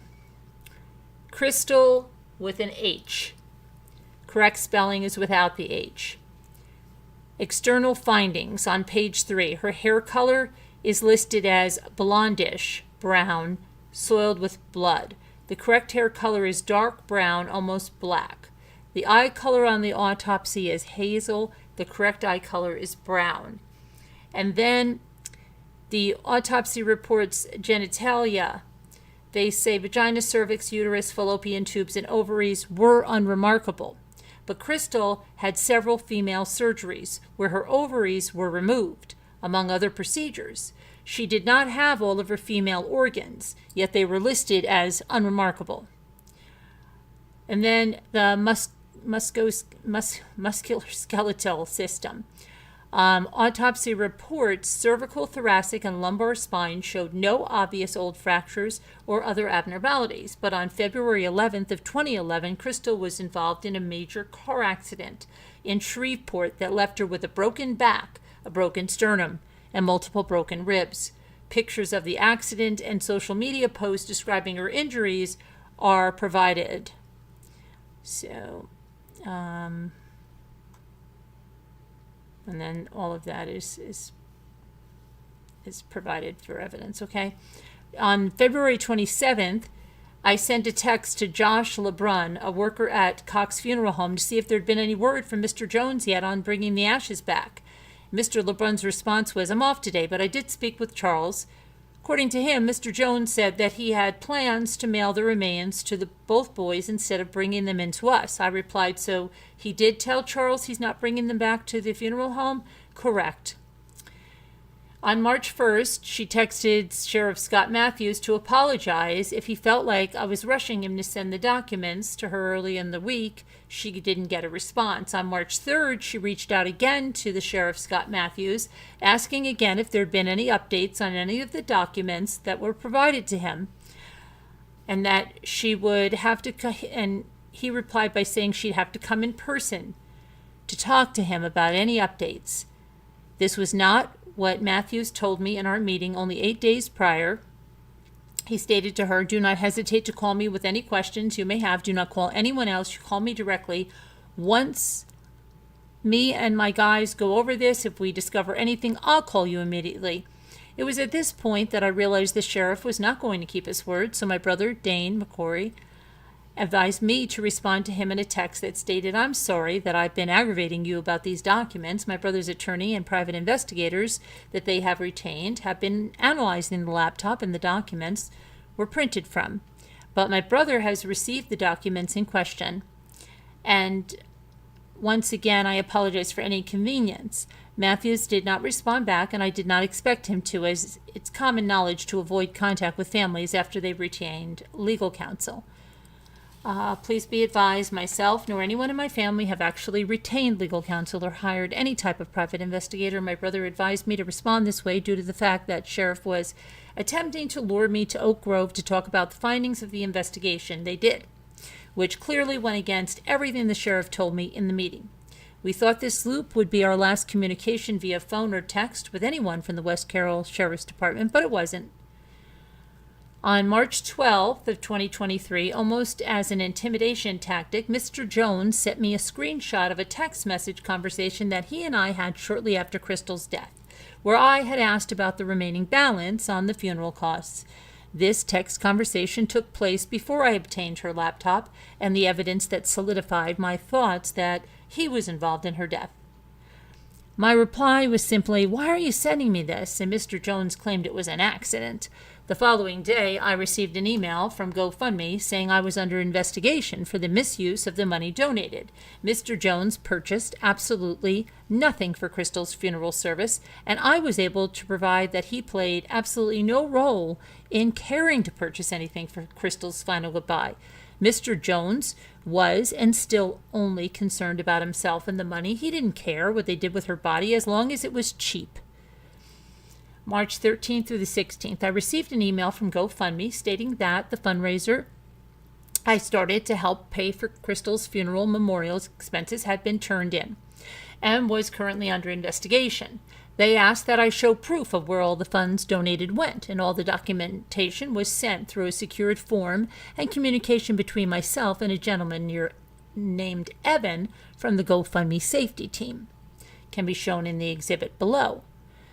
The most important line in the email states, "If you are not directly responsible for the memorial expenses, please send the full name and email address of the person who is, so we can assist you in delivering the funds to them."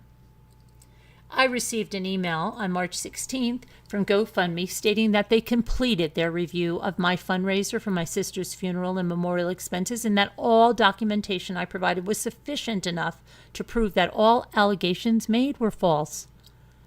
They advised me to do one final update within the fundraiser and then to close it out.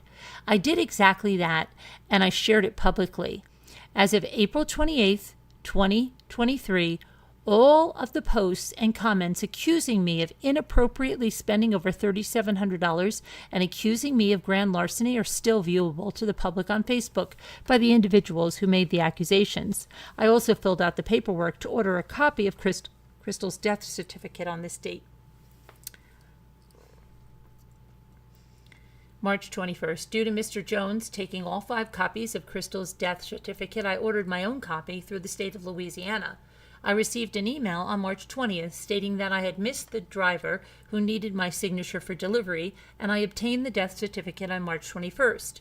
Immediately after seeing the time of death at 11 a.m.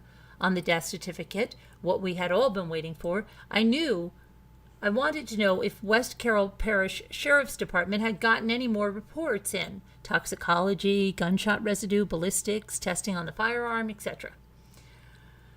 6:46 p.m. I sent a text to Sheriff Scott Matthews asking Sheriff Matthews, have you received any reports back yet? 7:01, Matthews responds, I do have some information on some of the documents you brought. It was my understanding you were coming to pick those up. 7:05, I responded, I was able to get my copies. My cousin found my copies in her suitcase and was able to scan them for me. If at all possible, could you give me a call? I actually have a free moment away from my kids, family, and dogs at the moment, and to be honest, I'm trying to talk away from family members as we are approaching things from different avenues, if you get what I'm saying. Minutes later, Matthew called me, and a transcript of the conversation below and a recording of the conversation will also be submitted. The documents discussed in the following conversation were all submitted and discussed with Sheriff Matthews in the previous recorded meeting on February 23rd. This includes the timeline of Mr. Jones's whereabouts on the day of Crystal's death that shows he drove to 305 East Main Street in Oak Grove, Louisiana, which is the address of the West Carroll Sheriff's Department. The conversation below is proof that Sheriff Matthews never glanced at the timeline provided to him after we left his office that day, as he would have seen that address.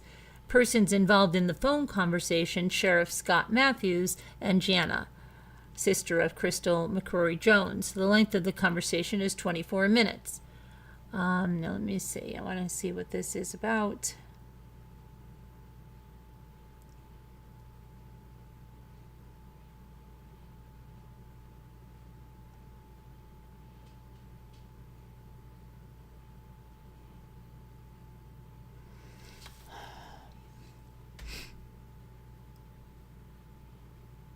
Okay, there's quite a lot in here that's.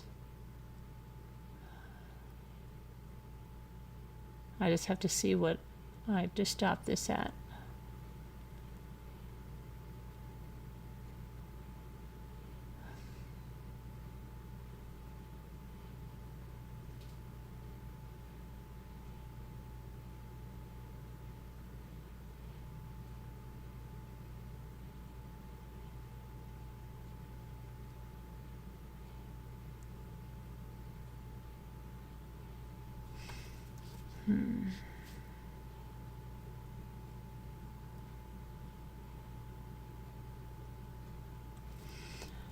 All right, let's see. This is going to be fun.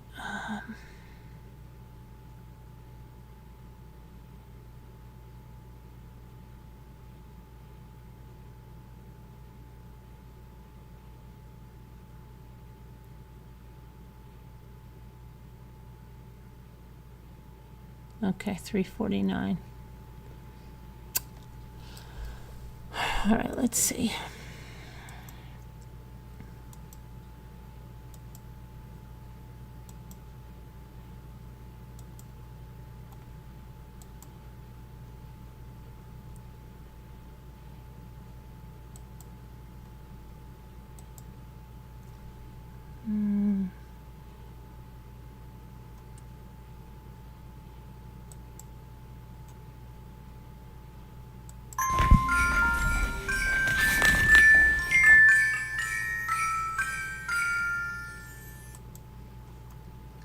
Oh, thank you. You're doing an amazing telling your story. Thank you. Oh, you're welcome. You're welcome.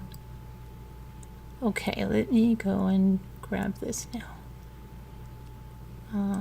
Okay, I think I have 3 minutes. Whatever. Hey, Sheriff Matthews. Hey, how you doing this evening? Oh, fighting allergies. How are you? Oh, fine. I just come in the house. I've been outside in the yard working a little bit, and just come in and checking my messages and what have you, and just to get settled down for the evening. Yes, sir. I had kind of I think the last conversation we had was that you were coming to get those documents, and I've had this information since then, and I guess had been somewhat waiting on you to come by and I could have this discussion with you. But two of the mainmost things that we talked about. One was the storage building in Tennessee. Yes, sir. Or the address. That's for the storage building that Tony has. That's where he makes his payment to. Gotcha. That's he actually said that Crystal, they had bought that, I don't know, a few months back maybe, I'm not sure of the date, but that's what she had been storing some of her things, I guess you say, whatever. So that's where he makes the payment on that storage building, is that Tennessee address. Gotcha. And if you look at it, there's and again, don't quote me on this because it's been however long it's been since you've been in my office, 2 months. Right. So this is not fresh on my mind, but if you look at that, there's like 40 some odd payments. Yeah, it was like 48 payments, and it kind of confused me because it just said, I had one, so it just made me think it was the first payment. So that's the deal with that. There's no storage unit in Tennessee anywhere. That's where the payment goes for the storage building that they have on site. Gotcha. Or at his house. The other issue was the Hawaii thing, the rental car. Yeah. I think. Right. That's a straight up spam message. Gotcha. Email message that. And here's how I'm going to relay that. Chief Deputy Irby has got like 6 email addresses. I have multiple addresses myself, and I went and pulled those old email addresses up that I haven't checked in years, and so did Alan. And there's, I'm not going to say the same exact email, but there's very similar emails that have been sent that says, hey, you have a trip planned, or here's your we need confirmation on your. There is no Hawaii trip. Right. They're plain and simple. I don't mind coming out to. There is no Hawaii trip. Unless you're telling me that he's currently in Hawaii or he's scheduled to leave next week. There is no Hawaii trip. Okay. Okay. I don't. Again, it's been 2 months since I looked at this, so refresh my memory on any of the other things that you. Okay, so I have to skip ahead. Let me just see where I have to skip ahead on this, okay? On the transcript over here. So about here, we're going to talk about this stuff until, let me see, down.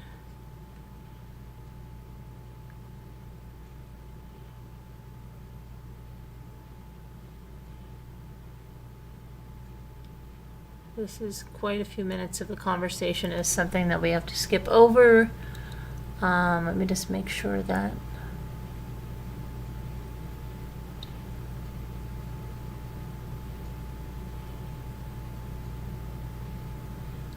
Okay, so we have to skip over till about 6 minutes and 38 seconds. Let me move that ahead.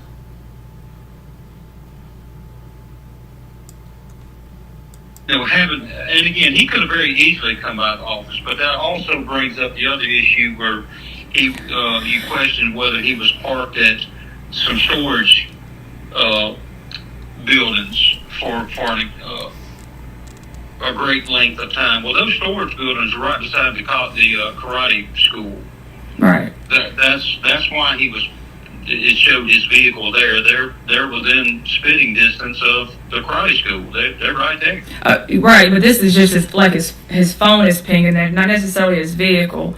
It's just the he said he told us he was at Forest High School all day, and so the difference in the timeline that was on his where pinged his phone, at Sonic, at Walmart.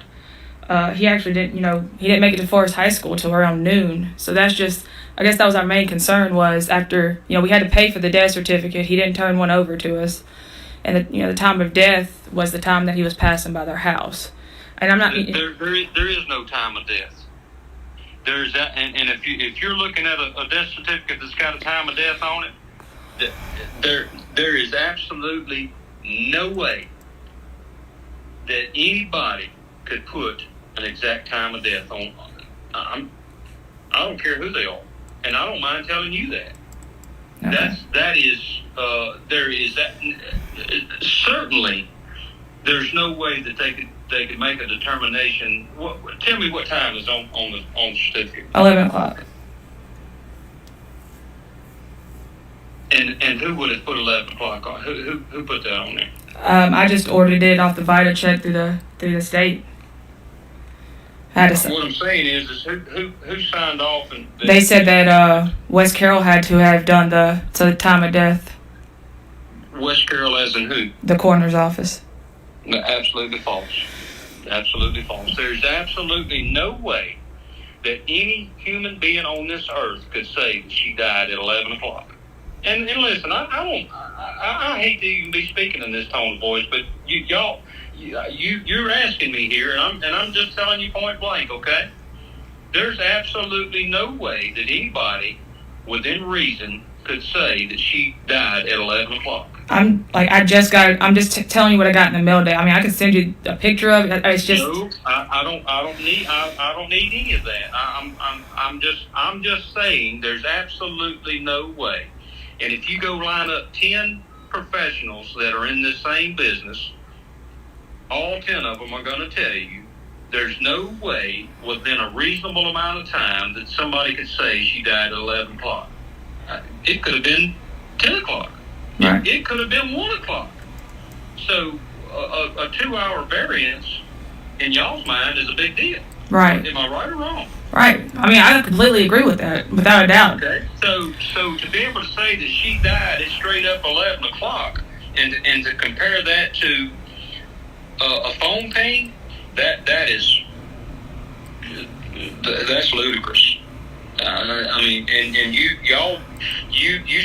told me y'all hired an attorney and a private eye. So well, that's my brother. Like I said, that's totally different. That's why I asked you to call me away from family, because he's approaching it a way different way than I am. I mean. Well, and so if he's gone to the length to do that, hey. And I couldn't tell you anything else about it because, like I said, I had to distance myself for my own sanity.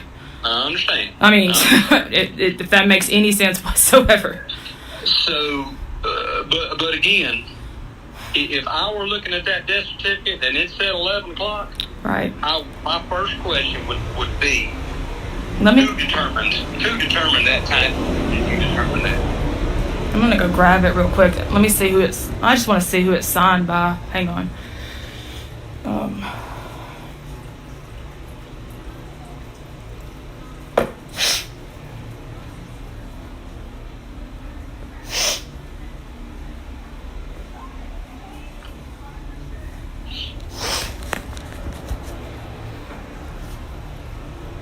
I left it in my car. Hang on one second.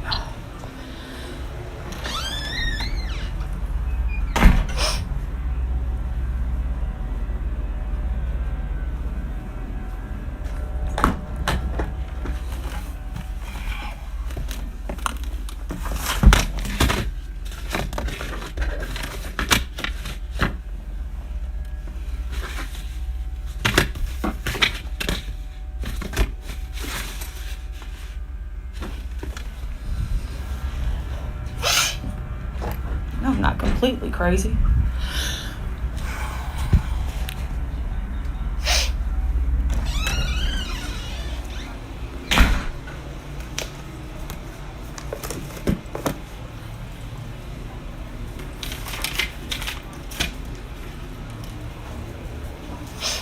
Give me just a second, Sheriff Matthews.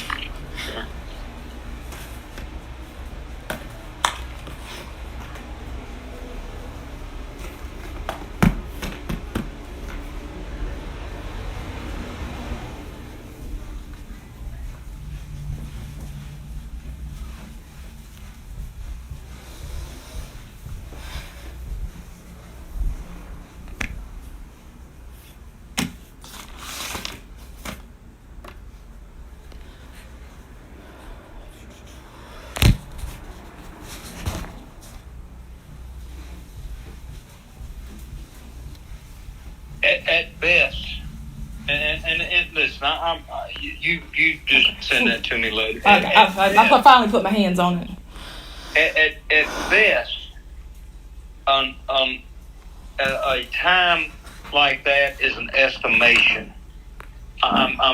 And you feel free to call the coroner or even the pathologist, Right. and pose that question to them. How can you determine a time of death? And at best, that is a purely speculated estimation. Okay, but to be able to say, okay, she died at 11, but his phone pinged in Bastrop at 12, or whatever the case may be. Yes, sir. Ma'am, that's you're digging there. You're digging, and again, I don't even want to be using this tone of voice, but this has been put on my lap, and I've got to. Okay. I want to be as perfectly honest with you as I possibly can be, and the things that y'all have brought forward to me are not valid and they're irrelevant to this case. Okay? And I don't mind digging into anything that you bring me. I'm just saying what you have brought forward to me, the emails and the Tennessee thing, that this is, it has absolutely no bearing on this case whatsoever. I understand. This death certificate was signed by Devin George. Never heard of him. Okay. Never heard of him. Is it? It says state registrar. Okay, that's going to be somebody with the state that has received and signed off on that death certificate. That's not anybody with my office. That's not anybody in the to do with the coroner. That's going to be a clerk somewhere in a office that has received that report and has stamped it as being the official whatever, yada yada yada, whatever. Right.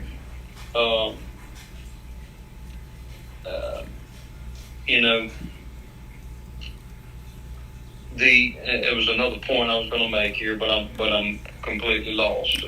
It says the certifier was Lewis Carter. Lewis Carter is the coroner. Okay. Lewis Carter does not establish a time of death. Lewis Carter does not establish a cause of death. Okay? Those are all things that the pathologist and the doctor that does the autopsy does. Gotcha. And again, a time of death is purely an estimation. There's so let me put it in perspective like this. Had a body been inside a home for 3 days, do you think that they could establish a time of death? That's way beyond my 2 degrees for sure. Okay, the answer to that is no. So the same principle applies to this case. Within reason, you could say, okay, maybe it was 11, but it could have been 1, or it could have been 9, or it could have been 2. There's absolutely no way without a witness to witnessing that. There's absolutely no way that you could say it was 11 o'clock. There's not. Okay, so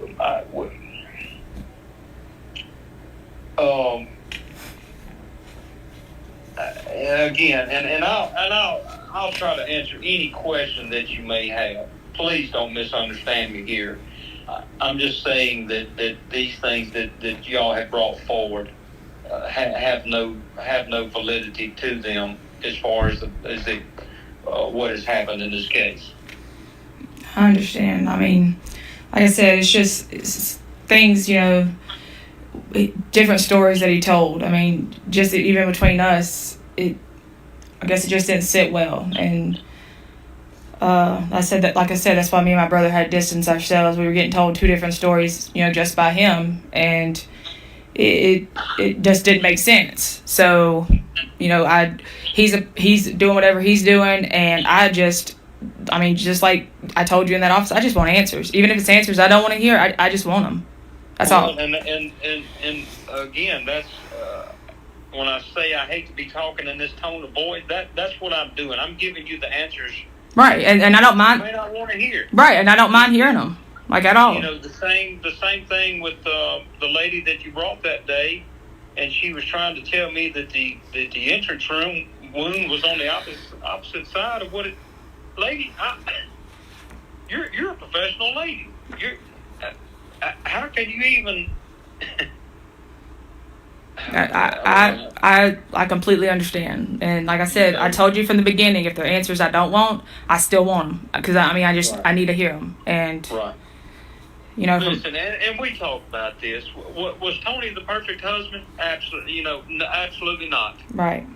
He obviously had his faults. He obviously. We all do. There were things that went on in that household that y'all didn't agree with. I can't do anything about that. Is Tony a murderer? He absolutely is not. Right. He did not murder your sister. The evidence that was at the scene is is 100% consistent with the results of everything that we have in hand. And I can promise you, if there was any deviation from the evidence that was at the scene versus the evidence that from the pathologist, I can promise you, if there was any deviation from that, I would be all up in Tony's ass. And I believe you, like I said, 100%. It's not. It is not. When you're looking at a timeline, okay, so his phone pinged at 305 East Main Street when he said he was at Forest. Does that make him a killer? No, it doesn't. Maybe did he get confused? I don't know. Maybe. I don't know. I cannot answer that. All I can answer is what I saw at that scene and what has been laid in front of me. Right. And as a reasonable person, that is the conclusion that I'm very comfortable. I'm 110% comfortable with this. I don't have with any doubt whatsoever. That's how strongly I feel about this. Okay. Yes, sir. Do I know that you're still breathing? Absolutely. Without a doubt. That's. Absolutely, and it's going to be a long time, sweetie, before you come to terms with a lot of things. But it's just please trust me when I tell you. Yes, that's right. There's no foul play here. Okay. Yes, sir. I think that was, like I said, I think that was all.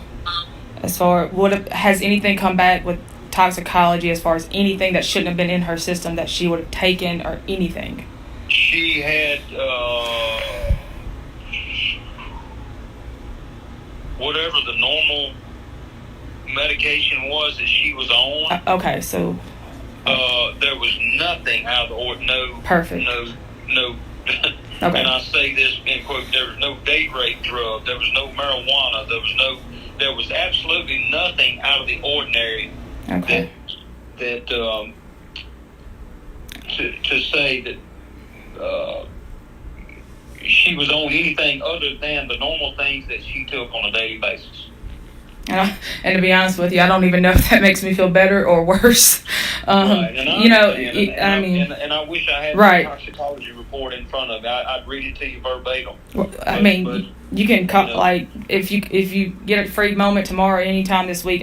Shoot me a text and I can step outside from work or whatever. And it's not like anything that needs to be rushed. I don't mind. Right. But again, because Chief Irby and I, we talked about it and we went over it together. Right. There was nothing in there whatsoever Okay. that was outside of the normal scope of what her medication was. Absolutely nothing. No alcohol, no barbiturates, no fentanyl, absolutely nothing that was there. Good. Okay, I think that was the only thing I don't even know if I was worried about it, if I even wanted the answer to it. Like I said, I don't know which way to be happy about that she did or she didn't. No, I understand. But, I do. Well, I appreciate you calling me, Sheriff You're very Matthews. welcome. And, very welcome. And please don't hesitate. If you have any questions at all, don't hesitate to call and ask. And again, I please, I have to apologize for being so blunt on everything that I've told you. But I feel that strongly about this case that there's absolutely nothing there that would lead me to believe there was any foul play in this case whatsoever. Yes, sir. Like I said, any answer is an answer. And not like that. All right, Sheriff Matthews. Well, have a good night. Evening, and I'll talk to you soon. Yes, sir. Okay, bye-bye. Okay, so wow, that's crazy. And hello, Vapor. Thank you for joining us. Appreciate that. Yeah, try to share this out to as many forums or any places that cover this case so that you can get some more eyes on it, because we're going to try to put the facts out. That's what we do on this channel. Get the evidence out here so people can listen to it and learn about this case, because it's quite definitely doesn't add up the way we've been looking at it. So let's go to the next thing, which would be March 22nd of 2023. It says 8:31 a.m. Mr. Jones decided to finally mail the cremated remains of Crystal to her oldest son, Corbin, in New York, from the post office located in Oak Grove, Louisiana. This comes only days after he finds out that the GoFundMe accusations against me were dropped, and that he would not be receiving any money from that fundraiser. My nephew, Corbin, reached out to Mr. Jones on March 7th, 2023, about when he should be expecting his mother's ashes. Had Corbin not reached out, it is very likely that Mr. Jones would have never mailed her son the cremated remains of his own mother. As of this date, Mr. Jones has been in possession of my sister's ashes for exactly 1 month. On March 22nd, 2023 at 3:53 p.m., phone conversations between investigator Daniel Grissom with the Louisiana State Police and myself. Mr. Grissom is a Louisiana State Police investigator that I was put into contact with through a friend in regards to Mr. Jones. Okay, we can't talk about this. Okay, this part we can't talk about. Sorry, we have to move past that. All right. March 24th. Corbin receives the ashes of his mother. Immediately, Corbin sent pictures of the box to Dane. Just as expected, the remains were not properly packaged, and the box was an old brown box. Also, when Corbin opened the urn, he discovered loose ashes, what we believe to be ashes, that only account for approximately 1/4 of what he should have received, as well as no documentation at all as to whose remains those are. When we contacted the crematory, they advised us that there would have been at least 4 different forms of documentation provided in the original box of ashes that Mr. Jones picked up from the funeral home. This is done so that if ashes are divided, that documentation can follow all sets of ashes. The ashes were also mailed just as if you would mail a television. There was insurance put on the package of up to $100 that you could file a claim for if what inside the package was damaged. How do you put a monetary amount on a human life? Mr. Jones clearly did not advise the Oak Grove post office that he was mailing cremated human remains. The Postal Inspection Services were contacted immediately, And there's an open investigation pending now, as Mr. Jones clearly disregarded all protocols for properly sending cremated remains across the country. On March 29th, a meeting with District Attorney Penny Duciere,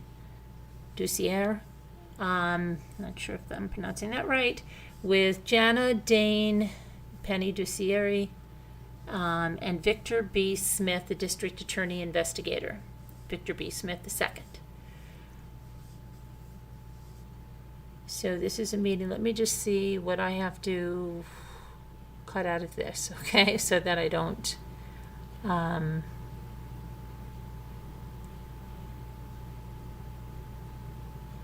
Okay, so they're going to bring that into around 7 minutes and 46 seconds. I think I have to go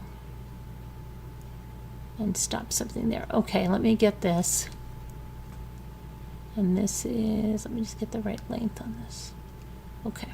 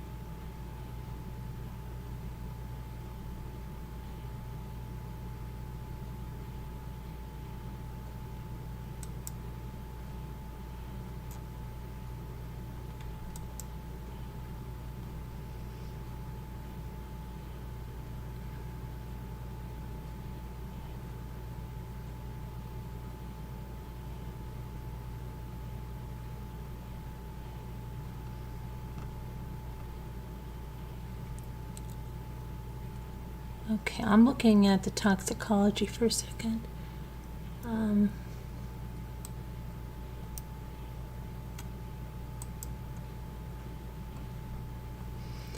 Okay, I'm just going to pull. Hold on a minute.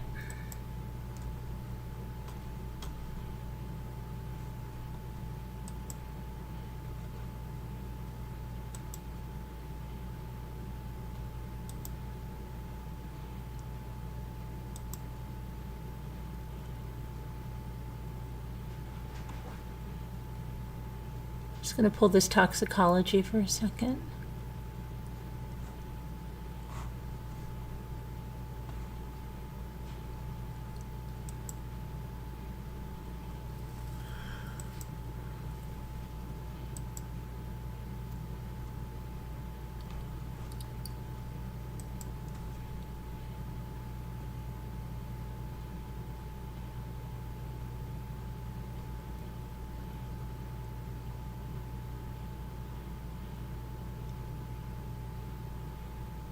Okay, I just saw some. What is this?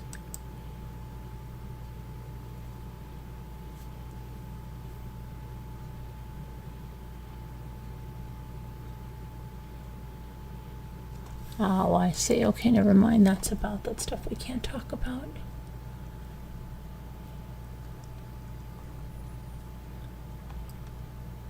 I'm trying to find the recording for this DA there, Jana. I'm trying to see where you have that. Let me see.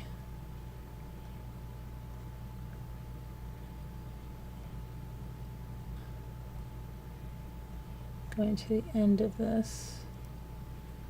Okay, Exhibit 25. Let me see, Exhibit 25. Okay, I think I found it. Got it.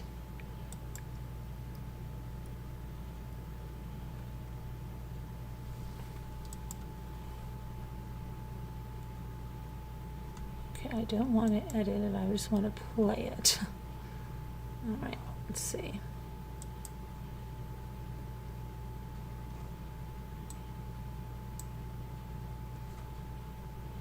Okay. let me see. It's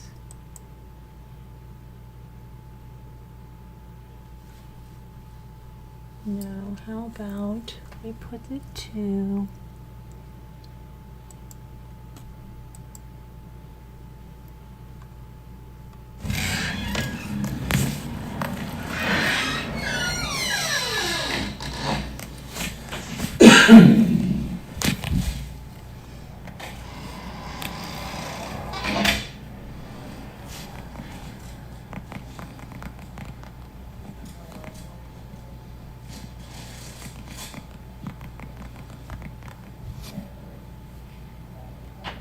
I think we started about 3 minutes.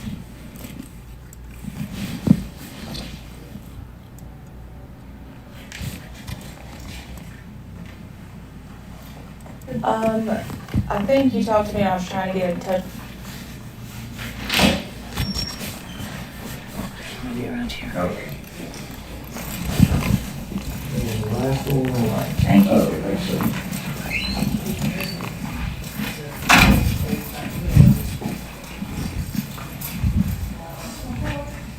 Miss Lucille, pleasure to meet you. It's nice to meet you. Let's come open this door. Hi, I'm Jana. Jana. Hi, Jana. How are you? Have a seat right here. Let me shut the door. Y'all excuse the masks. That's great.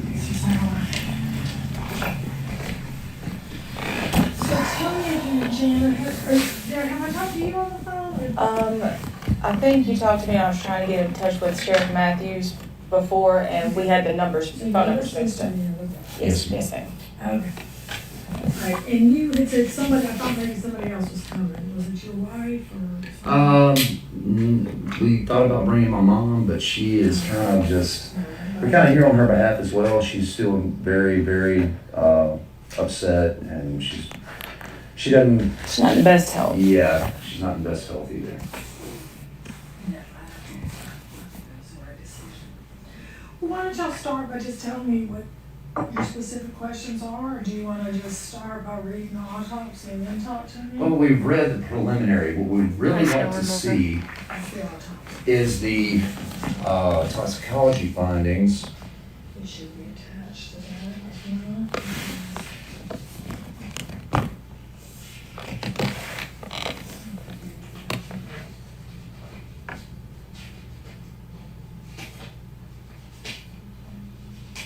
Are they on there? Let me see, I can show you. Okay, there we go.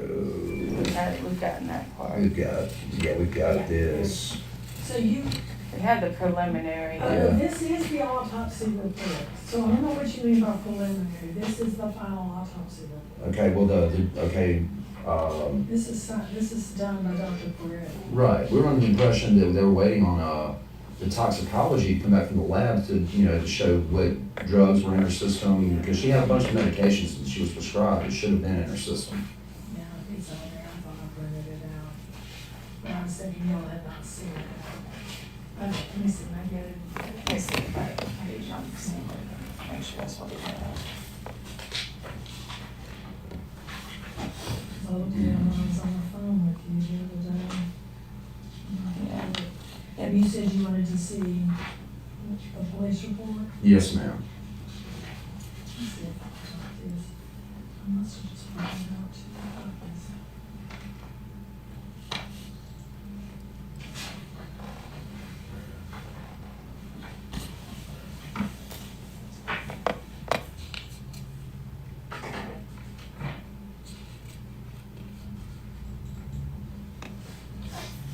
Is there any way we can get another copy of the police report? Not really. I'd rather y'all just look at that one, because you're really not supposed to have it. You're not supposed to have a police report? Okay. That's crazy. Okay, this side is on the left side.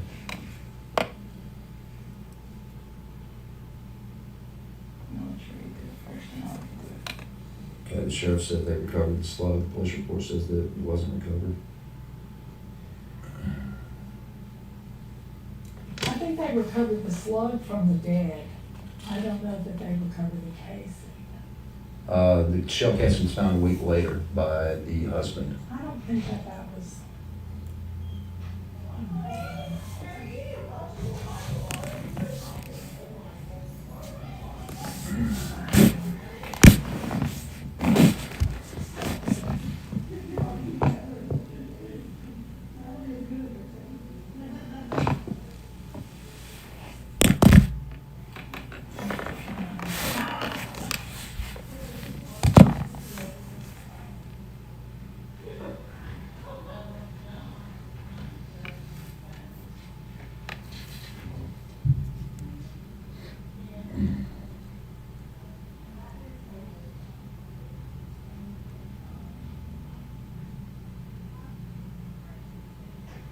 Okay, you're saying you can't give us a copy of this? Okay. Why? What is it?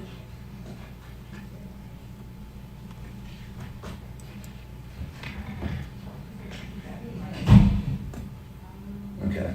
Well, we have right here, Mr. Sear, we have some serious concerns.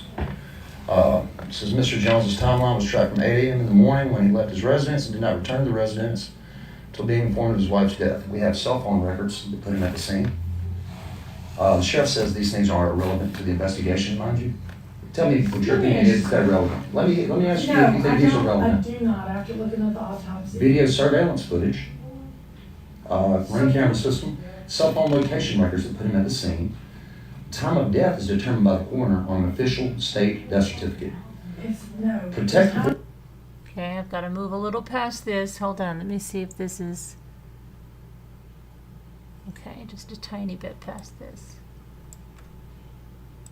We have cell phone records putting him there. So you think your brother won't kill him? My sister had started tracking his movements a week prior to her death on a work laptop. We have his movements for the whole day. Cell phone locations.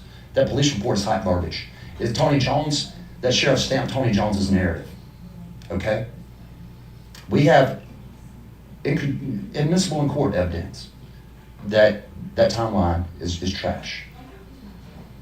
What difference does that make? First of all, the timeline, we're not gonna have an exact time of death for any death. If Okay. anybody tells you something different, they're wrong. Okay. Every death, they have the last known contact, and then they have the time of when the body is discovered, and then they have the body. Okay. Well, we have cell phone location records for his activity for the whole day. So what does that prove? It proves he was at the scene.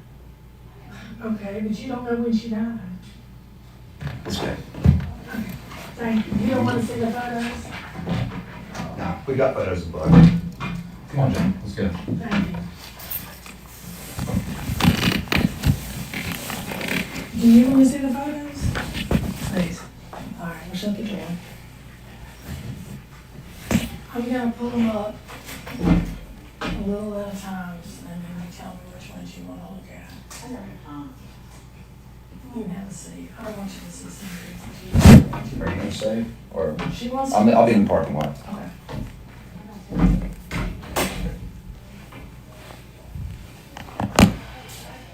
how to do these. I've got somebody coming over.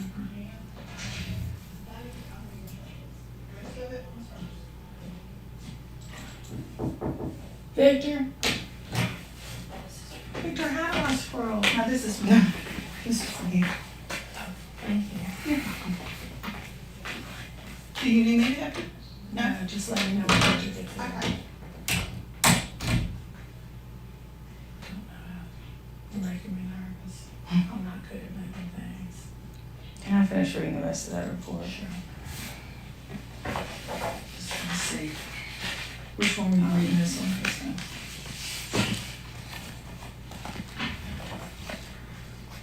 So y'all have seen the picture, the crime scene photos? I have not. And I did not want him to see them either.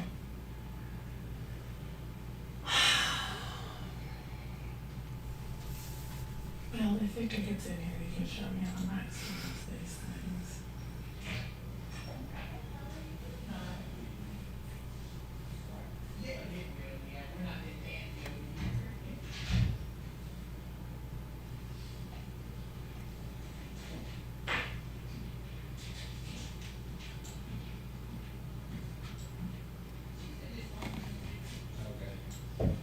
Hey, Victor. Victor, I don't know how to make the photos smaller and scroll it.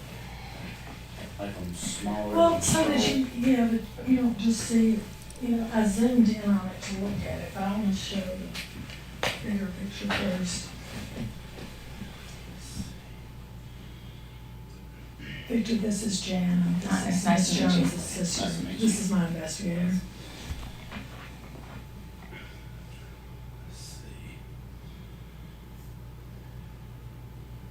All right, you wanna? I just want to see the whole picture instead of it zoomed in. You see what I'm saying?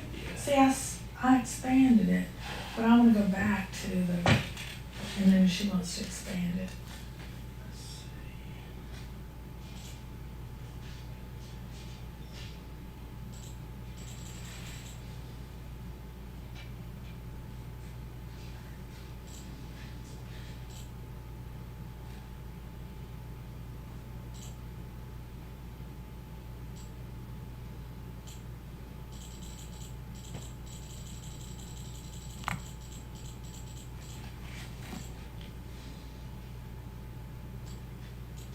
Yeah, I see that. I see that she cannot even work the computer.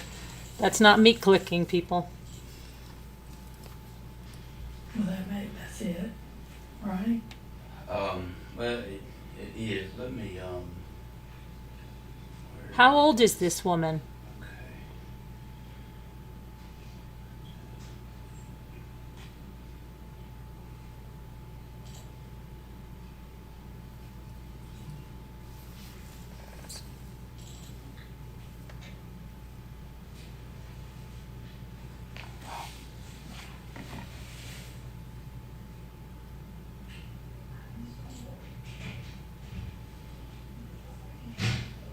This is crazy.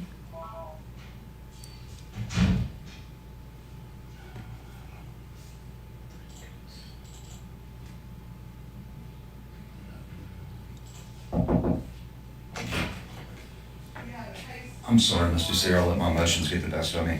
I apologize. It's okay. I think that's what I'm looking for, Victor. That's just an empty. Here, I can. You go ahead and zoom it out. 57.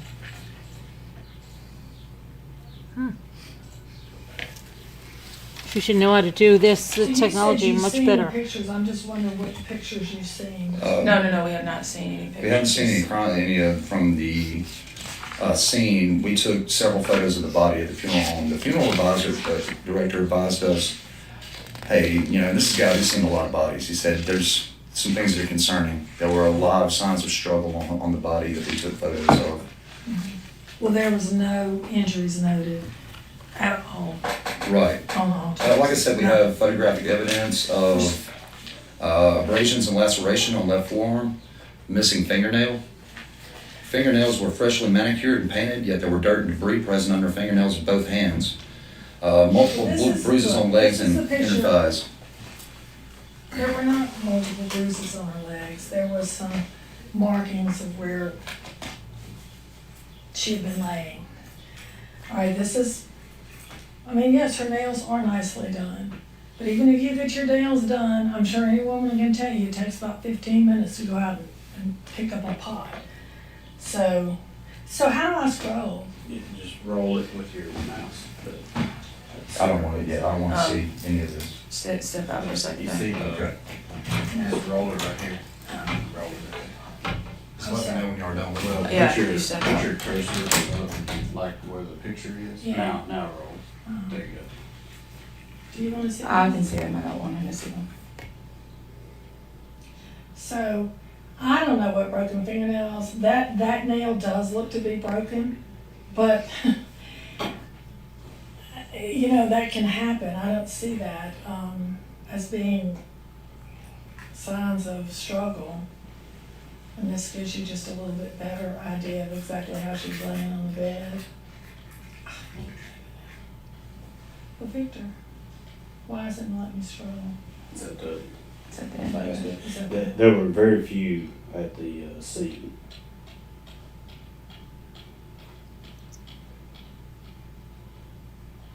And I'll show you something that they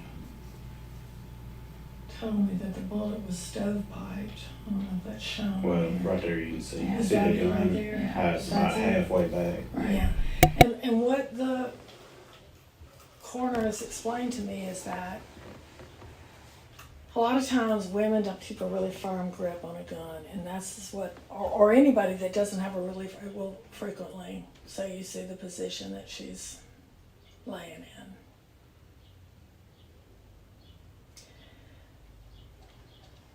Now these are the markings that I'm assuming they're saying is bruising, but it's from where That's she's right. laying on her, Yeah, laying that's on her actually side. That's right. lividity, so Right. that there's no bruising on there. And that's the last one of that. There was another picture of the. So which one am I on? That is from the West Carroll coroner Okay, so how do I go back to at the what he's? scene. How do I go back to where? The autopsy? The autopsy. Okay, just X out of that one. It'll bring you back to your email. Also, he sent me, Should be like right above. wait, I want to see if this, I want to see, Crystal Jones on Autopsy. Okay, they wanted to see this.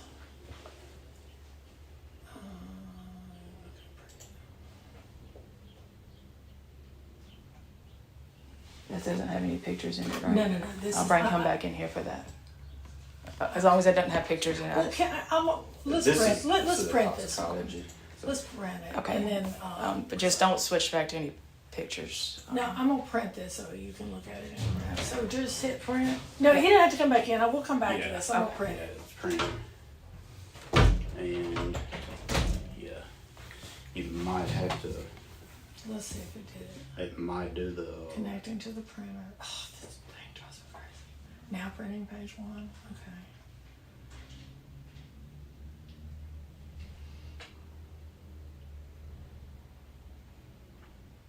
Would you just see if it's on there, Victor? All right, we're gonna go back to the autopsy. Are you ready? I wish you would sit down.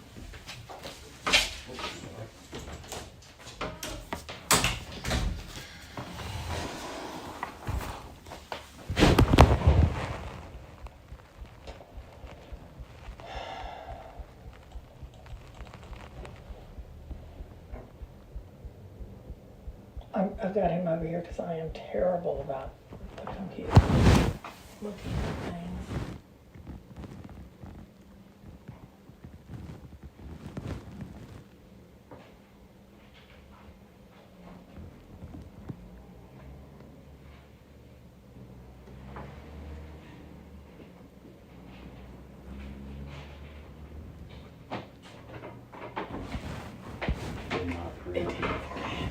Okay, I'll let you get here and print it in a second. We'll come back to that. It's loading the autopsy pictures.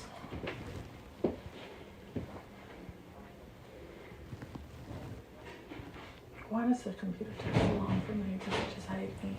I think it just downloaded them at the bottom. Yes, on the left-hand corner.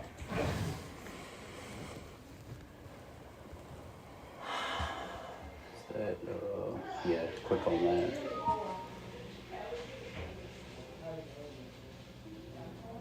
Now double click the folder, the autopsy, right? Yep, right there. All right, there they are. I'd rather see which one you're gonna look at first before you see it. You can click on, you see that little icon right there to the Yeah. right, the over one, Oh, that right there. And that'll bring up a small preview. A small preview. Okay, that's better. Well, I mean, I know, but the it's pictures are supposed gonna. to, yeah. Come on, people. Are they loading, maybe? Should have done been there. Let me see if they'll open on this. So how do I scroll? Go to the right. It should come down about halfway. should have been Victor, you ahead sit of- here. I'll do it, because I know that's what I wanted you in here.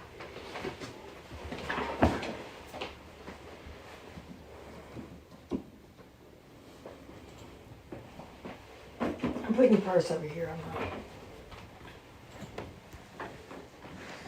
So we're gonna have to do each one individually. We might have to. Let's see. Or we can do. Let's do this.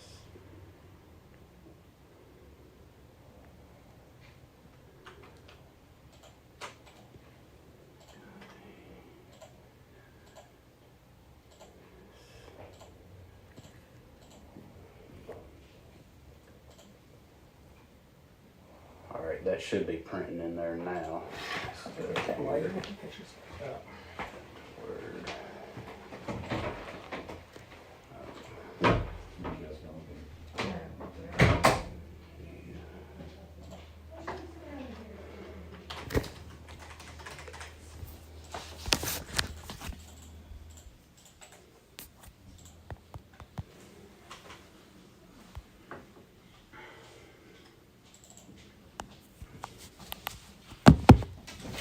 Didn't print, Victor.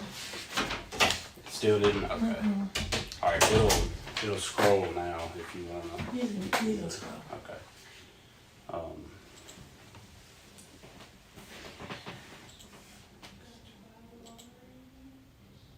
just gonna go through, you tell me if you want me to stop. Now, see, I don't see any bruising. I don't know what what the funeral guy could be talking about. Keep going.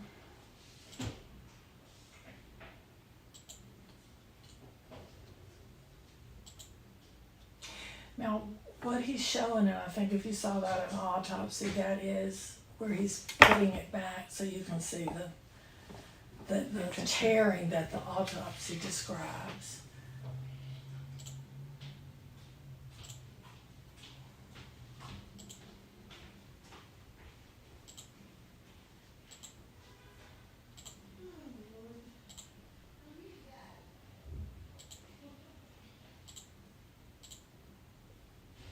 That's it. Now, if you go back to the tox report, let's try one more time. There was another picture that I wanted to show, the headboard. Okay.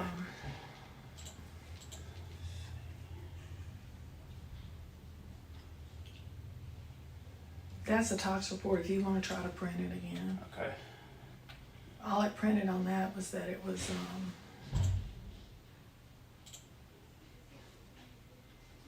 see, it printed that one page, but it didn't print the actual report. It was just him sending it to me. Okay, that's all that's in that one. Let's get out of that. Let's see.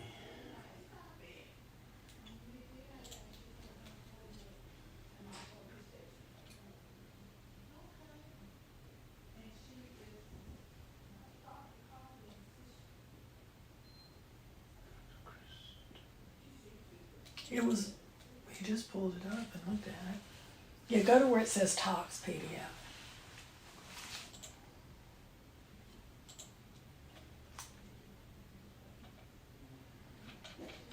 Okay. So that's what I'm trying to print, that page. All right.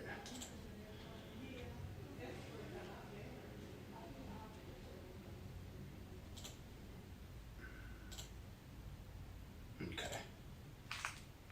Now, it should be going in there. Let's check.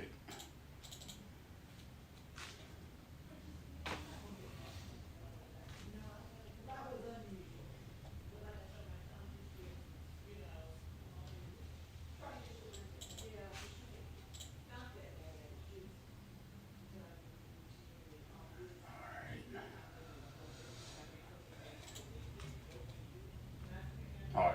It's showing that it printed, so. Okay, one, and then go ahead and pull it up on the screen so she can be looking at it in there. Let me see if it printed.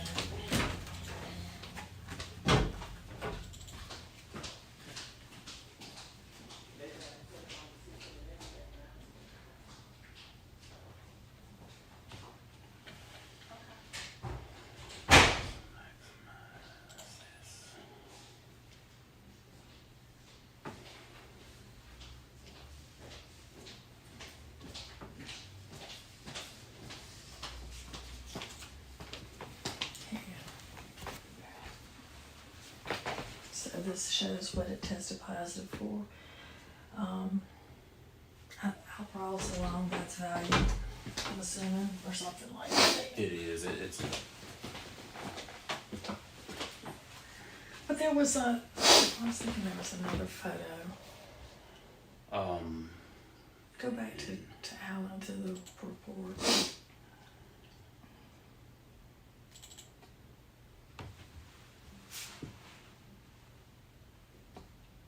All right. There's these photos. No, it's not. Firearm, a Oh. screenshot. Screenshots. Well, let me see it. Let me see. Screenshot. Yeah, let's see what that is. There was some text, but I didn't really go back.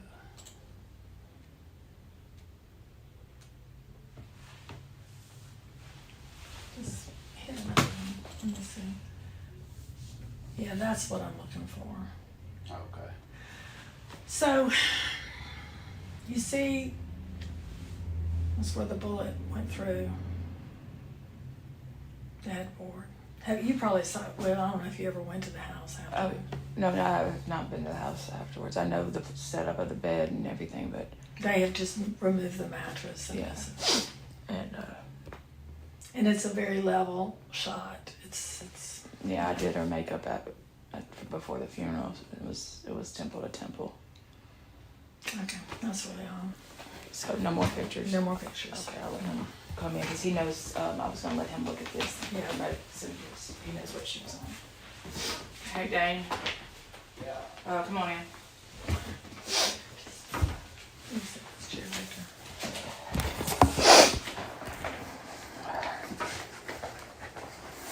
Here's the tox. The Topiramate, that's Topamax, that's Okay, we're looking for aripiprazole is Abilify. yeah. Frazzle. Okay.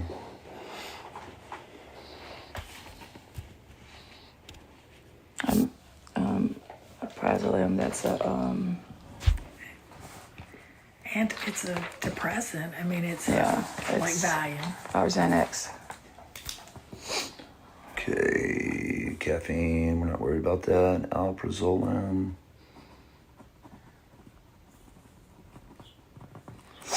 And that was 5.0% positive. No, look, let me show you this. Listen. Presumed positive is for the caffeine, okay? Okay. It's not presumed positive. It is positive for the alcohol. For the other, okay, gotcha. It's not 10 presumed positive. And I'm really not supposed to let you write all these down. So what were you looking for? What are you wanting? Because I mean, the narrative that has been put forth by Tony Jones is that she was off of Abilify, and that's what made her kind of go nutty and do this to herself. She was on a 5 milligram dose of Abilify, which, like I said, my wife's a nurse practitioner. She prescribes this all the time. What is Abilify? It's an antidepressant. I know, but what is the scientific name? ARIPRAZOLE. Aripiprazole. Okay, well, you can look at this, but Right. what I would prefer is if you have somebody who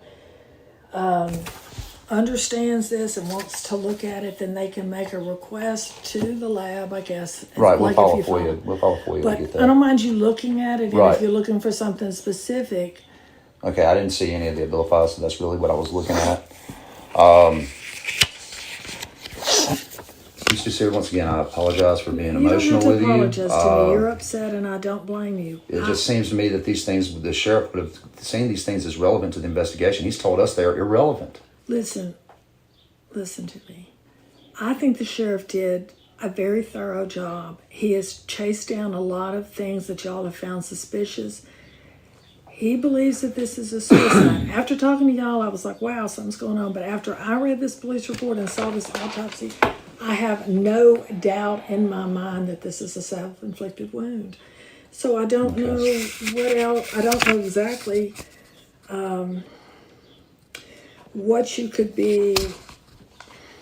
Well, here's the thing, as I was attempting to explain earlier. My sister, almost a week to the day before her death, started tracking Tony Jones's cell phone locations and his activities. She knew that something was up. They had a karate school there. Let me backtrack a little bit. They had a karate school there in Oak Grove, right? Enrollment had started to plummet at the karate school. Parents were pulling their children out of that karate school left and right because of accusations of Tony's inappropriate behavior with underage girls. Okay? So, my sister started tracking his movements. She found, we've got a lot of other things that I'm not going to bring up here that are very, very suspicious. But she was getting ready to leave him or have him locked up. Yeah. She was getting ready to leave him or have him locked up because word around town, it started getting around town that, hey, he's messing with little girls. The evidence we have of that has been turned over to the state police. They have seen fit to open an investigation based on the evidence we've given them about his pedophilia problem. That's why my sister's dead. She was getting ready to leave him or have him locked up. Okay. So the state police are investigating that end of things. That's good. And my private investigator has been conducting interviews with members of the community. Who's your private set on advisor? record. That's right there in the job description, private. But But I mean, I assume he's gonna call me, so I was just wondering. well, we've been instructed that we need to seek relief from the sheriff, which we didn't get. We need to go up the chain of command. I'm an Army veteran. I respect the chain of command. And you are the last stop before we get.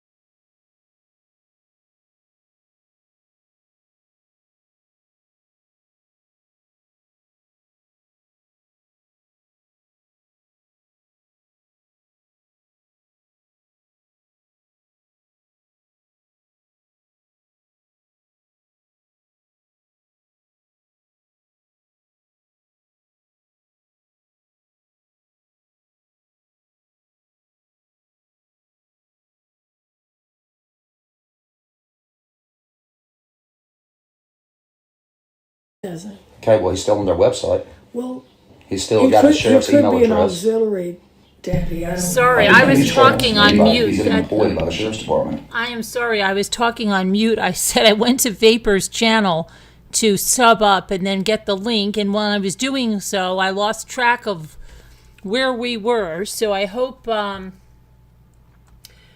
please let me know,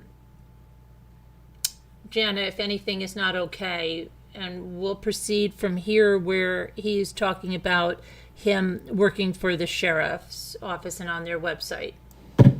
As far as him being a deputy that I see that turns in reports, no.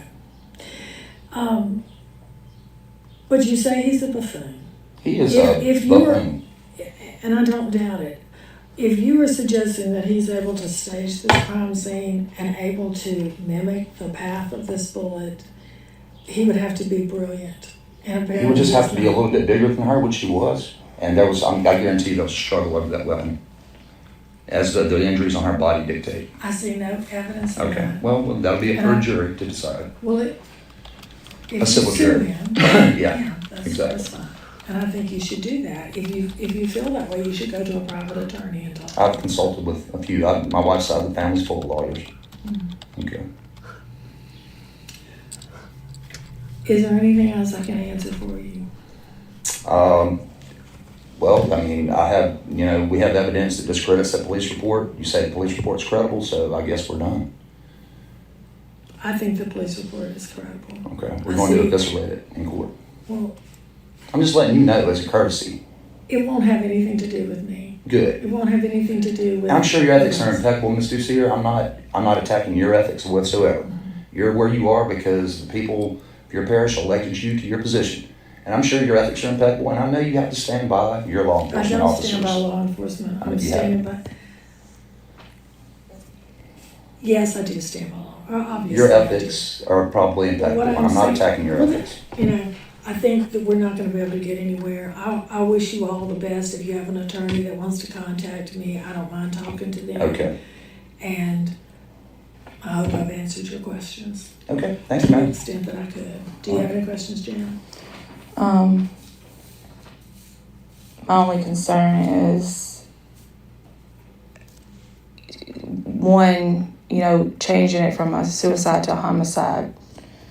That's going to be hard to prove. My only concern is, where was he when that happened? And that, were you on the phone with her when it happened?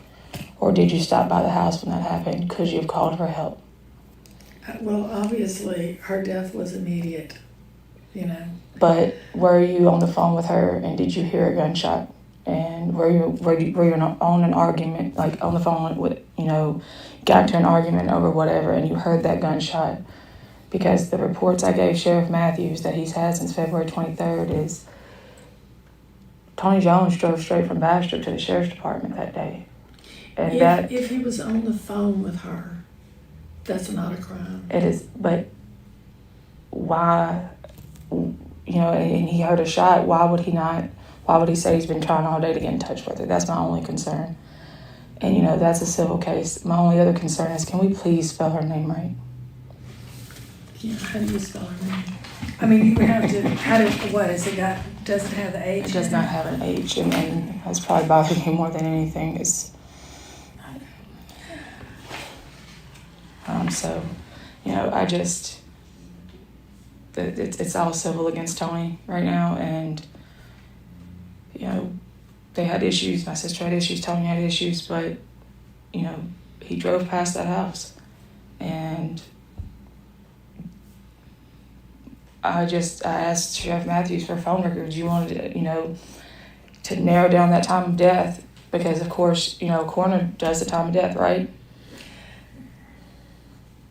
Unless you actually have a video of it, or we have some audio surveillance from a store camera or anything, we don't. Well, they had a Ring camera at their house, which I asked. I'm working on legally obtaining that footage right from the Ring, but the coroner. Does your sister's phone records, do you have them? And was there really a call for about 10 minutes that he said at some time at 10 o'clock after 10 a.m. in the morning? Was there really that call? Do you have her records? Was she on the phone with his number? Have you, gone through her phone? Were you able to go through her phone? I know you have her laptop, but where is her phone? Also, did she have any kind of an Apple Watch or any device like that? What about an Alexa? Did they have an Alexa in the house?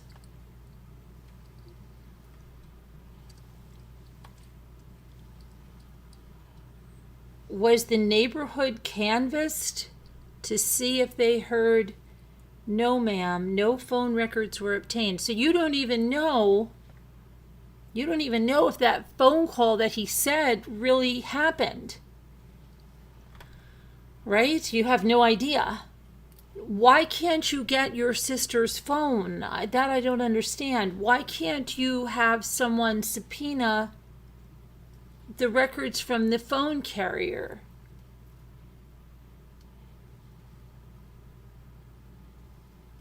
She did. It's in the crime scene photos on the nightstand. So she had an Apple Watch. It was on the nightstand. It wasn't on her. No neighbors were questioned?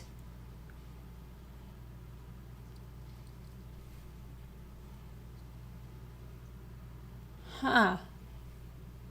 That's crazy. And no neighbors, I assume, if they weren't questioned, you didn't have any neighbors asked for surveillance footage in the area. And they didn't go to look for any camera footage in the area to see if his car, if it caught his car or him going in and out of the residence.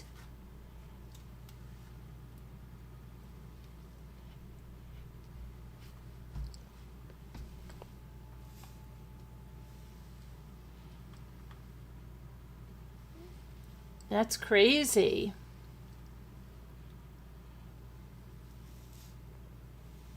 Zero interviews done in the neighbors, family, or anything except Tony. Yeah, a 7-minute interview, which is absolutely ridiculous. I can't believe it. Yeah, the camera's footage will be gone.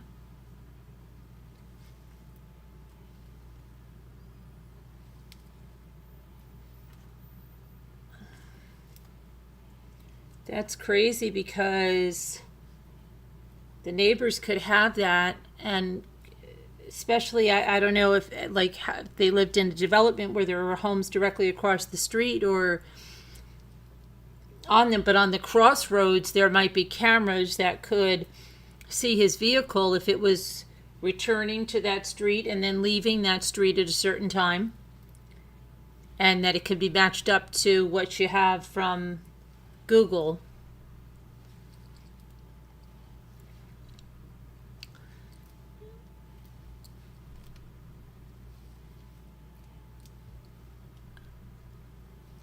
Oh, to Scooter. The next part is more disturbing. Yeah, I'm going to play it, but I'm just baffled that he got the shortest interview on record, I think. I think they've asked, like, people that weren't even... Oh, I know what I wanted to ask you. Someone said that his family must be very does he come from a family with either very strong political ties or something in the area? Does he have a big presence there, his family? What's the deal with that? Is there some kind of power that he yields there?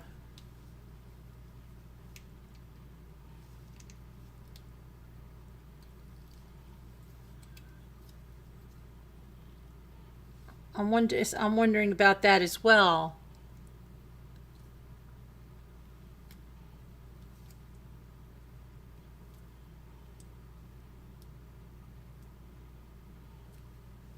What he was doing home. Oh, definitely. I said it sounds a lot like Christopher Coleman, that had a police investigator that lived across the street go to his house when he knew he had killed his wife and children. And he pretended, oh, I can't reach them. Family associated with the Masonic Lodge, but that's it.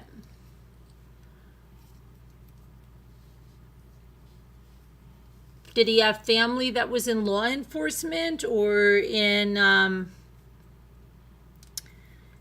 the legal system there?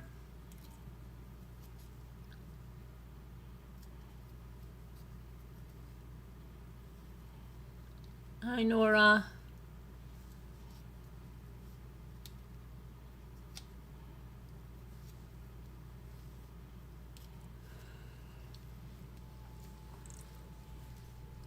Okay, let's finish this. Determines time of death. My sister's phone records would say, who did she talk to last? When did her phone stop being active? That's going to narrow it down because she stayed on the phone 24/7. And that's not something they would even have to subpoena. Tony wouldn't have to call AT&T and get this. Just print them off. Not his, just hers. And that would narrow down the time of death to say who was the last person she talked to. Okay, that narrows it down and takes away about 11 a.m.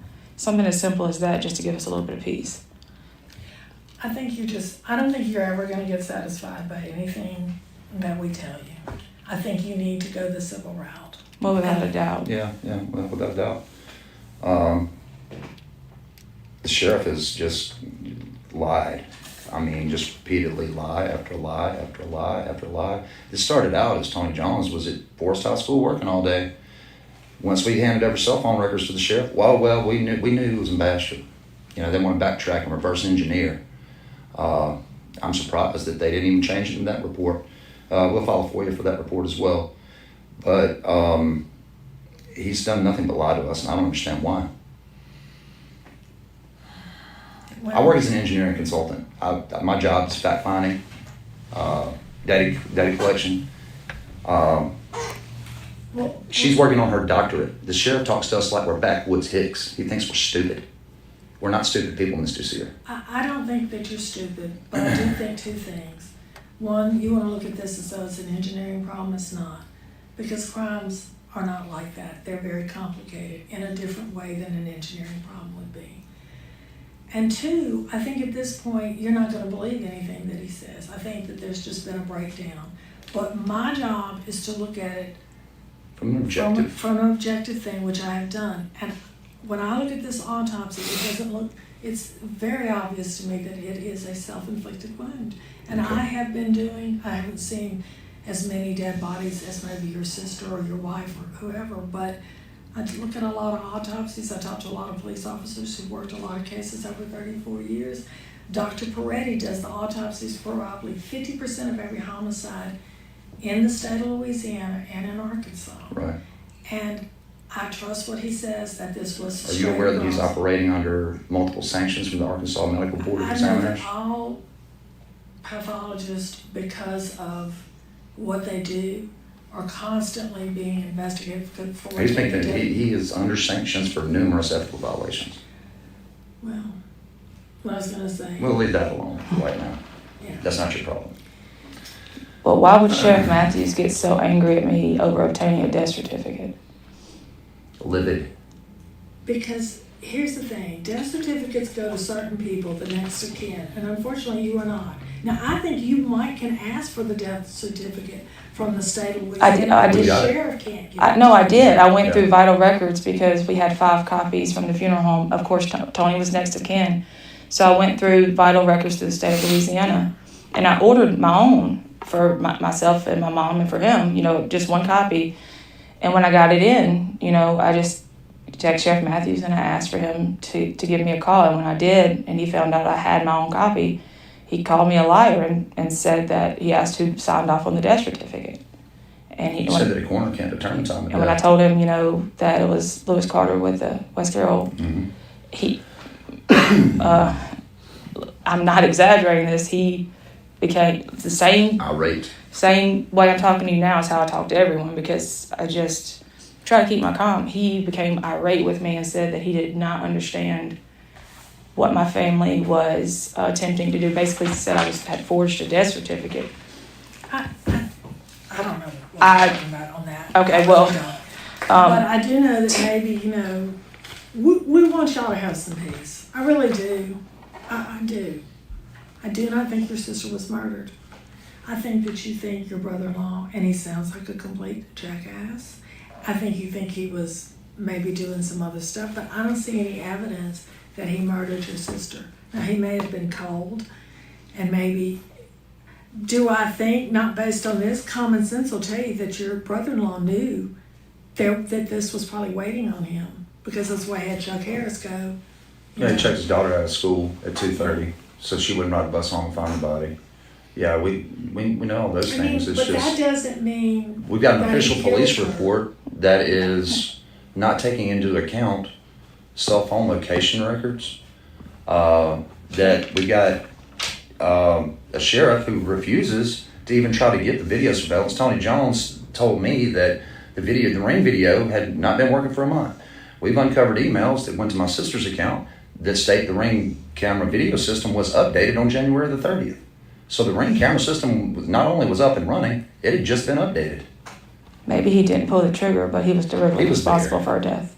And I know From the sheriff's standpoint and from the DA's standpoint, just because I may frustrate somebody or disappoint somebody or cheat on whatever I've done, that does not make me A murderer. A murderer. I understand. And that's what the sheriff's office role is in this. Guess what? It's very interesting that she said that, even though she may upset somebody or do this and that. There's a case right now in Massachusetts where an ex-wife is being accused of manslaughter because she had a fight with her husband who had a heart condition and he dropped dead.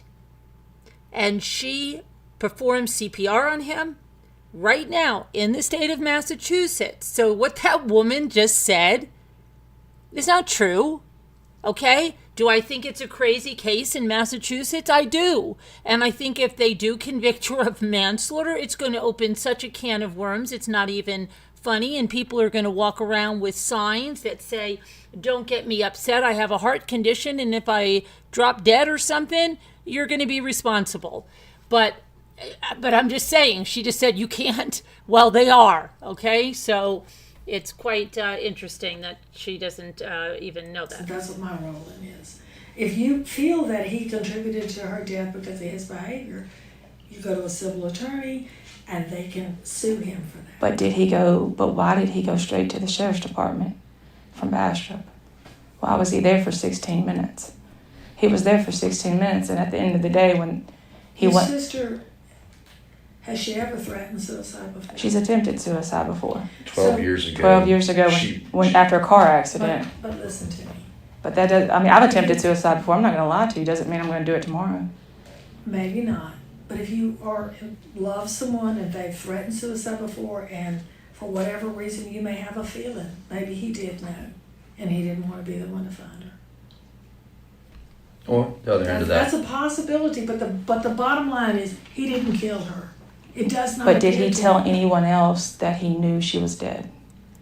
He knew she was dead at noon when she went to the sheriff's office. He was instructed to go about his day and be seen around town.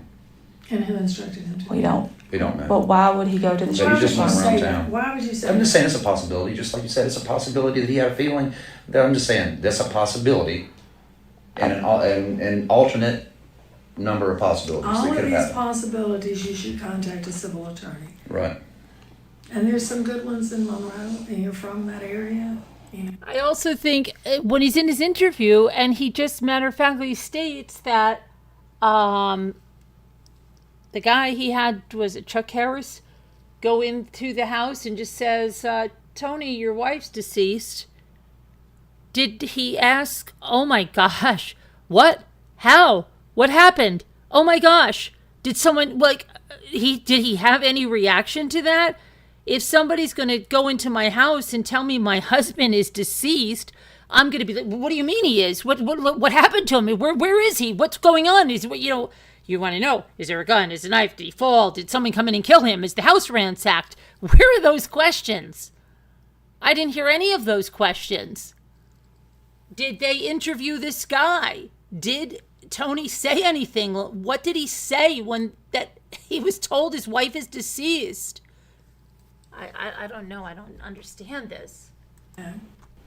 Listen to what they have to say. That way you're paying them and you don't have any question in your mind that there's some kind of conflict of interest. That's Right. We're waiting on the results of the state police investigation before we go to the courts, because when they find what they think what we think they're going to find is really going to bolster our case, not just against Tony Jones, but maybe against some other people too. So, because the sheriff has just completely ignored evidence.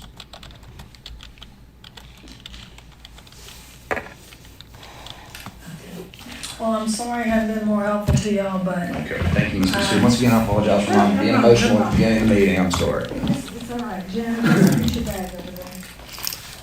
Have a good one, buddy. And I know where you parked, but you go out this back door. Was Doug back there? Well, they weren't when I left, but that's where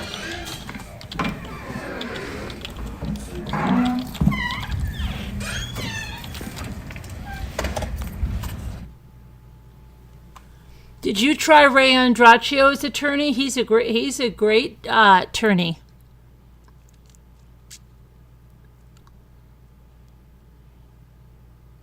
I've personally spoken to him at length. He's not licensed in Louisiana. I think he is Tennessee, Florida. Did he recommend anybody to you?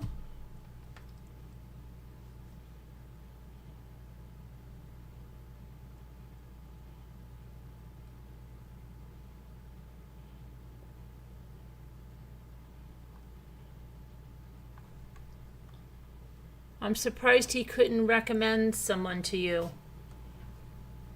Hi, Nora. All right, let me see here. So, after following the chain of command on March 29th and meeting with the district attorney, we realized that the vast majority of information given to us by Mr. Jones, the West Carroll Sheriff's Department, and the district attorney all varied in its content and context. We left the meeting with more questions than we did answers. Therefore, I reached out via email to the executive officer, to Colonel Lamar A. Davis and Ms. Rashunda Ward with the Louisiana State Police, asking for their assistance in this matter, and she returned my email almost immediately and said that she would be following up with me soon from their investigations department. March 30th, I received a call from investigator Jesse Nielsen from Troop F with the Louisiana State Police. Mr. Nielsen was very perturbed initially due to the fact that he and I, quote, had already been talking to Grissom about this case, and now is receiving an email from a Rhonda Ward, who he doesn't even know about this case. Again, on March 22nd, I only reached out to Mr. Grissom through a friend in regards to things we're not talking about right now. Okay, it was not until after our meeting with the district attorney and the notable inconsistencies and all of the stories and information that I found it necessary to formally move further up the chain of command with the investigation into my sister's death. Apparently, Mr. Grissom was perturbed enough by the recording I sent him of my conversation with Matthews that he shared it with other investigators. And Mr. Nielsen almost immediately wanted to know what had changed my mind about my sister's death and why I was trying to change a suicide to a homicide. My response to him was that I did not say I was wanting to change anything.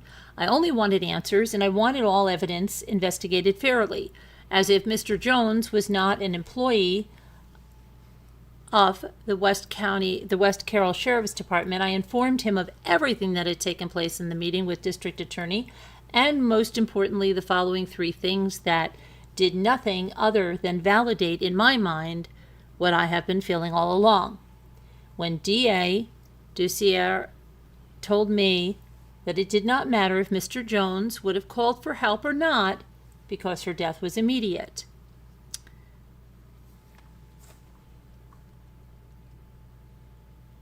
When the DA told me that it was common sense that your brother-in-law knew that this was probably waiting for him, because that's why he had Chuck Harris go. Chuck Harris is also employed with the West Carroll Sheriff's Department.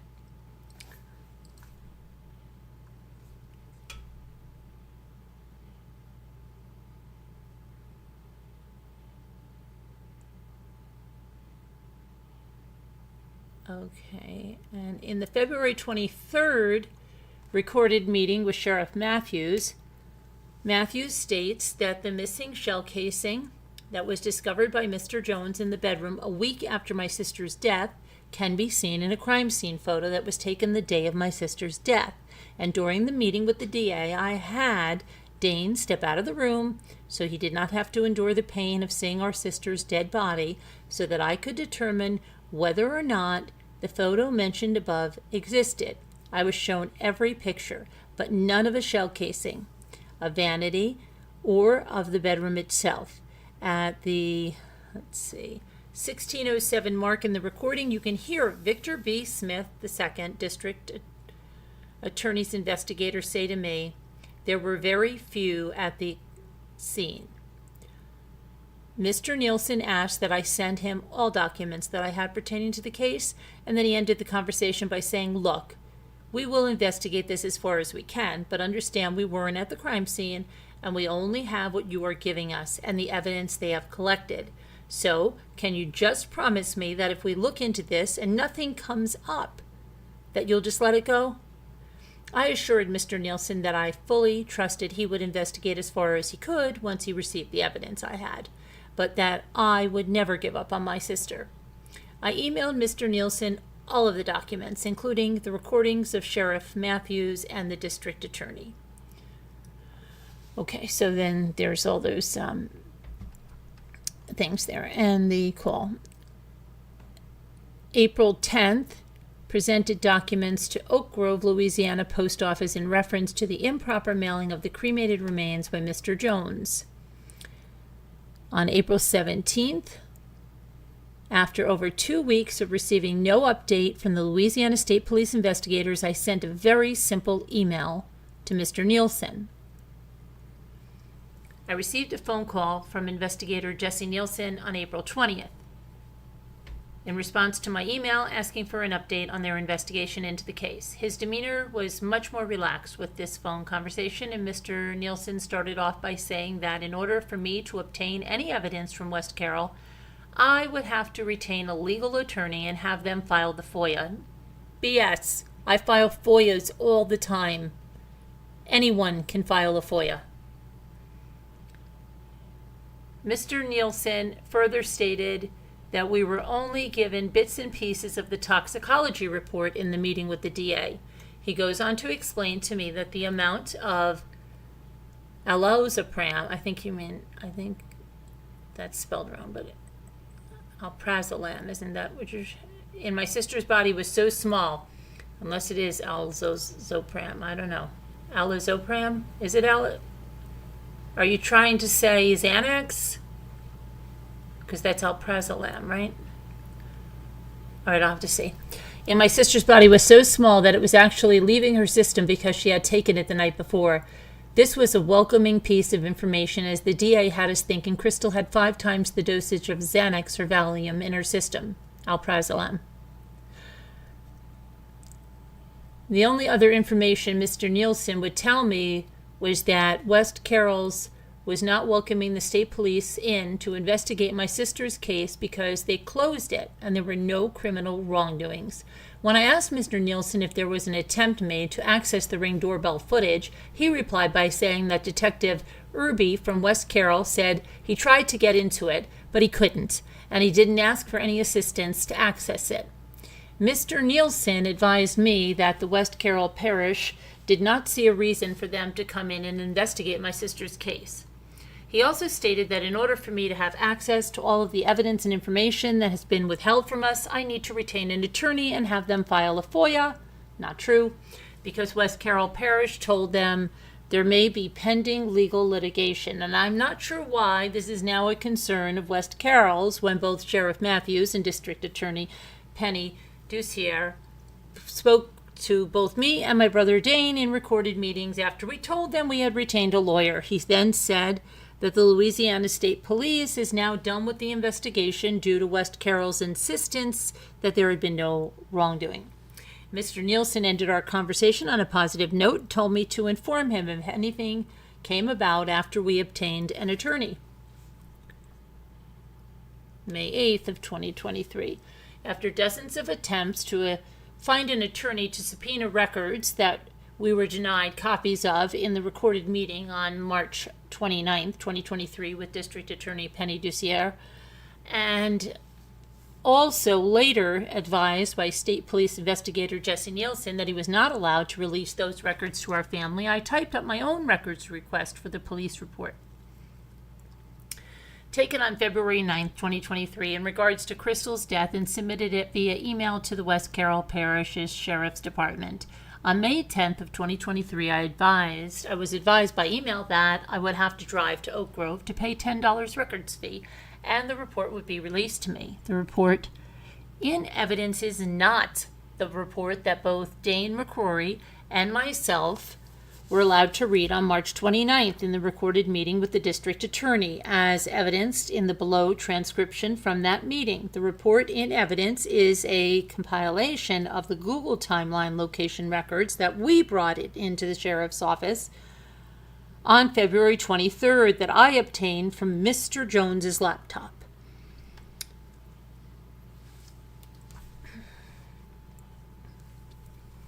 Okay, and I think I went through this police report yesterday, but let me pull up the the first page.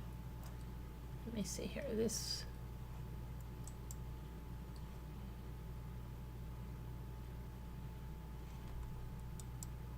is the second page.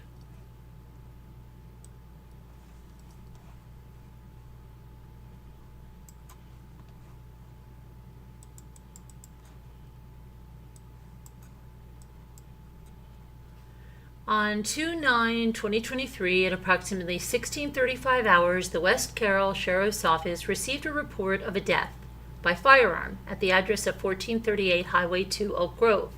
This is the residence of Tony and Crystal Jones. I responded to the residence along with Chief Investigator David Voigt, Sheriff Scott Matthews, and Police Chief Louis Bubba Russell. Upon arrival, approximately 1649 hours, we were met by Deputy Charles Chuck Harris. According to Deputy Harris, Tony Jones had called him by cell phone and told him to go by the Jones residence to check on his wife. Apparently, Mr. Jones could not reach his wife by cell phone and became concerned when he learned that his wife did not make a 2:30 doctor's appointment in Lake Providence. Upon Deputy Harris's arrival, he would locate Mrs. Jones in her and her husband's bed in the master bedroom, suffering from what appeared to be a gunshot wound to the head. Mrs. Jones was deceased. Deputy Harris stated Mr. Jones was at the Jones Karate School in Oak Grove, awaiting his wife's arrival to start their evening class, and Mrs. Jones never arrived at the karate school. Upon entering the residence, I observed an adult female dressed in a bathrobe lying in a normal position in the bed. Items observed on the nightstand would indicate that Mrs. Jones would probably normally sleep on that side of her bed, which was the west side. Bed covers were pulled up to just above the waist, and the body was facing the west, lying on the left side. The right hand clutched a compact frame 9mm handgun. It was evident when the handgun was discharged, it did not chamber the next round from the magazine. This condition is usually caused by a limp wrist situation, where the shooter fires the weapon with one hand and the weapon is not stable enough to eject the spent casing and chamber the next round. Once the coroner was on scene and gathered his information, the body was moved. The projectile appeared to have been fired at point-blank range into the right side of the skull and exited the left side of the skull, penetrating the pillow and the headboard of the bed. After penetrating the headboard, the projectile took a downward trajectory and lodged in the drywall behind the headboard. The projectile was located and removed from the drywall. This would be the south wall of the bedroom. Evidence resulting from the discharge of the weapon would suggest that the body remained at rest in the location it was in during the weapon's discharge. The projectile, when discharged, appeared to have entered the right side of the skull and traveled through and exited the left side of the skull. Trajectory of the projectile's final location was consistent with the body and head positioning. Deputy Harris had stated the front door of the residence was unlocked upon his arrival, and there was no sign of forced entry or evidence that anyone else had been inside the residence during or after the shooting. There were no signs of a struggle or any other indications of foul play. The family dog was loose inside the home. Investigators searched the west wall and floor of the bedroom for a spent casing and could not locate it. The positioning of the body and manner of the discharge clearly indicated the casing should have been in that area of the room. It was determined that due to the firearm's jammed condition, the spent casing may not have ejected properly and may have stuck to clothing or possibly hair. I decided to make the pathologist aware and see if he could locate the casing during autopsy. The clothed body was wrapped in the bedsheet and then placed into a body bag. When removing the top cover, it should be noted investigators could feel body heat trapped underneath the covers surrounding the legs. An onset of rigor was noticed, but rigor was not substantially in place. Lividity was present on the back of the legs. The body was removed from the residence by the West Carroll coroner at approximately 1800 hours. Upon departure from the residence, I advised Tony Jones he would need to come to the West Carroll CID to be interviewed in reference to the activities of the day. Mr. Jones agreed to meet me on 2/9/2023 at approximately 1845 hours Tony Jones submitted to a recorded statement, which we listened to earlier. In his statement, Tony Jones would advise he left his residence the morning of at approximately 800 hours en route to Bastrop to do electrical work for Darren Billings. Mr. Billings was interviewed on February 17th of 2023, and he advised Tony called him at approximately 800 hours and told him that he was on the way and asked him to empty the refrigerator and that Mr. Billings needed repaired. Mr. Billings stated Tony arrived at his residence at about 8:45, completed the work, and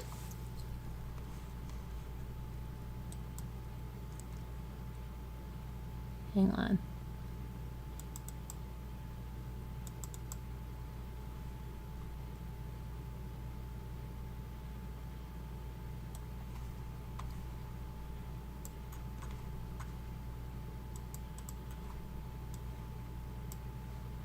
Completed a small electrical job for him. Mr. Billings stated that Tony left his residence between 9:45 and 10 o'clock. Tony stated in the recording, after leaving Mr. Billings, he called his wife while driving on his way to Oak Grove. Tony stated Crystal sounded normal in the conversation, and the call lasted approximately 20 minutes. Once in Oak Grove, Tony said he deposited a check at Regions Bank. Receipt shows 10:51. He got a haircut and he went to the bakery barn for lunch. And after leaving the bakery barn, Tony would advise he drove to Forest School to complete work there. At Forest School, Tony engaged in a conversation with West Carroll Deputy Zach Crimes, who was working SRO, School Resource Officer, detail. According to the Deputy Crimes and Tony Jones, Tony checked his daughter out of school at approximately 14:45 hours and came to the Sonic in Oak Grove for food. After leaving the Sonic, Tony would advise he and his daughter went across the street from Sonic to the Joneses Karate School to prepare for the evening's classes. Firearm and NBINS remain in process at Shreveport Lab. NLCL report is not complete, and that is Chief Deputy Alan Irby respectfully submitted. Okay, and just so you see, so this is complete. This is page 1.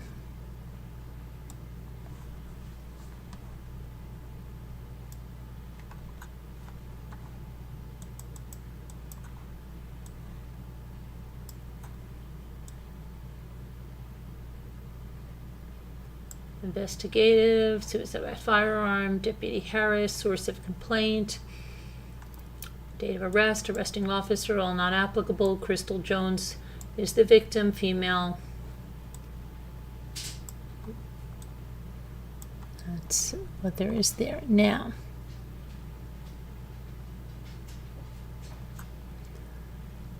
after finally obtaining the police report and seeing that it had been changed drastically, as well as realizing that the West Carroll Parish Sheriff's Office knew they could not legally withhold public records from me, I submitted another public records request via email and asked them for a copy of the crime scene photos. Please remember that I viewed these photos during the recorded meeting with the district attorney on March 29th. 2023, in an attempt to validate Sheriff Scott Matthews' claims that the picture of the shell casing recovered by Mr. Jones 7 days after her death of Crystal was in a crime scene photo that had been taken the day of her death. When I viewed these photos on March 29th, the photo did not exist, and I needed the evidence in hand to prove the same. Below is the transcription of part of the recorded meeting on February 23rd, where Sheriff Scott Matthews proclaims that the shell casing was in a crime scene photo.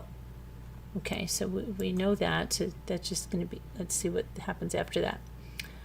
Additionally, on this date, May 10th, I sent a public records request via email to the coroner of West Carroll Parish, Lewis Carter, requesting all information he had pertaining to the death of Crystal.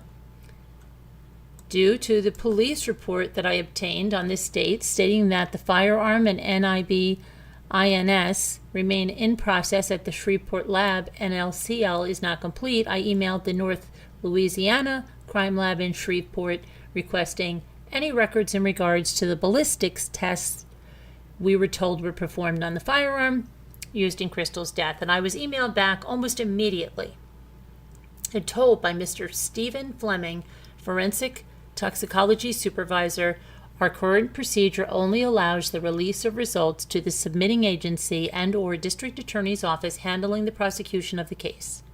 You will need to reach out to either the DA of the West Carroll Parish or the agency, sheriff, LSP, etc., that is handling the case to obtain the requested information. This is done to ensure the confidentiality and security of any information contained therein.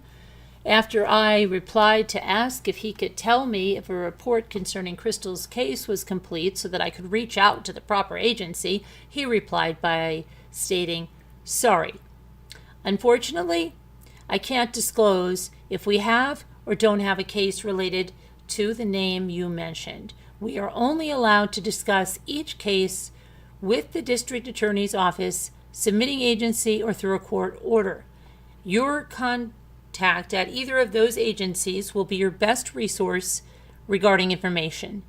Due to massive amounts of public records requests that I had already sent in, I decided to wait on sending anything to the sheriff or the district attorney about this report." May 12th. After not receiving any communication regarding the receipt of my emailed request, I faxed Mr. Lewis Carter, the coroner, an additional copy of my request. I received an email response the same day from Mr. Carter stating, "Jana, just a note to let you know that the West Carroll Coroner's Office of your request, the office is a one-person operation in regards to the clerical part, me. I will forward you this information this next week. Grammatical errors are typed directly as stated in the email." Okay. May 15th. I received an email from the West Carroll Parish Sheriff's Department letting me know that the crime scene photos were available for pickup at their office and that they were placed on a CD. It was a DVD. Listed below are concerns I have once I viewed the crime scene photos provided on the DVD. The photos of the projectile, the bullet, that was said to have been the bullet that was fired from the gun in Crystal's death are labeled as screenshot 2023-210 and screenshot 2023-214 on the DVD. These photos were not taken the day of Crystal's death, and the officers involved in the investigation failed to even look for a projectile the day of her death. They left the crime scene unattended overnight. The photos labeled victim 1578 were not shown to me by the district attorney on March 29th during our recorded meeting, where she allowed me to view all other photos of the crime scene. These 4 photos show a pillow with a gunshot singe mark at the top of it. The pillow would had to have been over Crystal's face and head for the gunshot singe to be there. These photos were never shown to me, and we were never told of a pillow being over her head when she was shot. The crime scene photo that Sheriff Matthews claimed existed in our recorded meeting on February 23rd of the shell casing found by Mr. Jones 7 days after Crystal's death, again, did not exist in any photo as he claimed it did.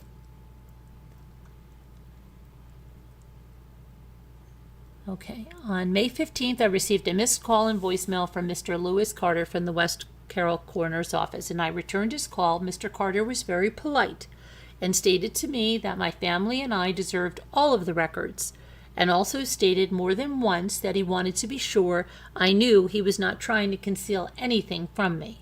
Mr. Carter then expressed that he did not feel comfortable sending the records via email, and he asked if it would be okay if he sent it certified mail. I happily agreed. Below is a copy of that voicemail. Okay, and I received the coroner's envelope with the documents requested by certified mail, and I immediately had several concerns regarding the information contained there. Part 1, in the date and time box, I am assuming that this is the time that the coroner is saying he first saw Crystal's body. The time of 10:35 was originally typed in the report, and then a line was drawn through that time, and a handwritten time of 5:05 p.m. was written below, as well as a handwritten date of 2/9/2023. This change is very important to us, as we know that Mr. Jones last spoke to Crystal on the phone around 10 a.m. And this original time type of 10:35 fits into every scenario that we have created. I know I'm guilty of doing this, which has Mr. Jones on the phone with her at the time of her death or at the residence during the time of death. The 10:35 time stamp would be proof that he knew she was dead long before 4:34, when the police report states that the call came in from Officer Chuck Harris of her death during his welfare check. I have not questioned anyone about this change since obtaining this record. Page 1, her name is spelled wrong. It still has the H for Crystal. Page 1, her date of birth is listed as 5/17/19, and it should be 5/17/79. Her body temperature was listed as cold instead of a precise temperature being given.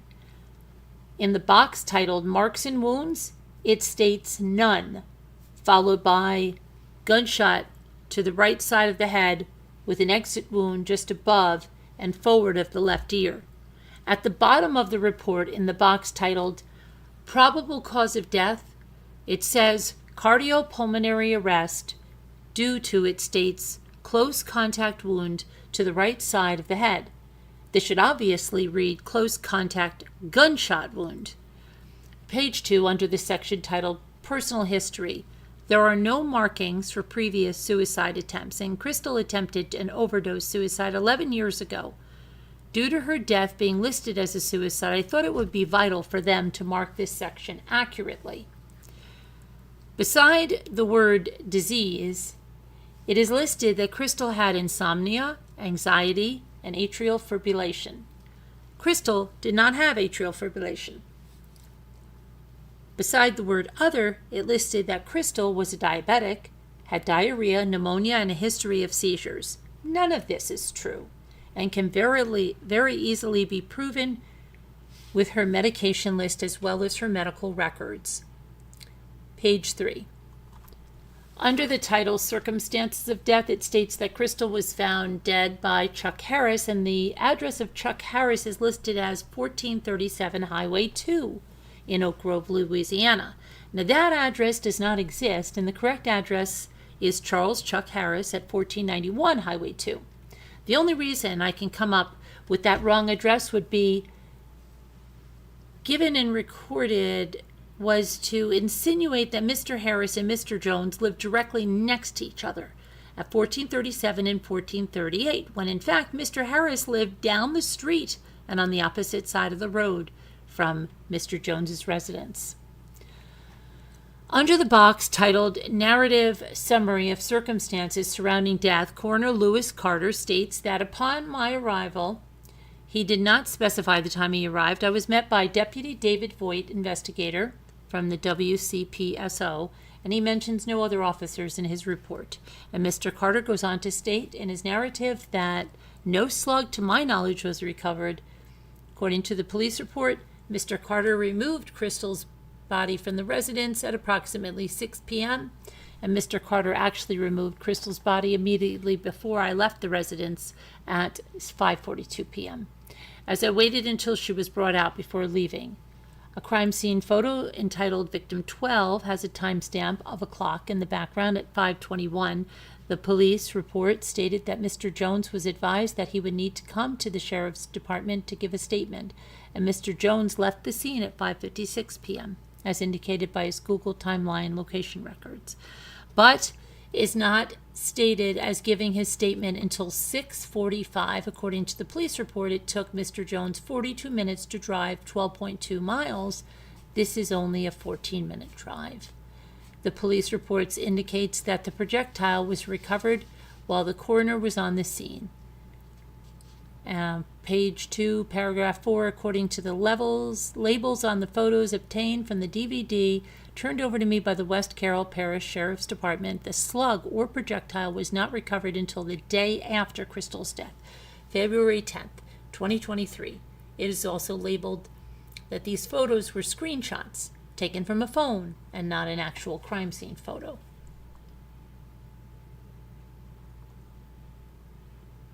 Okay, on May 23rd, I received an email from Carol Deere, the Chief Civil Deputy with the West Carroll Sheriff's Office, stating Sheriff Matthews asked that I forward this report received from the crime lab to you.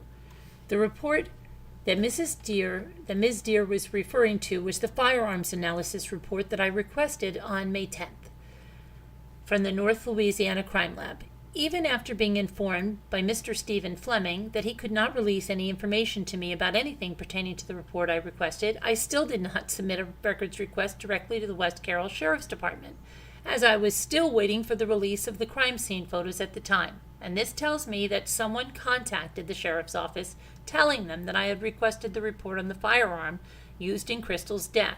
My speculation of this is only intensified due to the fact that the date of the analysis listed on the firearms analysis report are 5/8/2023 to 5/18/2023. It could be just a coincidence, but the firearm was not analyzed until the exact time I requested the records, 5/10/2023. Listed below are several things I find concerning in this regards to the report. Sheriff Matthews insisted in our recorded meeting with him February 23rd that there were things being done to the firearm. I will insert his direct quote below. Remember, this meeting was February 23rd. The report that was forwarded to me via email on this date states that on March 27th at 2 p.m., Donna Stansberry received the following evidence from Alan Irby. The date is 32 days after Scott Matthews stated to us in a recorded meeting that the firearm had been sent in for testing. Lie. Again, Matthews blatantly lied to us about evidence in this case. The date of March 27th also, coincidentally enough, falls just 5 days after Dane and I set up an in-person meeting to speak to the district attorney. Okay. In the very fine print at the bottom of the ballistics report I received, it states evidence, and it's spelled wrong. This is the spelling error typed in the report. Descriptions displayed in brackets, one agency provided. There are 3 items listed on this report as evidence, excluding the 1A that was one sealed envelope containing test fires from the pistol in item 1. As mentioned above. Any evidence descriptions that are in brackets were provided by the agency West Carroll Parish Sheriff's Office. The item listed as 01 is one sealed box containing one 9mm Ruger pistol, and in brackets it states that this item was from the home address, 1438 Highway 2, Oak Grove. The item listed for item 303 is one sealed plastic bag containing one bullet, and in brackets it states that the item was from the wall behind the bed of 1438 Highway 2, Oak Grove, the residence again. But the item listed for item number 202 is one sealed plastic bag containing one fired 9mm cartridge case, and in brackets it states WCSO number 1A. The information in the brackets listed for this item number 02, immediately got my attention, as the agency, West Carroll Sheriff's Office, was provided the information in the brackets explaining where each piece of evidence came from, failed to mention where this evidence item actually came from.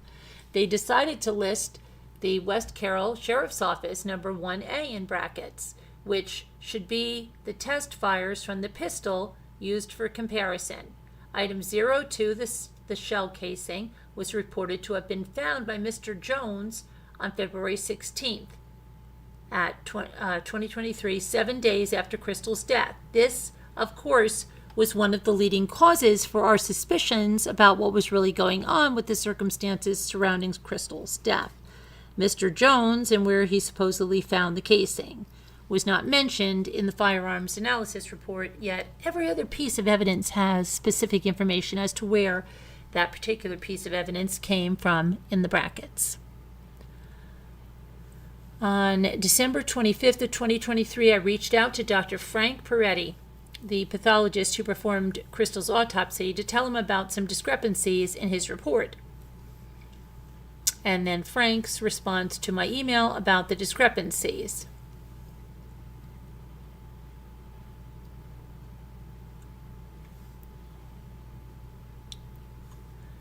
I, along with private investigator Sheila Wasaki, Ray Andraccio, Pam Cruz, and Sherry Smith, took a trip to Washington, D.C. on May 5th of 2024 to advocate for our loved ones who had cases that were not investigated properly.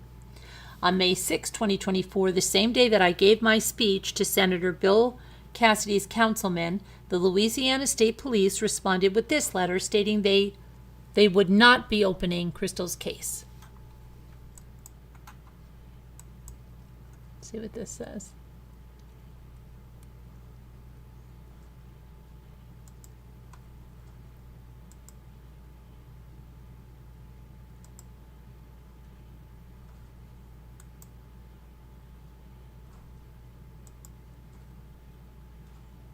That's interesting. Hold on a minute. It's not letting me open that. Let me see if I wonder. That's weird. It won't let me open that letter, Jana. It says I need permission, and I asked for it.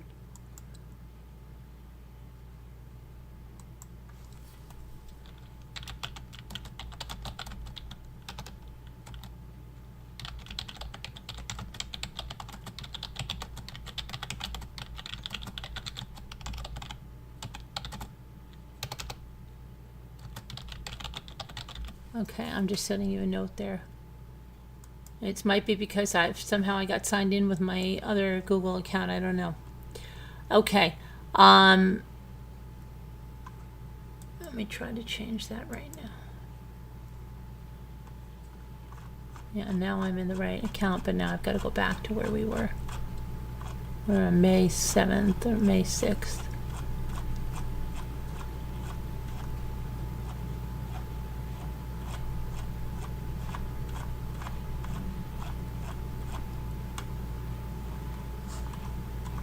Hold on. Now it's got to... Oh my goodness. Hang on, it's got to update here.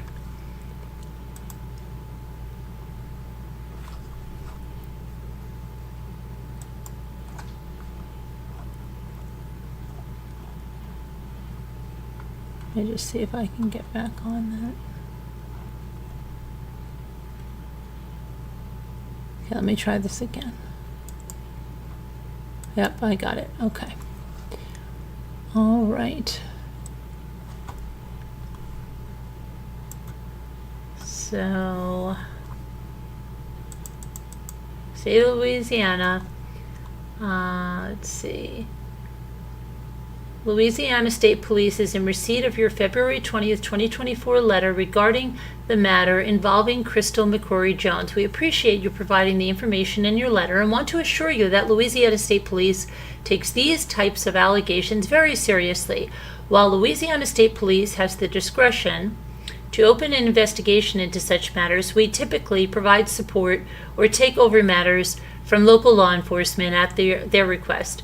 While they are unable to effectively investigate the matter given the resources they have at their disposal, in March of 2023, we made an initial inquiry into the matter of Jana Laudiger. As part of that initial inquiry, we reached out to the West Carroll Sheriff's Office, the District Attorney for the 5th Judicial District, and Jana. After review of your letter and re-review of our initial inquiry, the Criminal Investigation Division has determined that Louisiana State Police will not move forward with an investigation into the matter. Sincerely, Lieutenant Colonel Larvadian. Okay. June 17th, Sheriff Scott Matthews retains counsel, who stated in a letter that Crystal's case remains open. Let's see what this was.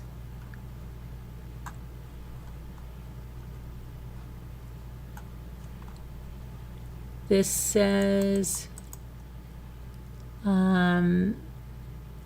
Dear Ms. Wasaki, we are counsel for the West Carroll Parish Sheriff Scott Matthews. This is Frosch, Rodrigue, and Arcuri, LLC, attorneys at law. We have been, let's see, it says, several of your recent requests for copies of records made under Louisiana Public Records Act have been referred to this office for official response and or follow-up.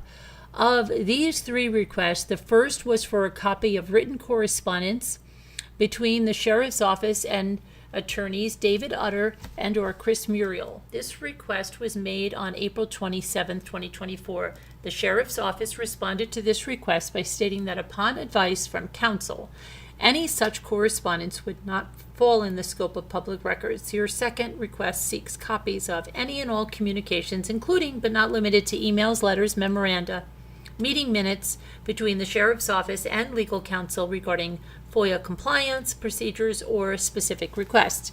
This was received by the Sheriff's Office on June 10, 2024. Your third request of this set apparently seeks the names of all attorneys and law firms on retainer with the West Carroll Parish Sheriff and was dated June 13, 2024. With regard to the first of these requests, the initial response was appropriate. As we understand things, the letter you continue to seek pertains to the death of Crystal McCrory Jones, which occurred in early February 2023. Ms. Jones's death has been ruled a suicide at this time. We are informed that criminal investigation was undertaken by the Sheriff's Office with respect to this death, but thus far, the investigation has not yielded sufficient information upon which a criminal prosecution could be based as of this writing.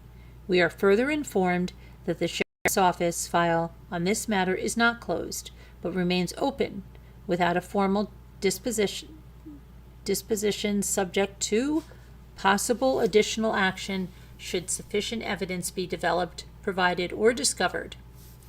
The Sheriff's Office informs us that after careful consideration, it has been determined that the subject letter does not contain sufficient evidence to reactivate the investigation. Nevertheless, the underlying matter to which it pertains remains the potential subject of possible criminal proceedings which could be reasonably anticipated, considering the fact that a death is involved. We are told that any such further activity of the matter, however, must be based on actual evidence and not mere innuendo or personal suspicions. That being the case, the letter you seek is now a part of this pending file, which at some point could be reactivated for the consideration of possible charges should additional evidence or information be received that would warrant such a reactivation. At this time, however, there is insufficient evidence to move forward. In light of these circumstances, we believe that the letter you seek from the Sheriff's Office is still properly excluded from the disclosure provisions of the Public Records Act by the virtue of LARS, okay, and then put some statutes there. In addition, because the subject investigation has not resulted in official action being taken, criminal charges not having been initiated due to a lack of evidence, it appears that given the subject matter of the letter and Louisiana's right to privacy, the letter should be excluded from the disclosure act under the act. See, and then just another thing there. With respect to the inquiry contained in your letter on June 10th, seeking copies of all communications between the Sheriff's Office and legal counsel regarding FOIA compliance procedures or special requests, we note that any records sought here obviously would be subject to the restrictions of the attorney-client privilege. We observe that Louisiana courts have determined that otherwise public records that are subject to certain privileges, such as the attorney-client privilege, are also protected from disclosure under the Act. Let's see. Okay, let's see. Based on these decisions and interpretations of the act, the correspondence between the sheriff and his counsel sought with this more recent request are considered protected from disclosure by the attorney-client privilege, and copies thereof will not be provided in response to your request. Your third request, referenced above, seeks the names of attorneys on retainer with the sheriff. Even though this is not a request for access to identifiable record, the sheriff indicates that the answer is none. With the provision of this response, we consider this matter concluded.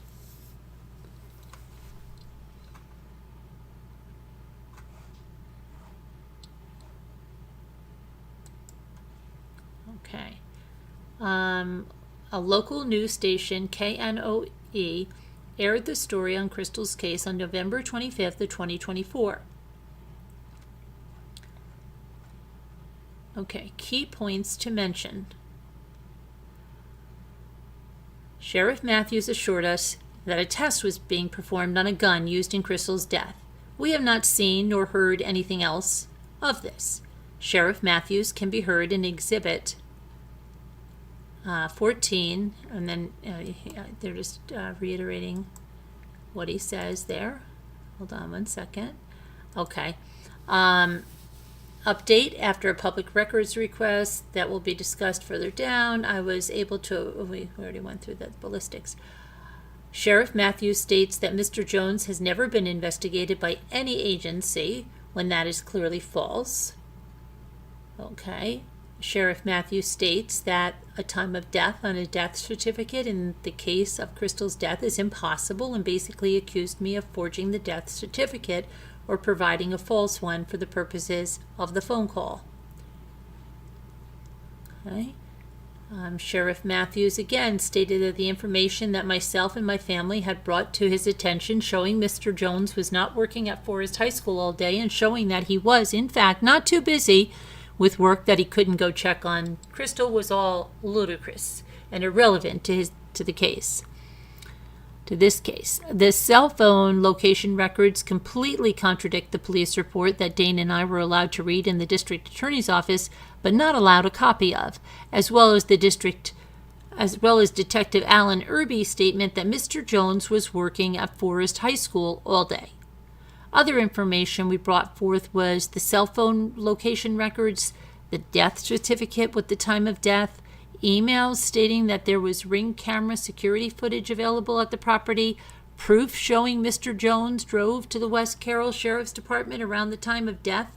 On the day of Crystal's death, time-stamped records showing how long it took Mr. Jones to drive from Forest High School after checking his daughter out of school early so that she would not get on the bus and be the one to go home and find the body, to the next location on the location records, and other documentation that would warrant any sheriff's department to call in an unbiased agency to take a second look at the case. Detective Alan Irby assured Dane that Crystal's hands were bagged at the scene so that the gunshot residue testing could be performed. We have no knowledge of this actually being done. Mr. Jones's hands were not tested. Mr. Jones's behavior at the crime scene was not that of a grieving husband. He was able to discuss where her services would be and what day he would be able to talk to the funeral directors. Mr. Jones's family at the crime scene only wanted to talk about the Abilify prescription Crystal had been taking, as if they were told what to say to me. Detective Alan Irby told Dane that they reviewed Crystal's phone records and found nothing suspicious. Mr. Jones was given Crystal's cell phone just 2 days after death, which was not sufficient enough time to obtain and review cell phone records. I request to Sheriff Matthews that Mr. Jones's phone records be reviewed, as he stated to both Diane and I on multiple occasions that he spoke to Crystal around 10:30 a.m. and had been trying to call her all day but got no answer. They never honored our requests. The West Carroll Sheriff's Department essentially rubber-stamped Mr. Jones's narrative of where he was the day of Crystal's death. Once we were able to obtain a copy of the police report, it will be much easier to compare it to the evidence listed with these documents. Dr. Peretti, who performed Crystal's autopsy, clearly followed the same pattern and rubber-stamped the police report instead of doing a thorough autopsy. Not only did Dr. Peretti make very obvious and big mistakes internally with the autopsy, but external mistakes were made as well, including the misspelling of Crystal's name on the reports. Crystal's medical records will further will prove these errors and show that an actual autopsy was not performed.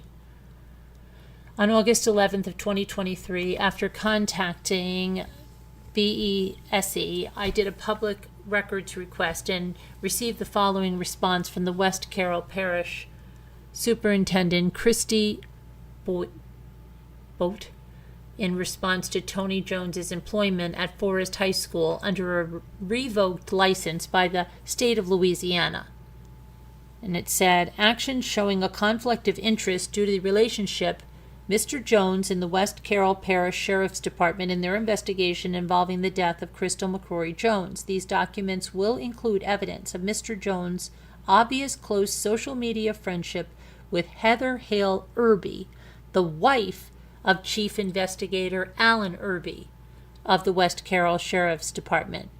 As evidence shows, her reacting to social media posts that Mr. Jones's posts, some of which are clearly about the investigation involving the death of our sister.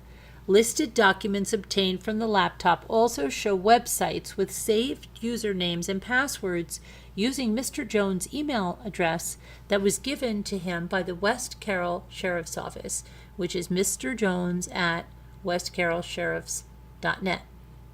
Now, Tony's friendship with Detective Irby's wife on Facebook.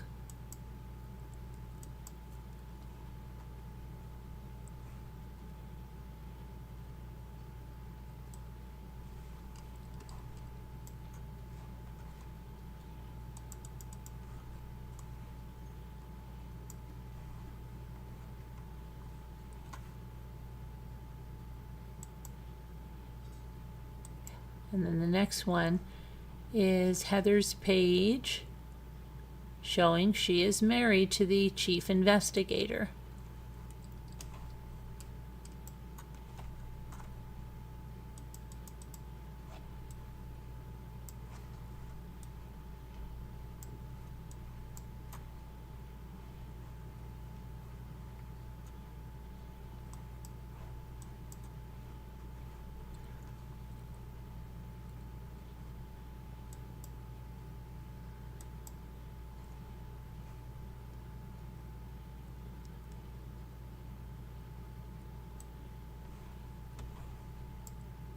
And then here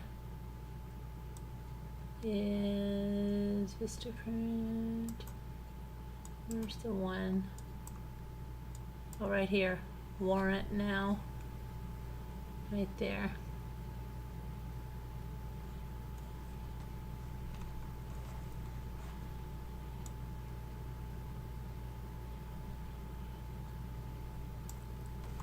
Interesting. Interesting, right? Okay. There, okay, let me get to.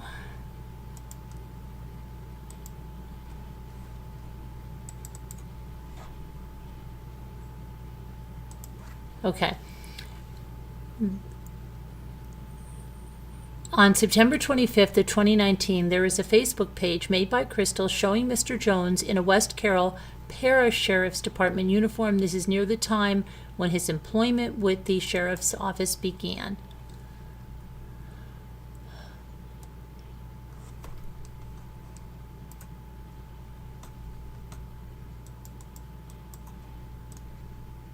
Crystal Jones is with Tony J. Jones. I'm so proud of this guy right here.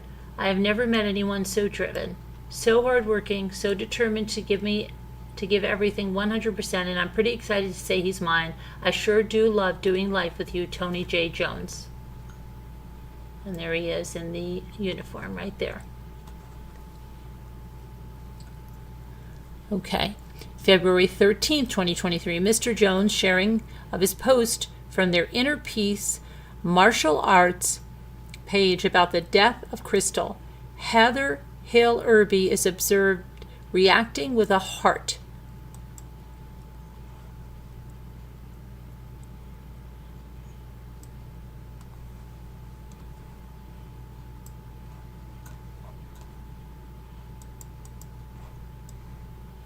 With deepest regrets, I must inform our whole ninja family that we will not be continuing classes any further due to the passing of Miss Crystal. Your prayers and understanding will be appreciated as we all deal with the unfortunate circumstances that has led us here. Thank everyone for the wonderful memories we have made together and trusting us with yourselves and your children. Sincerely, Tony Jones.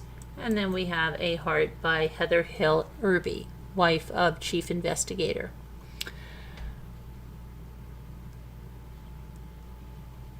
Okay, here's a public Facebook post made by Mr. Jones in regards to something he found that reminded him of Crystal. Mrs. Irby is observed commenting with 2 red hearts, and this clearly shows she knows him very well.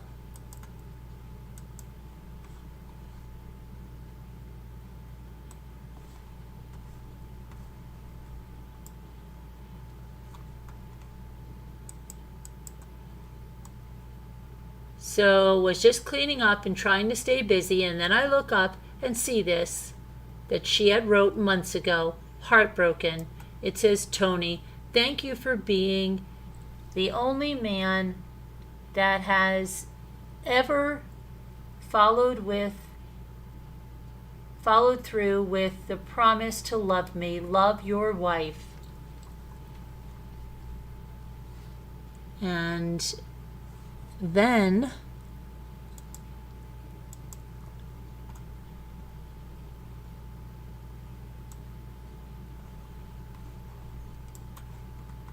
two hearts.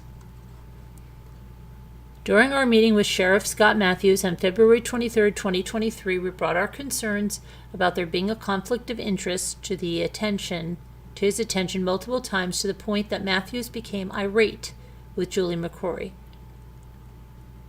Okay, I have included, what is this?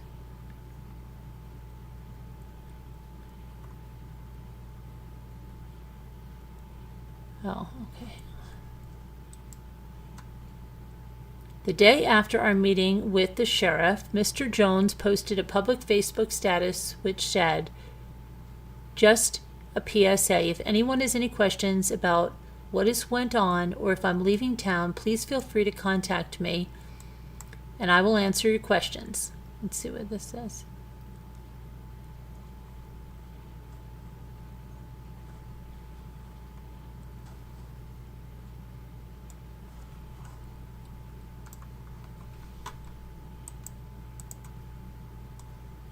Just a PSA, if anyone has any questions about what has went on or if I'm leaving town, please feel free to contact me and I will answer any questions that you have.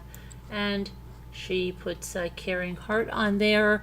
While this may initially make it look like Detective Irby and or Sheriff Matthews investigated some of the information we presented the day prior, Mrs. Irby's caring heart reaction makes it very clear that any questioning of Mr. Jones or investigating was not done without a massive amount of bias on the part of Detective Alan Irby, as it is evident that these social media patterns that Mr. Jones and Mrs. Irby are very close friends.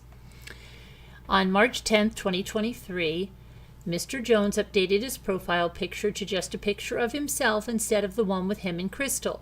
Mrs. Irby can be observed reacting to the photo with a like. Further evidence will show on March 11th that Mr. Jones remained listed as married to Crystal Jones on his Facebook social media, but on March 19th of 2023, only 38 days after the untimely, horrific death of his beloved wife, Mr. Jones was listed as single on that same social media page. This may seem irrelevant, but relates back to Mr. Jones's Google search on February 13th.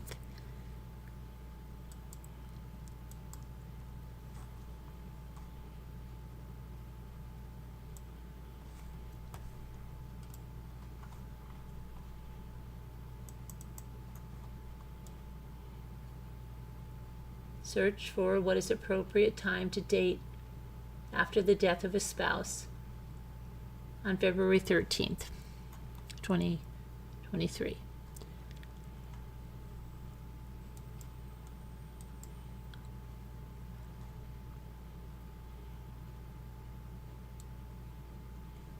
And here is the post where he was still married to Crystal Jones. And then, a few days later,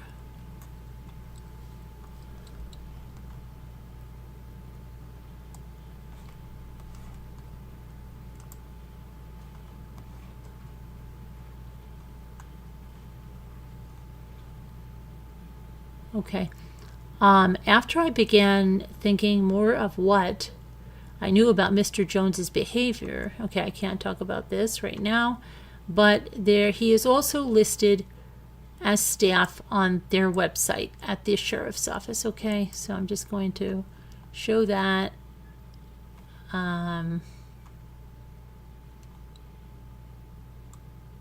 Where he's listed as a deputy, right here. West Carroll Sheriff's Department from the website, Tony Jones, deputy. Okay, during a meeting with the district attorney, Penny Ducier, we received even more conflicting information regarding Mr. Jones's current employment. I've attached okay, so let's see, on April 29th, as of this date, this document is being typed, Mr. Jones still has that he's employed with the West Carroll Parish Sheriff's Department as a patrol officer on his Facebook account.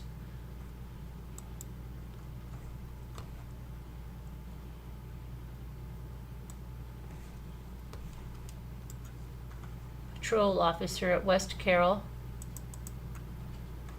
Parish Sheriff's Office, okay.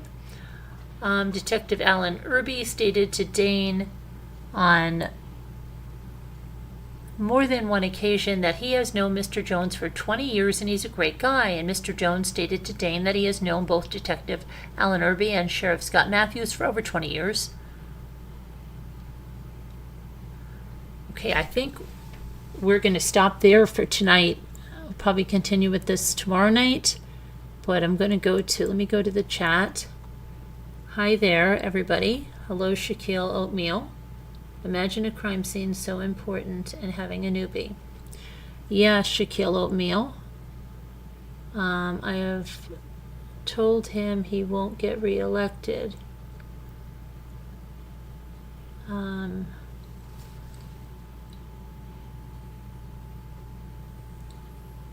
So, does anybody have any questions right now?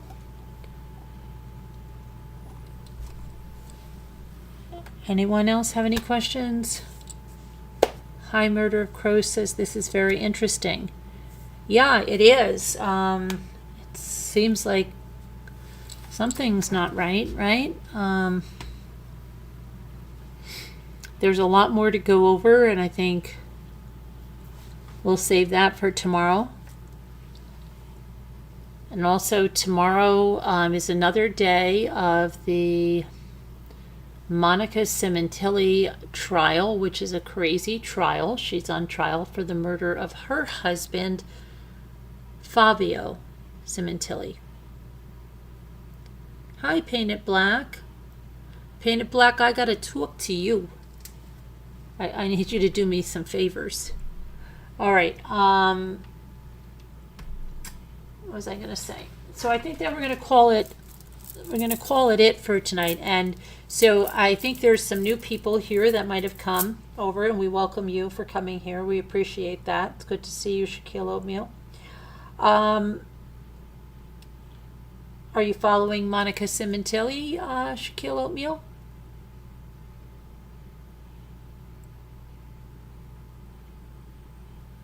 Yeah, the petition, hang on, is 1 second. It's in the video description, but I'll get it again.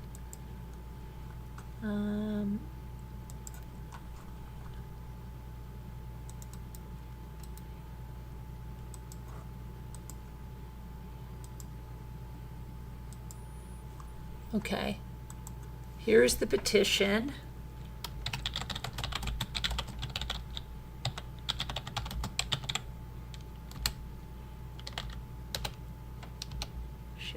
Hold on a moment.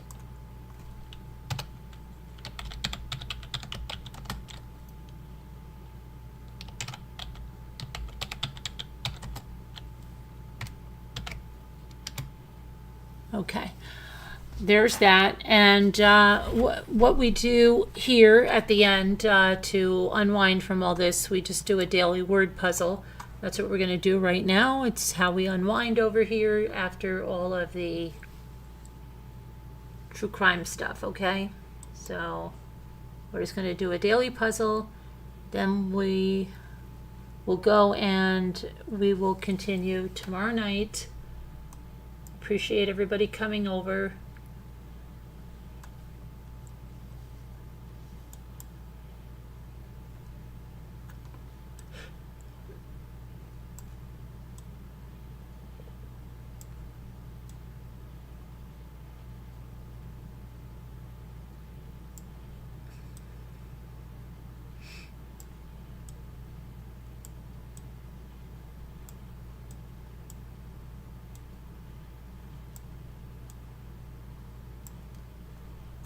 So, yeah, if you have any questions, you can put them in.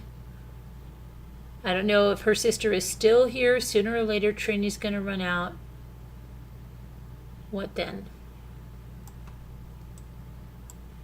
I don't know. There's,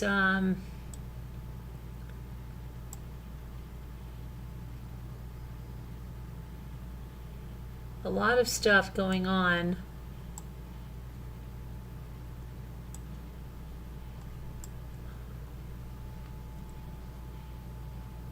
She is what vapor? She is what?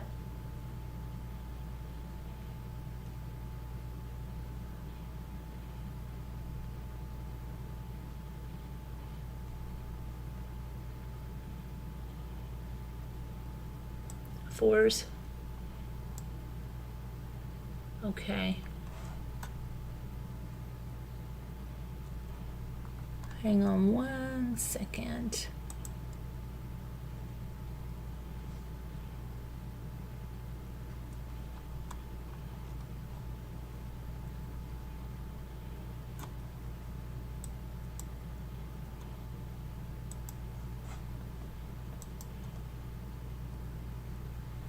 All done for that. I had to go take care of some very disturbed individuals.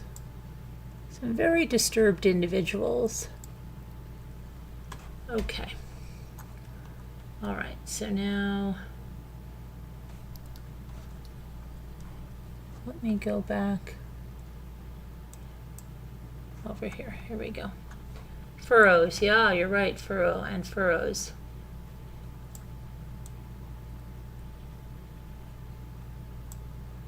Perfect, and we just have one more, which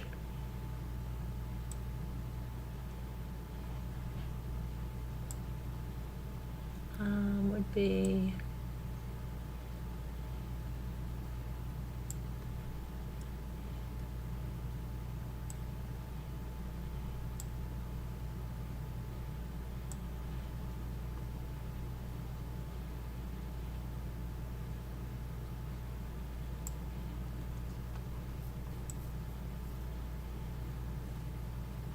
bars. Okay, beautiful. Okay, so we will see you tomorrow. Love you guys. God bless and prayers, and we'll see you tomorrow. Have a good night. Stay safe. Be good. Don't be a fool. And murder, you're always going to get caught. So, sooner or later, I see you guys tomorrow. Have a good one. Love you. Thank you.